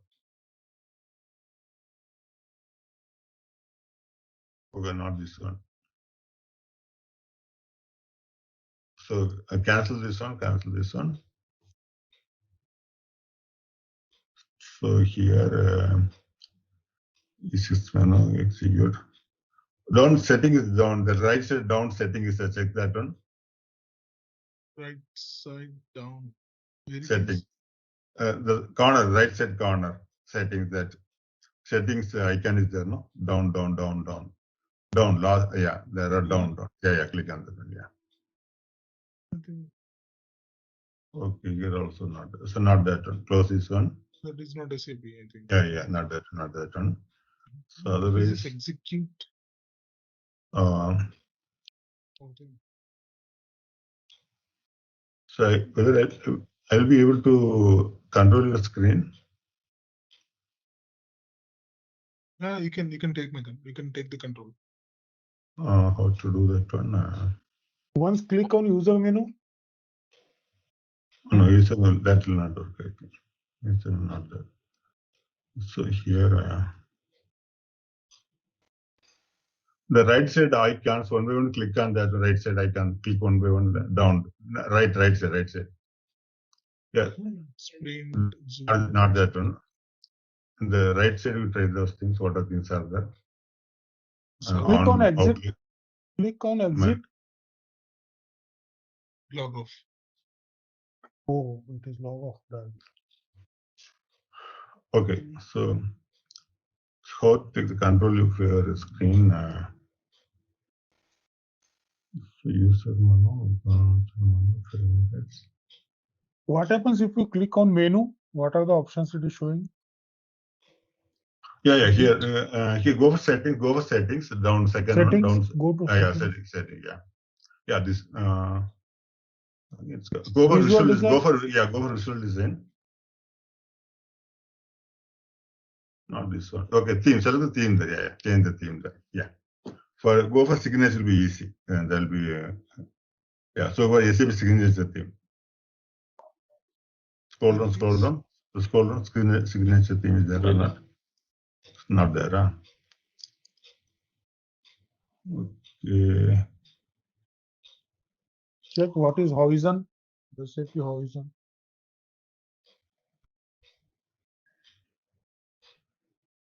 So log out and log in again. So first we have changed that quads theme. Where we find that one? That was in settings. Yeah, one second. Menu user menu is okay. Edit. Favorite extras. Start transaction. System. So here J will be user profile services.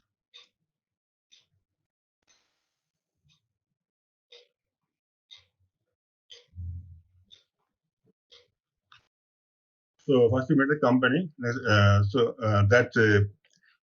That SPO not coming issue we'll check later. After that issue got resolved. Okay, fine. That got resolved. Okay. I found that setting. Okay, fine. Yeah, okay, fine. So first we made a company. That's a credit control area. So I'll try this one. We'll try this. I'll finish the finance accounting part. We'll try whether you are able to practice or practice. We'll check that. So next, we define credit control area. So this is go for new entries. Some code. So what we created, RKS. So what we created was, we didn't finish. This RKS. Okay. So here go for credit control area.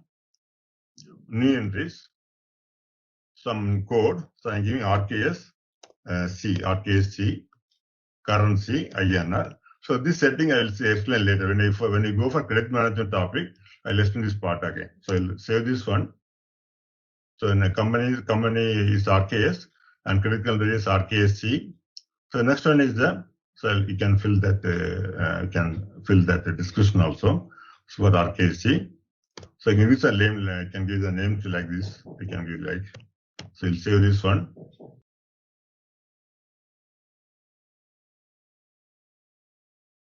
So now come back. Next the company code. So company code get copy from the demo company code, then you get edit that.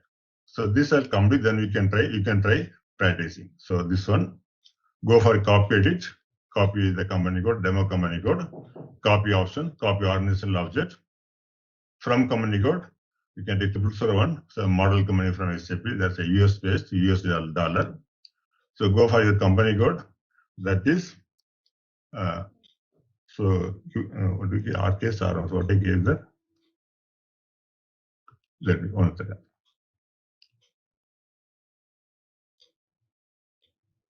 So that was RKS. So RKS.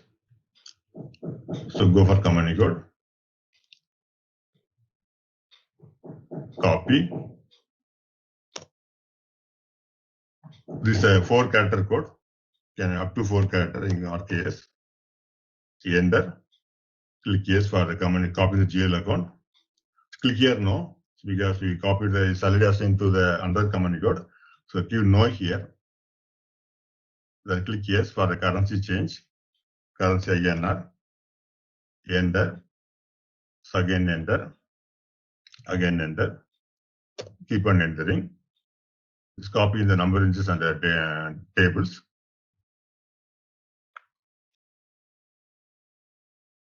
So enter again.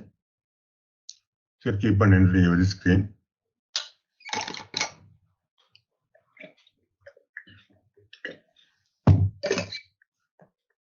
Click yes again.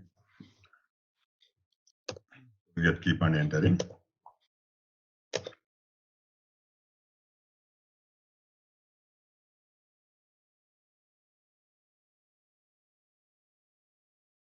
We are copy because contains the company GL accounts and finance settings. So that we need the help of the finance accounting consultant. So we are copying that.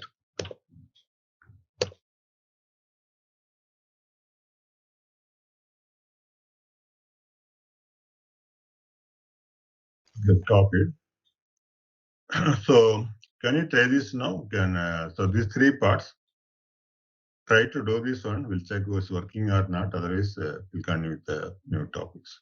So just try now that you're able to create these 3 things one by one. So try together like so. Log countries can try SM to log countries deletion. So whoever got the server link and able to log in, please try these 3 steps. Company, credit control area, company code.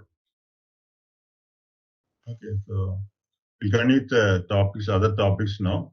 So this is structure we have made. We will get a structure yesterday with the definition assignment part.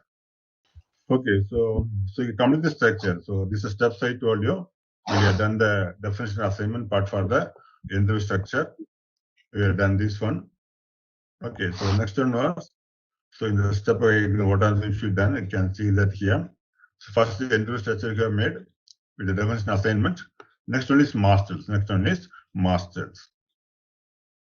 Okay, so masters. First the customer master data, then the material master data. So customer master data will contain the customer details and material master data will contain the material details. And later link both of them with the customer material info record. Okay, so today we'll start with the BP master. So next step is so we are connecting the BP master now.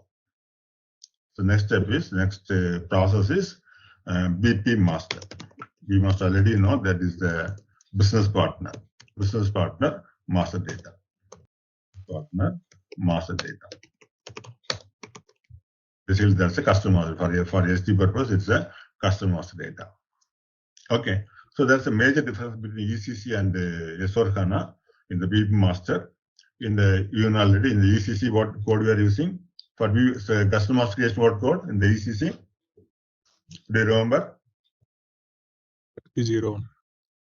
That was XT01. So do you know what's for supply master data? Yeah, MK01. SK01. SK01. Central customer supply is SK01. Okay, so this is a 2 code for the customer and the supply master data. So that was a problem in this one. That was a disadvantage was there. So suppose there's a person called V1000 customer. He's having a customer C1000, code is C1000, and the same person is a supplier for me. So he's his customer. He's buying from me. The same person supplying the raw material to me also. So his code is, so the same person, both are same persons. Both are same persons. So customer also same, supplier also same.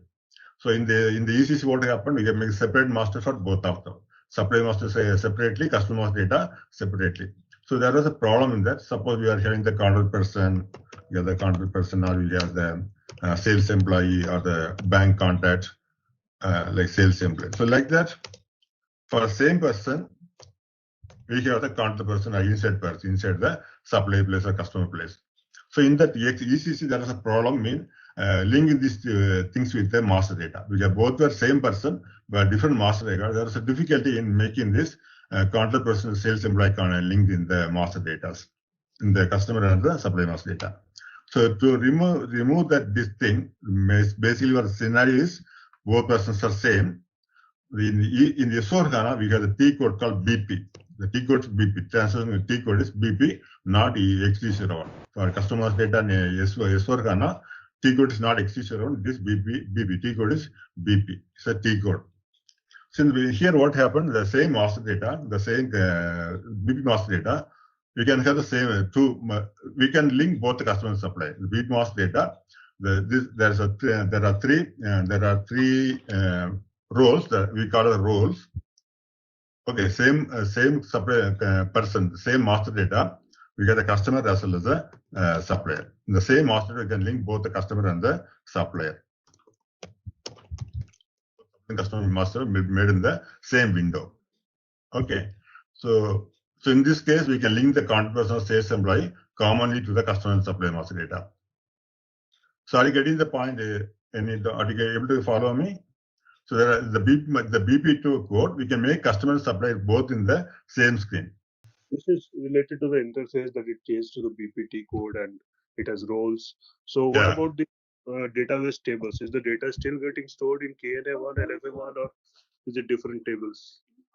So BP master table hasn't changed, it's the same table only. Okay. So the data goes in the backend in the same tables. Yeah, so let me check it, just confirm that. Okay, I'll confirm that. I can confirm that one. So this is two masters, customer supply, both person in the same master data, same BP master data. We have both customer and a supplier. So already you know that. Was that one? So in this case, we have both masters in the same window. Okay, so this is done through some role. So done through some BP role. So in the ECC, what we are having, the ECC. So BP roles. The ECC, in the master data, customer master data, we have three sections. One is the general data. Do you remember what are the other two sections in the customer master data? Sales and finance. Yeah, sales and finance. Like that, for customer supply master data also, again general data and purchase and the finance. Purchase and finance. In the supply master data. So here in the BP T code in the S4 HANA system, these are replaced by roles. They are replaced by roles. So for example, for customer data, we have three roles. One is the general role, the same like what are in the old system, general role, and supply customer role. For customer is customer role, and also finance. We call this customer finance role. So these are three roles in the S4 HANA BP master. So first, whether it's a customer or supplier, first we'll make a general role. So general, there will be two. So in the customer data, there will be two codes. For example, in the old EC, we have a code like C1000. Like that, in the BP master in the S4 HANA, we'll have two codes. One is BP code. So there are two codes. One is BP code. That's a general role code. So general role will be common for a customer and supplier. This general role will be common for a customer and a supplier. So in the BP role, so there will be three different roles in the supply customer master data. Okay, this BP general role. So there will be one BP role is general. Okay, so already we have the BP. So BP, there are 3 roles. So in this one, the general role will be common for both the customer and supplier. So there will be 2 code now. So one is the BP code for general role. So one code for the general role, code for general, and code for the customer, master data, code for customer. Like that in the supplier master data also. So this general code will be common for both the customer and supplier. The BP code transaction, the general code will be common for both the customer and supplier. And for customer master data, we code customer, and supplier master data, one more code for the supplier master data. So this is a concept. In the BP role, in the BP master creation, there are 2 codes created for the BP master. One for general role, that's common for the customer and supplier. And for the customer master data, will be customer role, and supplier master data will be supplier role. So this is a concept. So I wanted to check if there is some master data already set up in the test system that we can look at, or we need to create some master data for our test or maybe for practice. So already we are getting the structure, invoice structure. Everything will be created by you. So everything you should create by yourself. Yeah. Okay. So that's better for the practice. Okay. So once you build the invoice structure, you can go for BP master. What I am showing today, you can practice that, and so like that you get everything will be created by yourself now. I will show the what are the standard also, the demos company also, but you have to do by yourself everything, all the steps. Okay. So this is a concept of the BP master S/4HANA. This is about the roles. So the general role, customer role, and for customer finance role. And again, one more thing is account groups. So the account groups. So that we are having in the ECC, we are having the account group, vendor account group, and supplier account group, customer account group, supplier and customer account groups. For the S/4HANA BP, we need 2 account groups. So there in the ECC for XT01 or XK01, we had only one account group for the supplier, one account group for the customer. But in the BP in the S/4HANA, we have 2 account groups. One is for general role, one account group for general role, and another account group for customer or supplier. Okay, so these are 2 account groups to be made.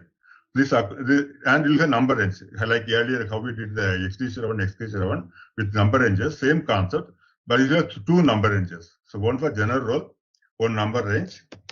So number range for the general role, and the number range for the customer master data, customer number range. So there are 2 number ranges in the S/4HANA system, one for general role, one for the customer role. Okay, this is a major difference in the S/4HANA BP system. So forward practice, what we will do first to make the account groups for general role as well as the customer role. First I'll show in the how to create the BP master. Then I'll go through the configuration part. So the master data.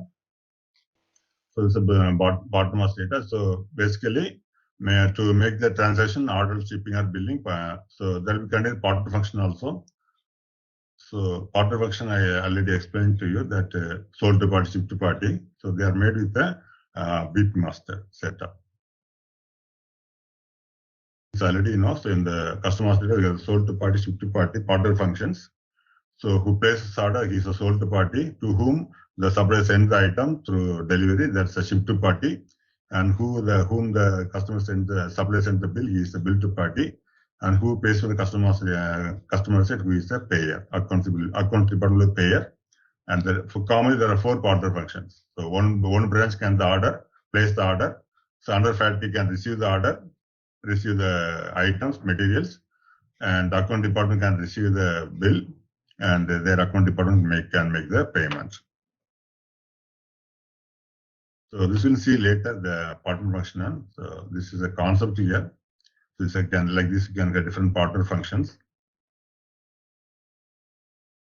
This will come later. So what is data?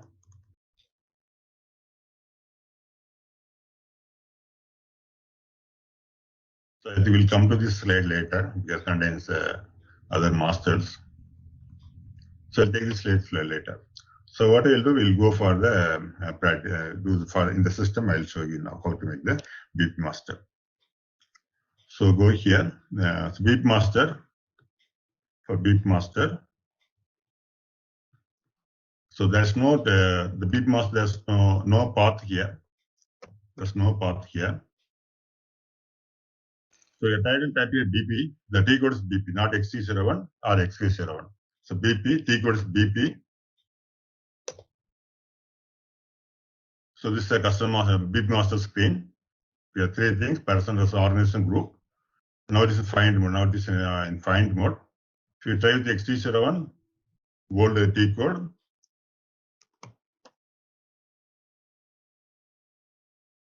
So this is the thing bold earlier in the ECC we are using.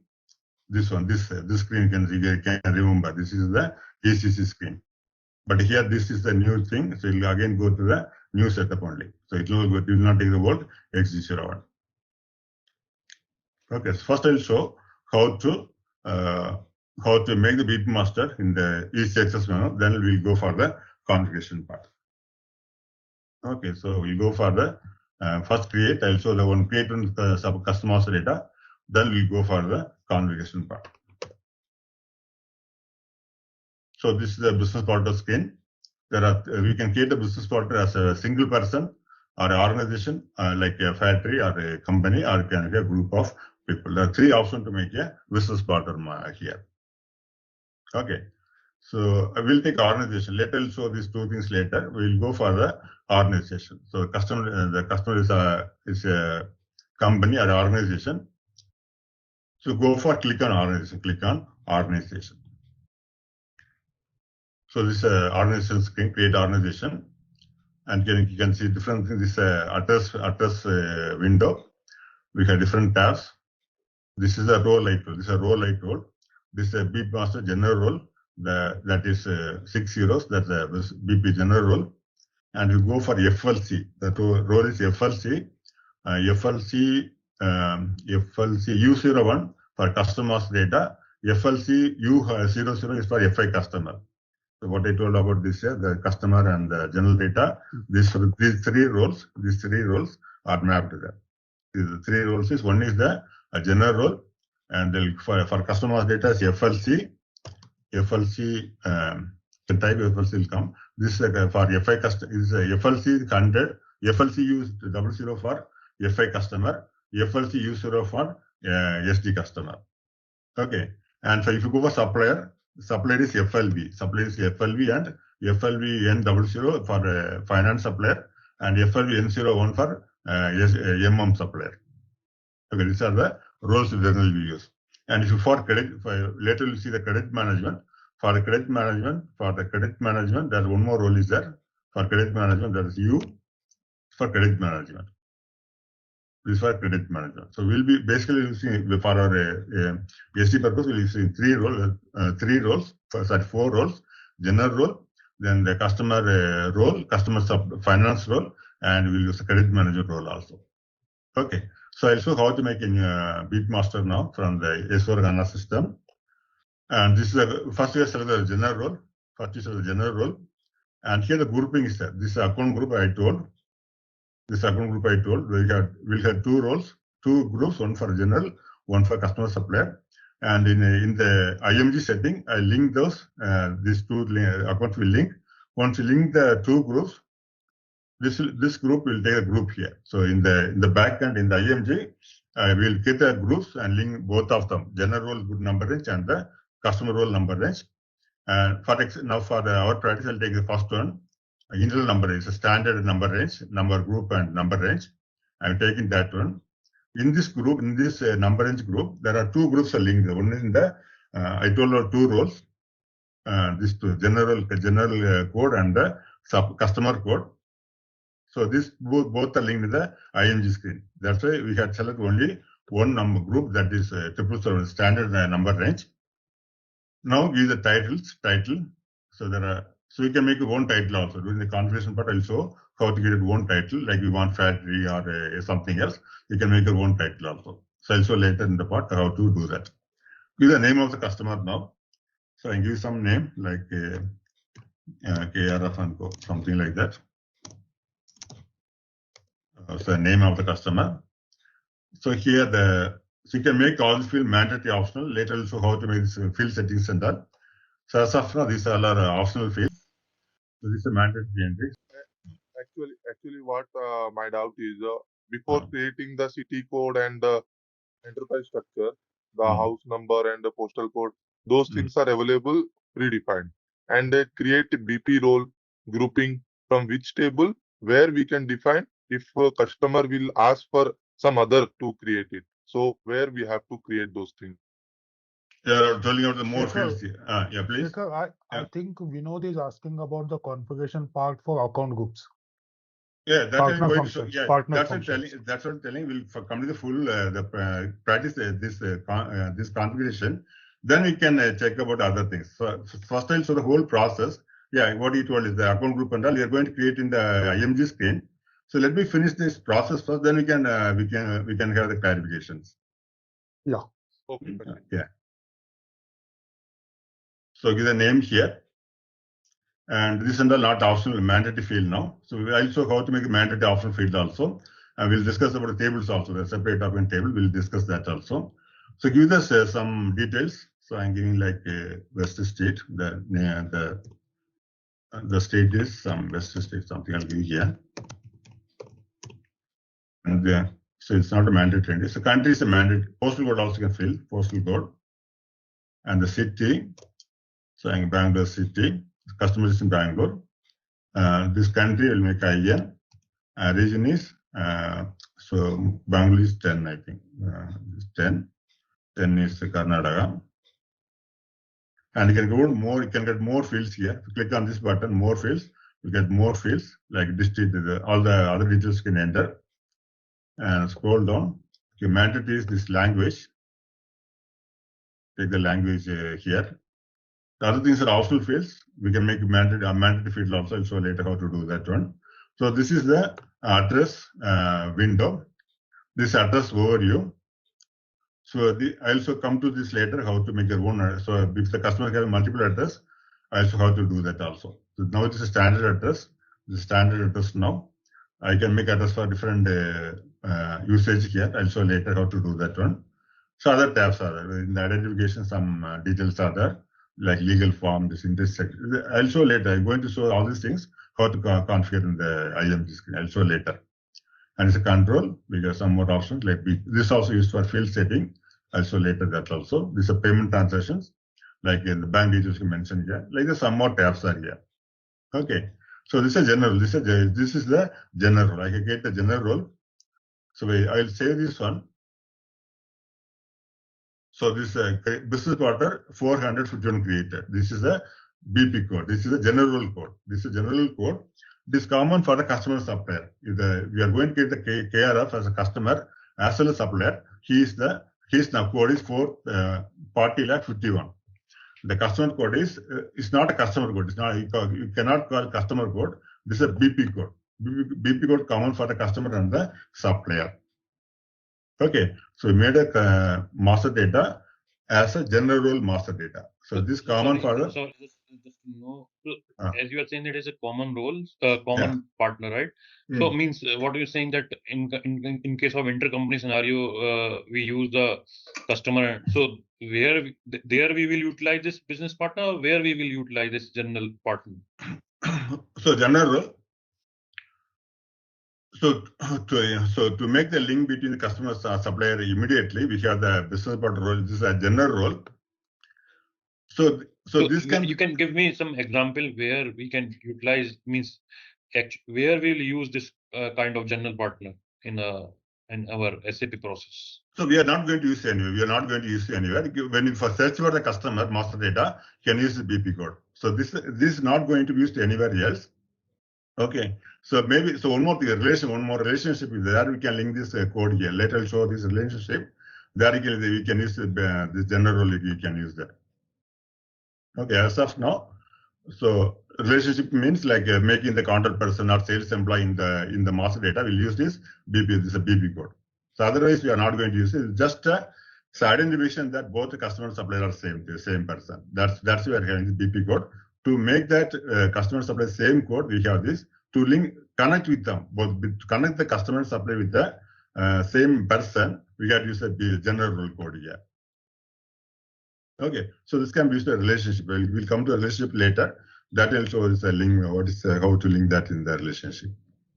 So as of now, it's not not going to be used anywhere. Only for relationship, only are going to use the business part of this BP code.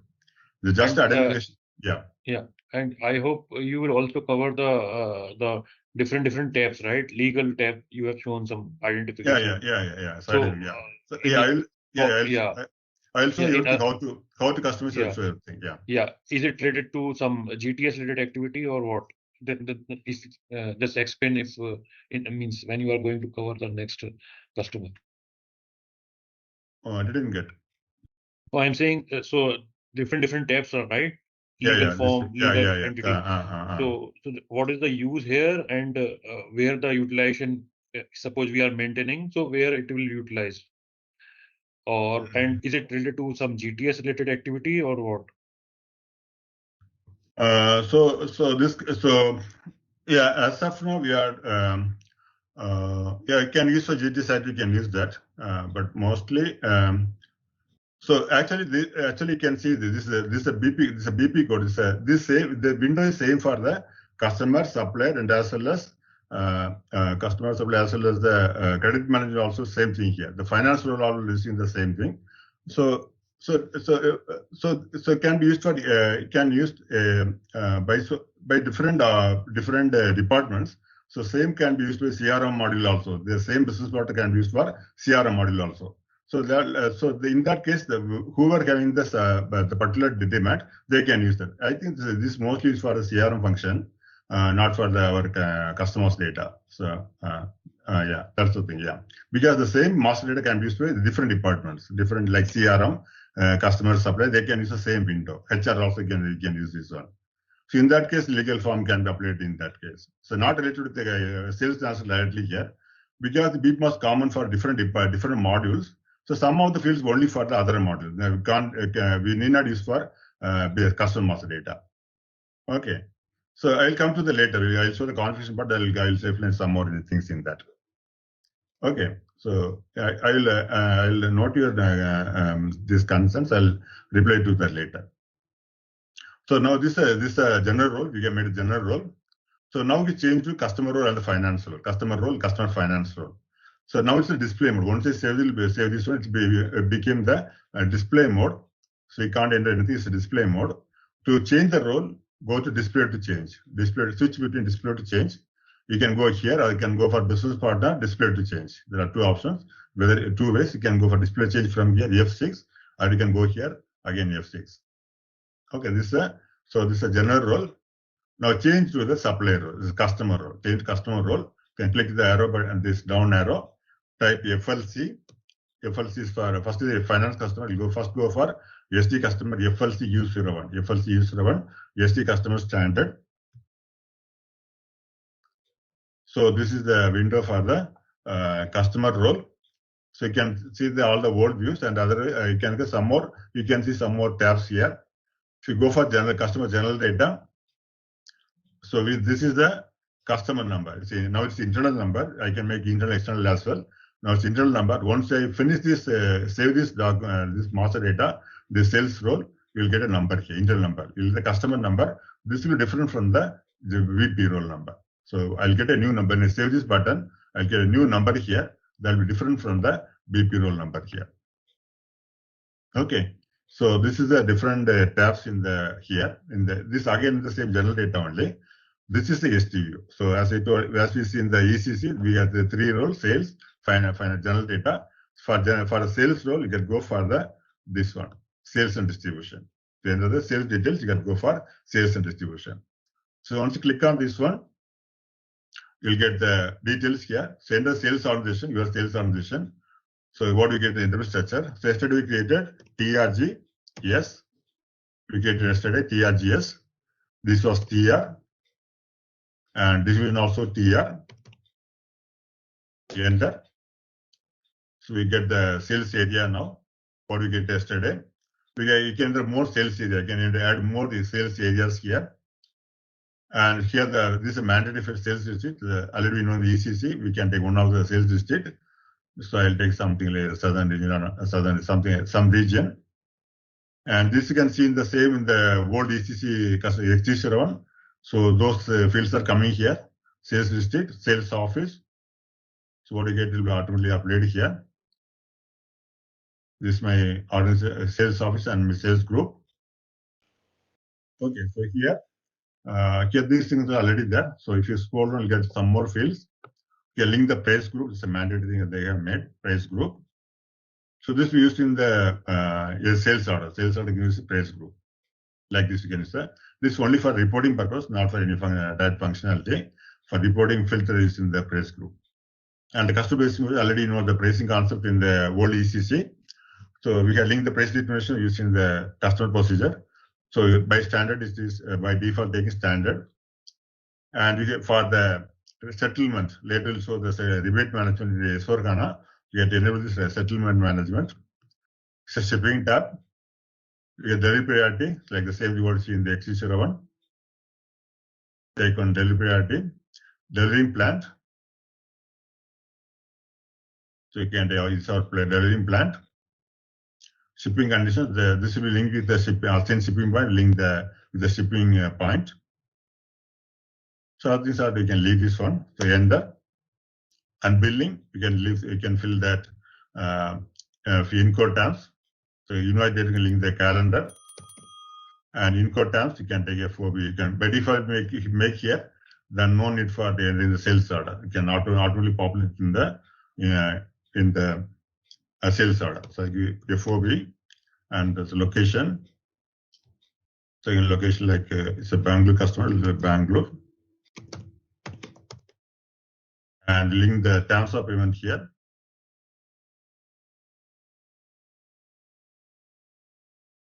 Okay, now can enter. So, okay, this we'll do this later. I'll remove this one. Then go to order functions. So this, so once you save this, like get a number. So this is a sold body, will body, we'll get a number here. This is a number. This is a beat master, general role. The general role beat master.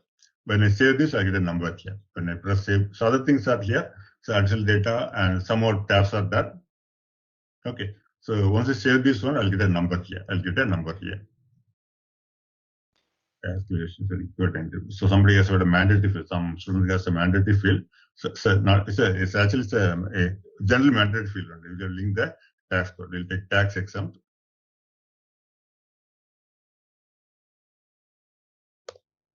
Save this one. So you can see the partner work. We'll get a new number now.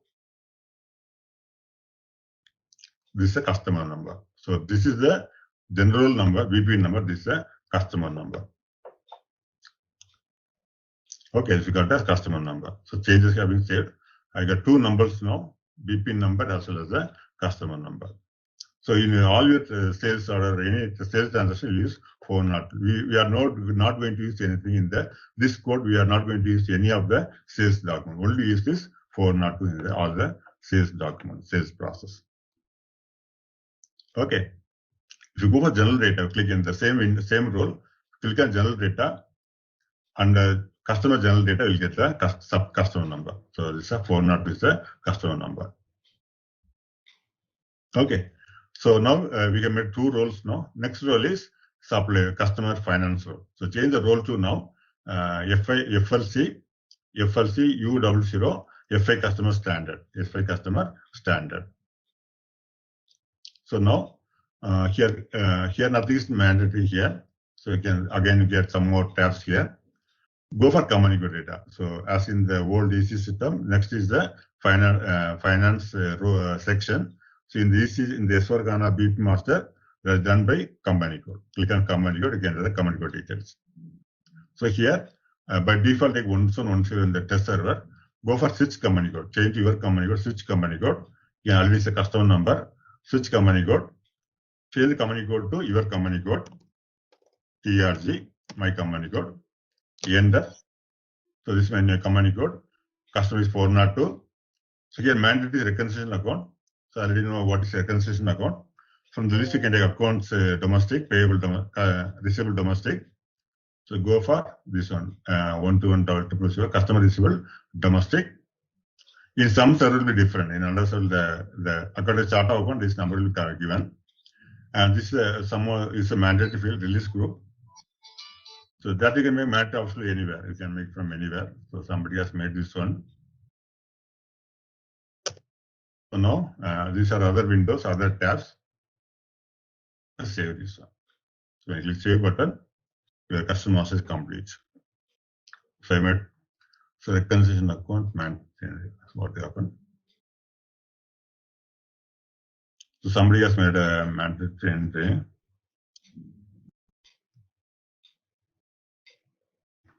Okay, so somebody has a mandatory entry, but it's already mandatory entry only. Okay, let it be like this one. So I'll show how these were a mandatory entry. I'll show that later. So in fact, one more thing I'll show you. So once you make this customer's data, you can go find option. So it's not shared here. So one second, I'll show the find mode, then we'll break for that. So you want to see the beep master again. I already made the beep master.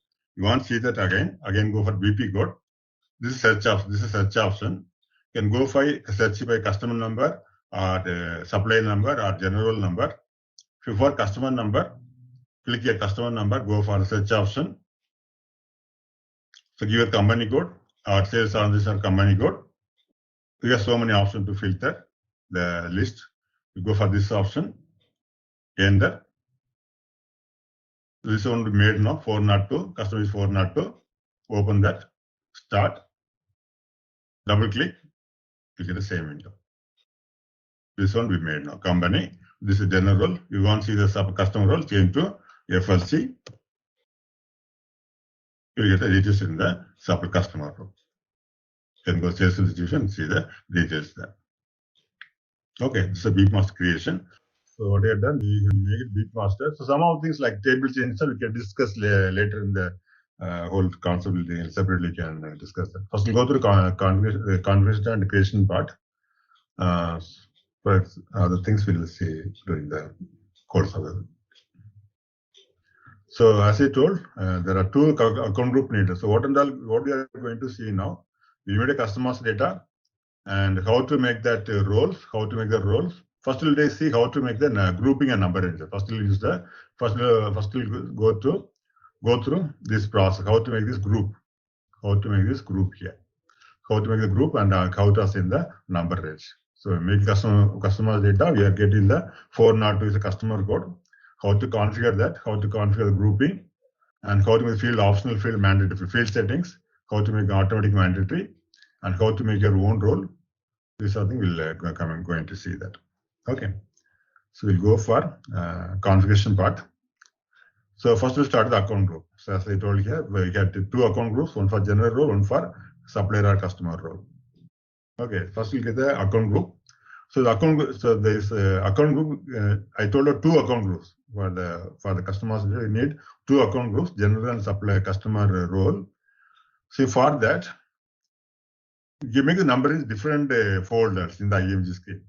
So in the like earlier we did in the ECC for XT01 we went for customer account group. So here also we need two places to make the account group. One in the finance module, then account group, one in the finance role, another in the cross application. This for HANA we're getting one more module like functionality, this folder cross application. So most of the S4 things are coming under cross application. So we had to make two number ranges, two account groups, one for the general role, one for finance general, one for finance role. Two account group, one for general role, one for finance role. So for the finance role located under finance module, and customer role located under cross application module. And we link both of them. In the cross application itself. Okay, so we have to make two account groups, one in finance accounting section, one more in the cross application section. So go here, you'll go to IMG. First we start a finance accounting, we'll make the customer group in the finance accounting. So go for financial accounting, then go for account receivable, accounts payable, then go for customer accounts. If it is vendor, go for supplier account, otherwise go for customer accounts. Master data, the same thing what we are seeing in the ECC in this section. Preparations, make a new account group with screen load customers. The same window what we see in the ECC, go for new entries. So give an account group name, So I'll give RKS A some name. So some name here. Account group for RKS. Something like this one. So other things are not mandatory. Actually, this is only for finance code. We are using that.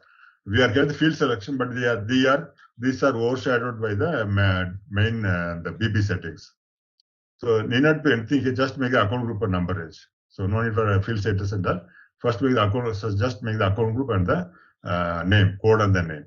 So this for the finance role. We have to make this name, account group name, code and name. Okay. The field settings are there, but they are overpowered by the S4 HANA settings. So now go back. This account group for finance. Go back. So this is not non-needed. We don't need all these things. This is for ECC, old ECC. So go for number range. Next one is number range. Create number range for customer accounts. Like how we saw in the early ECC, same thing only. Create number range for customer accounts. So this is a number range screen. So already know how to do this one. To make a new number, you can go. So you can see one stage here. We can get some more tabs here. ECC was not there. We had the option to get free intervals. Whichever the number is not assigned, we can get the free intervals. These are free intervals. We got the insert line and we have delete line also there. And we external internal. We got the external internal option also. Okay. So if you don't know which is the available number, you can go for free intervals. Click on free intervals. So nothing is there. Okay, summarize that. So these are the number range available. Others are used by other students and other users. So here we can take one of the number range. So I'll take one long number range. I'll take this number range. So this is a free interval. It's available. This number is available. Take one of the interval. If you not take this one, you can go for this of insert interval. Manually you can make the number range. But here you have to find the number range is not occupied already. You can find the free intervals. So for in that case, you can use the free interval. No need for search for the available number range and click that. Go for this free intervals. So you can make alphanumeric also. I'll show that also. I'll show the external number as well as that alphanumeric also. So change intervals. Go for free intervals. So I'll take one of the number range, available number range. I'll take this one. Start with 1801. Enter. So number is 09. Interval is 09. Save this one. So we made a number range for a finance accounting. Number range is 18012 to 7999. Okay, so during the practice, we reduce the number range so other students can. Otherwise, all will be occupied. We will not be able to use the number range. So I'll take reduce this number. So I need only 10 customers. I take 1810 or 1820. So my number range is from 1801 to 1820. When I use this number range interval in the account group, I can make up to this 801 to 820. I can make some 19 customers. I can make this number range.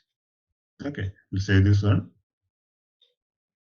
So made a new number range. 909 is a new number range. Now come back. Close this one.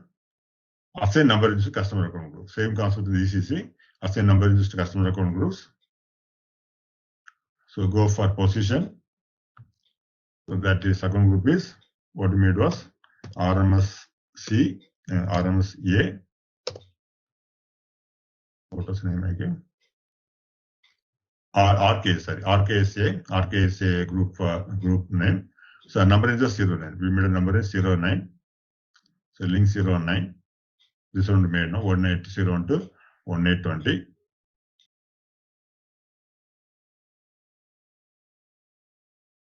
Enter. So made a new number in 09 assigned to new account group. Okay, this is done. Now come back. The finance account is the thing we need. Other things are not necessary. One finance accounting, one is customer account group, and number range creation, assigning the number range. So finance account that much only. You can close finance accounting. Next, you can make the customer code in the cross application components. So next, you can go for cross application components. So go here, cross application components. That comes under here. S4 HANA system, we are having the cross application. You can see a lot of things are the cross application. We have the BP master SA business partner. We have the single master synchronization. We have the some of the one thing was output. The BRF is done from here only. The output control in the S4 HANA BRF. done through from here only. Output control, we have the IDAC monitor. So many things are in the cross application. So these all are new things in the S4HANA. So for our number range creation, go for under cross application, SAP business partner, go for here. Here again business partner, go for basic settings, go for business part, number ranges account groups, number ranges and groupings. Here make one more group. Here make one more group and one more number range. Define number range first. So again, you can go for change intervals. You can go for free intervals. Take one of the number range. So I take this one. So my general, this is general number. What we are getting is general number. First, what I get the finance account, there's for finance role and the supplier customer role. This for the general role. What we are getting is for the general role. So this is W012, this number. So I'll reduce the number range. So I make this as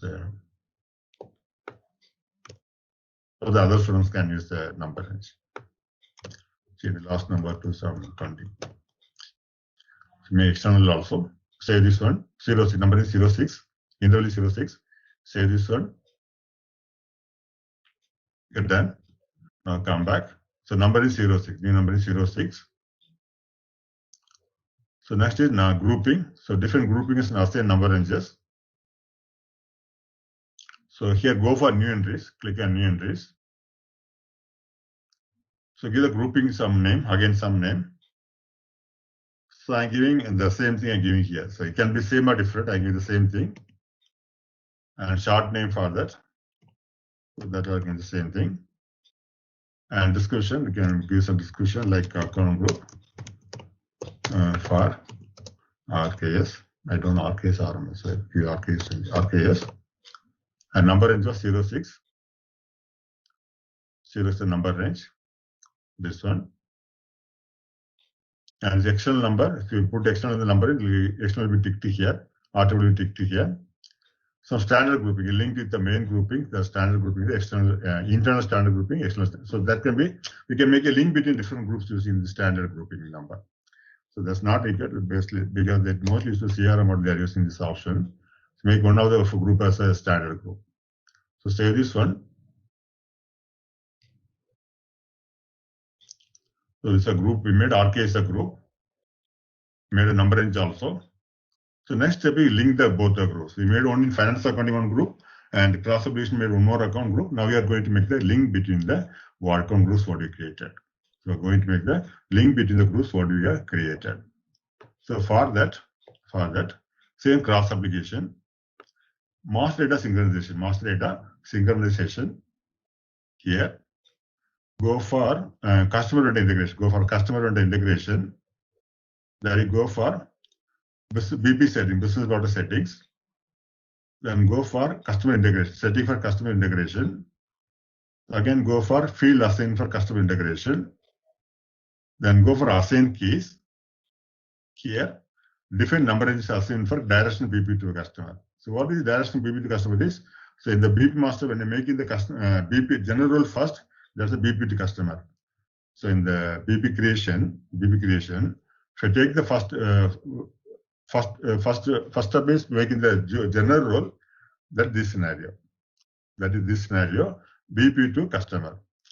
Instead of that, so when making the customer's data, first you are taking the customer role, then go for the general role. So that will use the second option. First when you make the customer's data, first itself you're using the standard SD role, then it is the second option. This is the second option. First is the first general role, then customer. Here first customer role, then general role. So we'll take the first option, assign keys. So here again go for new entries. So give the group what you get in the finance accounting, both you get link here. So go for the RKSA from the finance accounting. So this RKSA and what we made a second step. So both you are linking here. So that was RKSA again. Okay. What is same number? Same number means if you want to maintain the customer and general role, both numbers are same. So what I'm telling is So when you make the customer master data, we're getting two numbers, one for general role, one for the customer role. We are having different numbers. We want the same number. We want the same number for the general role as well as the customer role. In that case, you can check this box, same number. But the condition is the number range should be same. For both the groups, number range should be same. Then you can fix the same number. So the general number also will be same number, customer role also be number, and the supply master also can be same number. In that case, we take same number. Condition is both the groups are in the same number ranges. Then you can fix the same. One question, sorry. Okay, yeah. Okay. What is the general practice in the business? Whether they keep same number for both or they normally go with the different number? So that's according to the client requirement. So some clients will need the same number. So there will be no confusion. They want same number. In some cases, they want to classify between the different customer suppliers and all the three things. So customer supplier same different number, BPO numbers different separate number. So the convenient is mostly the same number concept. But some clients will need their different number for both all the roles. So can we keep same number for general customer as well as vendor? Yeah, correct. Yeah, we can do that. So, but the condition is all the group make the same number range. Yes. Number range should be same. Then we can make the same number for all the three functions. Okay. Thanks. We'll save this. Yeah, you're welcome. So save this one. And okay. If you go with the different number range, and the earlier you created the customer, right? Internal customers, and then you maintain the sales views as well. And there is a different number generated, right, for sales. Different number. Yeah. So when I try to search any customer, how we can search with the business partner or search with the customer which will get created? Yeah. So when you go for BP search option, you're telling about here only, no? So we get the option to search here, by customer number or supplier number or the general number, BP number. So we get some options, 9 options are there. So if you want the customer number, you can go for this one and go for search option here. When you give the sales detail, you get the customer number. You'll get a customer number. If you want search a general number, so this is for the customer number. You get a document, you can double click and open. So otherwise, you go for the number, only for number. Then search here by business partner. So then you get to put number manually here. That option is not coming. That list option is not coming. So you can either enter the number manually here. Others can go for this option by name. You can go for name wise. If I search by name, then what will be the option will come up? Like KRF, you created, So what I created, what name was given? KRF. So here, so I'll close and open. I'll close and open. Go for the name by customer number. Go for by name. So KRF, no? KRF star. KRF. You can put star also. Yeah. So go for start. So same thing is coming. Okay. Now with this, this is the general right? And if I want to search what is a sales customer for this one? Where? I didn't get in the BP master tell you documents. But here you can't search with the name, right? If I don't know the name of this, I just want to search the customer with the name. Then, but here I need to put up the customer name, right?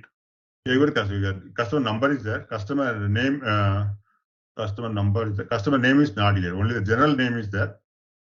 Only customer name is not separately here. So anyway, the name will count for all the three models. Now, so the name is enough here because the name will count for all the three functions. General finance supply, the row name is same thing. So you can search by name itself. Yeah, I searched with the name. I got the customer as well, that business partner. But how I can come to know that with this name, what is the partner is appeared here? What is my customer code? Okay, then you open this one. Go for this one. Open first. You get open, then you can check this. Go for the. I can go for change the role now. So go for SD role, customer standard role, SD's role. Now go for customer general data. Click on customer general data. You get a number. This is a number, customer number. Okay. And in which table this data gets stored? BP 000 only? No, I think some table. So I'll get a list of table changes later. So I think it's a BP 001. I think so. Say as a different table, customer number. There KV1 also that also used. No, I think they are BUT 000. But I'm talking about Shekhar. See, means once we have this master data, if I want to generate any Z report or something, then my business partner number will be different, my customer number will be different. So how I can integrate all these things in a single report? Single report you want. So yeah, in business, regular business, we can't rely only on the standard report, right? There are many Z reports we have to create. In such reports, then it will be difficult, right? If we have the different. What's the breaking? So I'll come to that part later. I'll show that we'll go through the tables one time. So like, we'll go separately. Go that one topic will take changes in the S4 HANA tables. So here we've done this one. So we've done the assignment to the number ranges, assignment number of direction BP to customer. So this is the base setting for the number ranges account groups. How to make the number range groupings? These are the steps. Okay. So I have the user guide also. I'll tell them to share the user guide with you. The whole with the screenshot, everything I had to put in a guide. You can go through that also. So now we go for the BP mask creation. We must come to BP creation. Go for BP, equal to BP. So go for we'll go for organization. So I'll tell you person group later. So go for the general role. Now check the grouping. What we made of RKS. So RKS is also group. Take that RKS group. RKS group. So the other things are same thing only. So we have to only see the number, what number is taken. For title, take one title here. So I'll tell later how to make your own title. So name again, some more name, some other name. So I have GS and go for the address. So somebody has mandatory. I'll remove that mandatory later. So then postal code.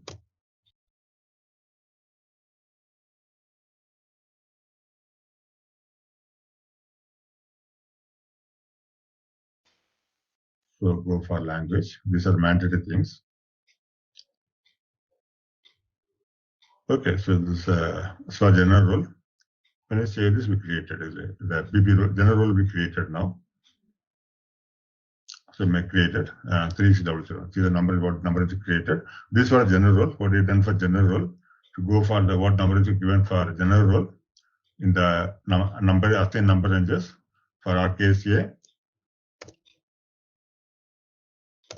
For RMSA. So number range was. So number range was this one 06. So what is 06? This is a number range. 0 is the number range. This is the one 36001. So that number only we got here 36001. 36001. Okay. This was a general number. You can see down also message. You can see 36001 created. So now go for the change the role. Go for first display to change. To make change the role, you get go for display to change. Then the same thing. So change the role to FLC customer, ST customer. The different server will be different names. Some changes will be there in the name. So here everything is same. Everything is already there. Go for a sales and distribution. So make the mandatory in this sales area and distribution channel and the division. So you enter. So here nothing is mandatory. Go for so you can maintain the sales office and sales group. Enter. So then take the pricing customer pricing process also make here standard. The shipping. So delivery and the delivery plant and the shipping conditions. Okay. Okay, it's a mandatory things. So he was asking about a legal thing. So what is the legal? This mostly for the sum of the field only for information. So like this legal form itself only for information. There's no functionality anywhere. Only for information. Maybe later when you want some exercise report based on a legal form, you can use this functional. There's nothing particular about this. Only for information purpose. To fill the report later, you can use this field. So we have done this one. Sales and distribution. Save this one. Made a custom master data. So save. If you want to see the number, go for general data. So when you are in the FLC U01, go for general data, customer general data. The number is 180. Number is 180. How it came from the finance accounting settings. What do you mean finance accounting? From there, this number was taken. So in finance account made this number. So here made the number. Here assign number is vendor account grows, customer account grows. Go for the position. That was RKSA. RKSA 09. So what is 09? So 09 this one only. 1801. Number is 1801. 1801.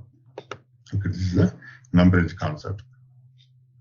So next you change this financial. There's a difficult. There's an error coming. The reconciliation account. I'll check that. So you change customer financial. Click on company code. Give the change the company code. Switch company code. By default, 1710 will be there. Change to your company code. Enter. It's mandatory entry. Let's make one of the entry as a reconciliation account. Receivable domestic. List some list. These are also for information only. Say enter. Okay, then go for the. You can save this. Click over save option. I'm getting error message. I'll check this one. So request mandatory. So I'm going to check this mandatory option field in the coming session. So this is a customer's data. You made a customer's data and you created a own number range and you created a own account group. Okay, this is the customer's data. So a table will say discuss separating the tables and all. First is just a process now. Yeah, that's what I told her. That option I told her, so you know that make first you can make bit master, then you can go for a general role also. So I told that option now that making the number range assignment, there are two options. When you make the assignment in the cross application, there are two ways, positions there. Only for BPT customer to BPT. So first you can make the customer's data also, but this number assignment should be made like that for that. Comparison customer to BPT. So first make the customer ID, then go for the BP ID. So in this case, you get the second option, assign the second option. So when you practice, please check this one and in the things we can discuss in the class. So this is a number range concept, account group and number range concept. Okay. So now we'll go for some more configuration part. So what are configurations we can check in the BP master is? So one is the field settings, making the field mandatory optional fields, and make your own role. There's some of the functions, some of the configuration we can see. And some more things are there when you go for the general data, in the customer general data, and in the address, you get some address fields here. You have an address overview. So I can have more address here. So I have only Bangalore address, the customer is Bangalore, but you get different address. When he's vacation, he has one address, his office is different. So in that way, how to maintain is, now already Bangalore is there. These are standard address usage. Later also how to create your own usage also. So now we want another address. This is a Bangalore address. You want one more address for his office address. This is a house address. You want one for office address. So in that case, what you have to do is, first make the new address. First you make a new address. Click on this create button. Click on this create button. Create. So another address window will come. So again, give some details about address. So it's a mandatory, some state and the postal code, city. So this time city will be another place. I'll make city as Pune, city Pune, country code, and the region is Pune, Maharashtra 13. Enter. Okay, so language get maintained. So language. Enter.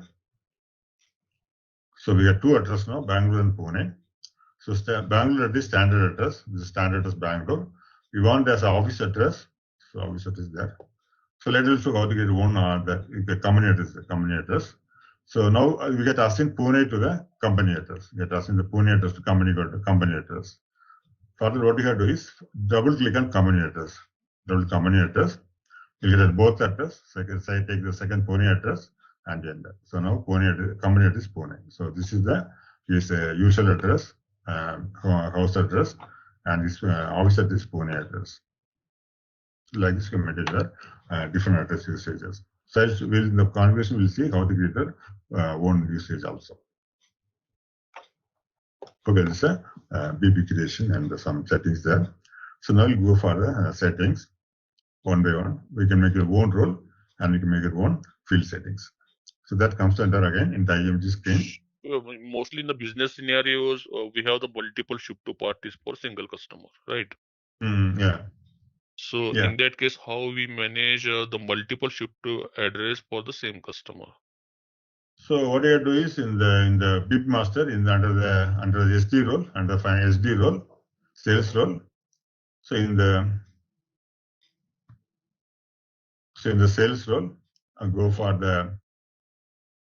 partner functions. So you do the partner determination in the like earlier. So how we made the partner function in the ECC, the same process in the here also in S4HANA also. You'll get different partner functions here. So in the partner function, make is make a changeable field in the partner functions.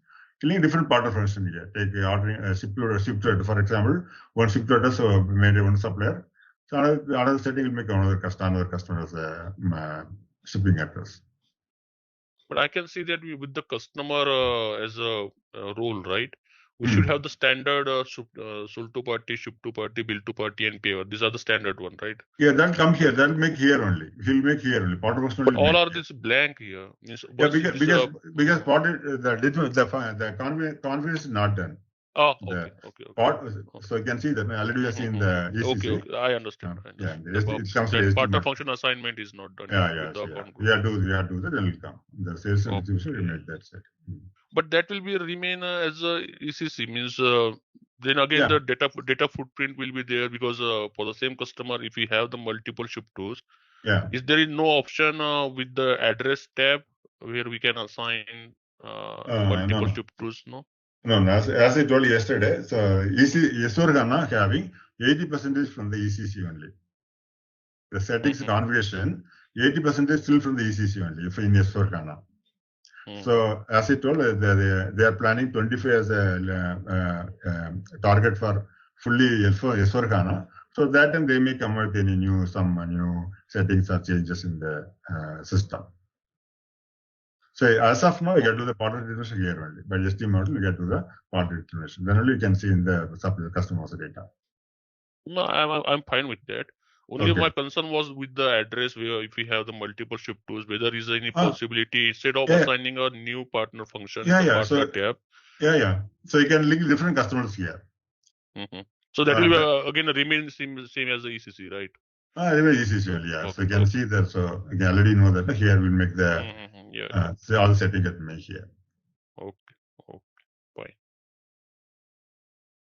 Okay, so thanks. So as I told, the 80% still from the ECC only. So major difference to cloud management and the Fiori. Other things are mostly more output control little change, some more additional functionality. Fiori is there. So otherwise 80% taken from the ECC only. All right, let's test your knowledge. Here's a question for you. In SAP S4 HANA Sales, which component supports advanced ATP available to promise functionality? Option A, Material Ledger. Option B, Extended Warehouse Management. Option C, Global Available to Promise, GATP. Option D, Financial Accounting. Take a moment to think, and when you're ready, choose the correct option. Remember, each choice holds a key to unlocking the answer. Good luck. Type the correct answer in the comment section. Hey there! Want to master sales management? Our SAP S4 HANA Sales course is perfect for you. You can learn at your own pace on our platform. In this course, you'll dive deep into SAP S4 HANA Sales. It's like a toolkit to handle everything from order processing to customer satisfaction. Our course covers all the essentials, from the basics to advanced techniques. It's designed by experts who know the industry inside out. Your instructors are seasoned pros ready to guide you and answer any questions you have. And don't just take our word for it. Our students love it too. People like you have found this course super useful for their careers. The best part? It's budget friendly. This amazing chance to learn is very affordable. Ready to excel in SAP S4 HANA Sales? Sign up now. For more details, visit ZaranTech's website.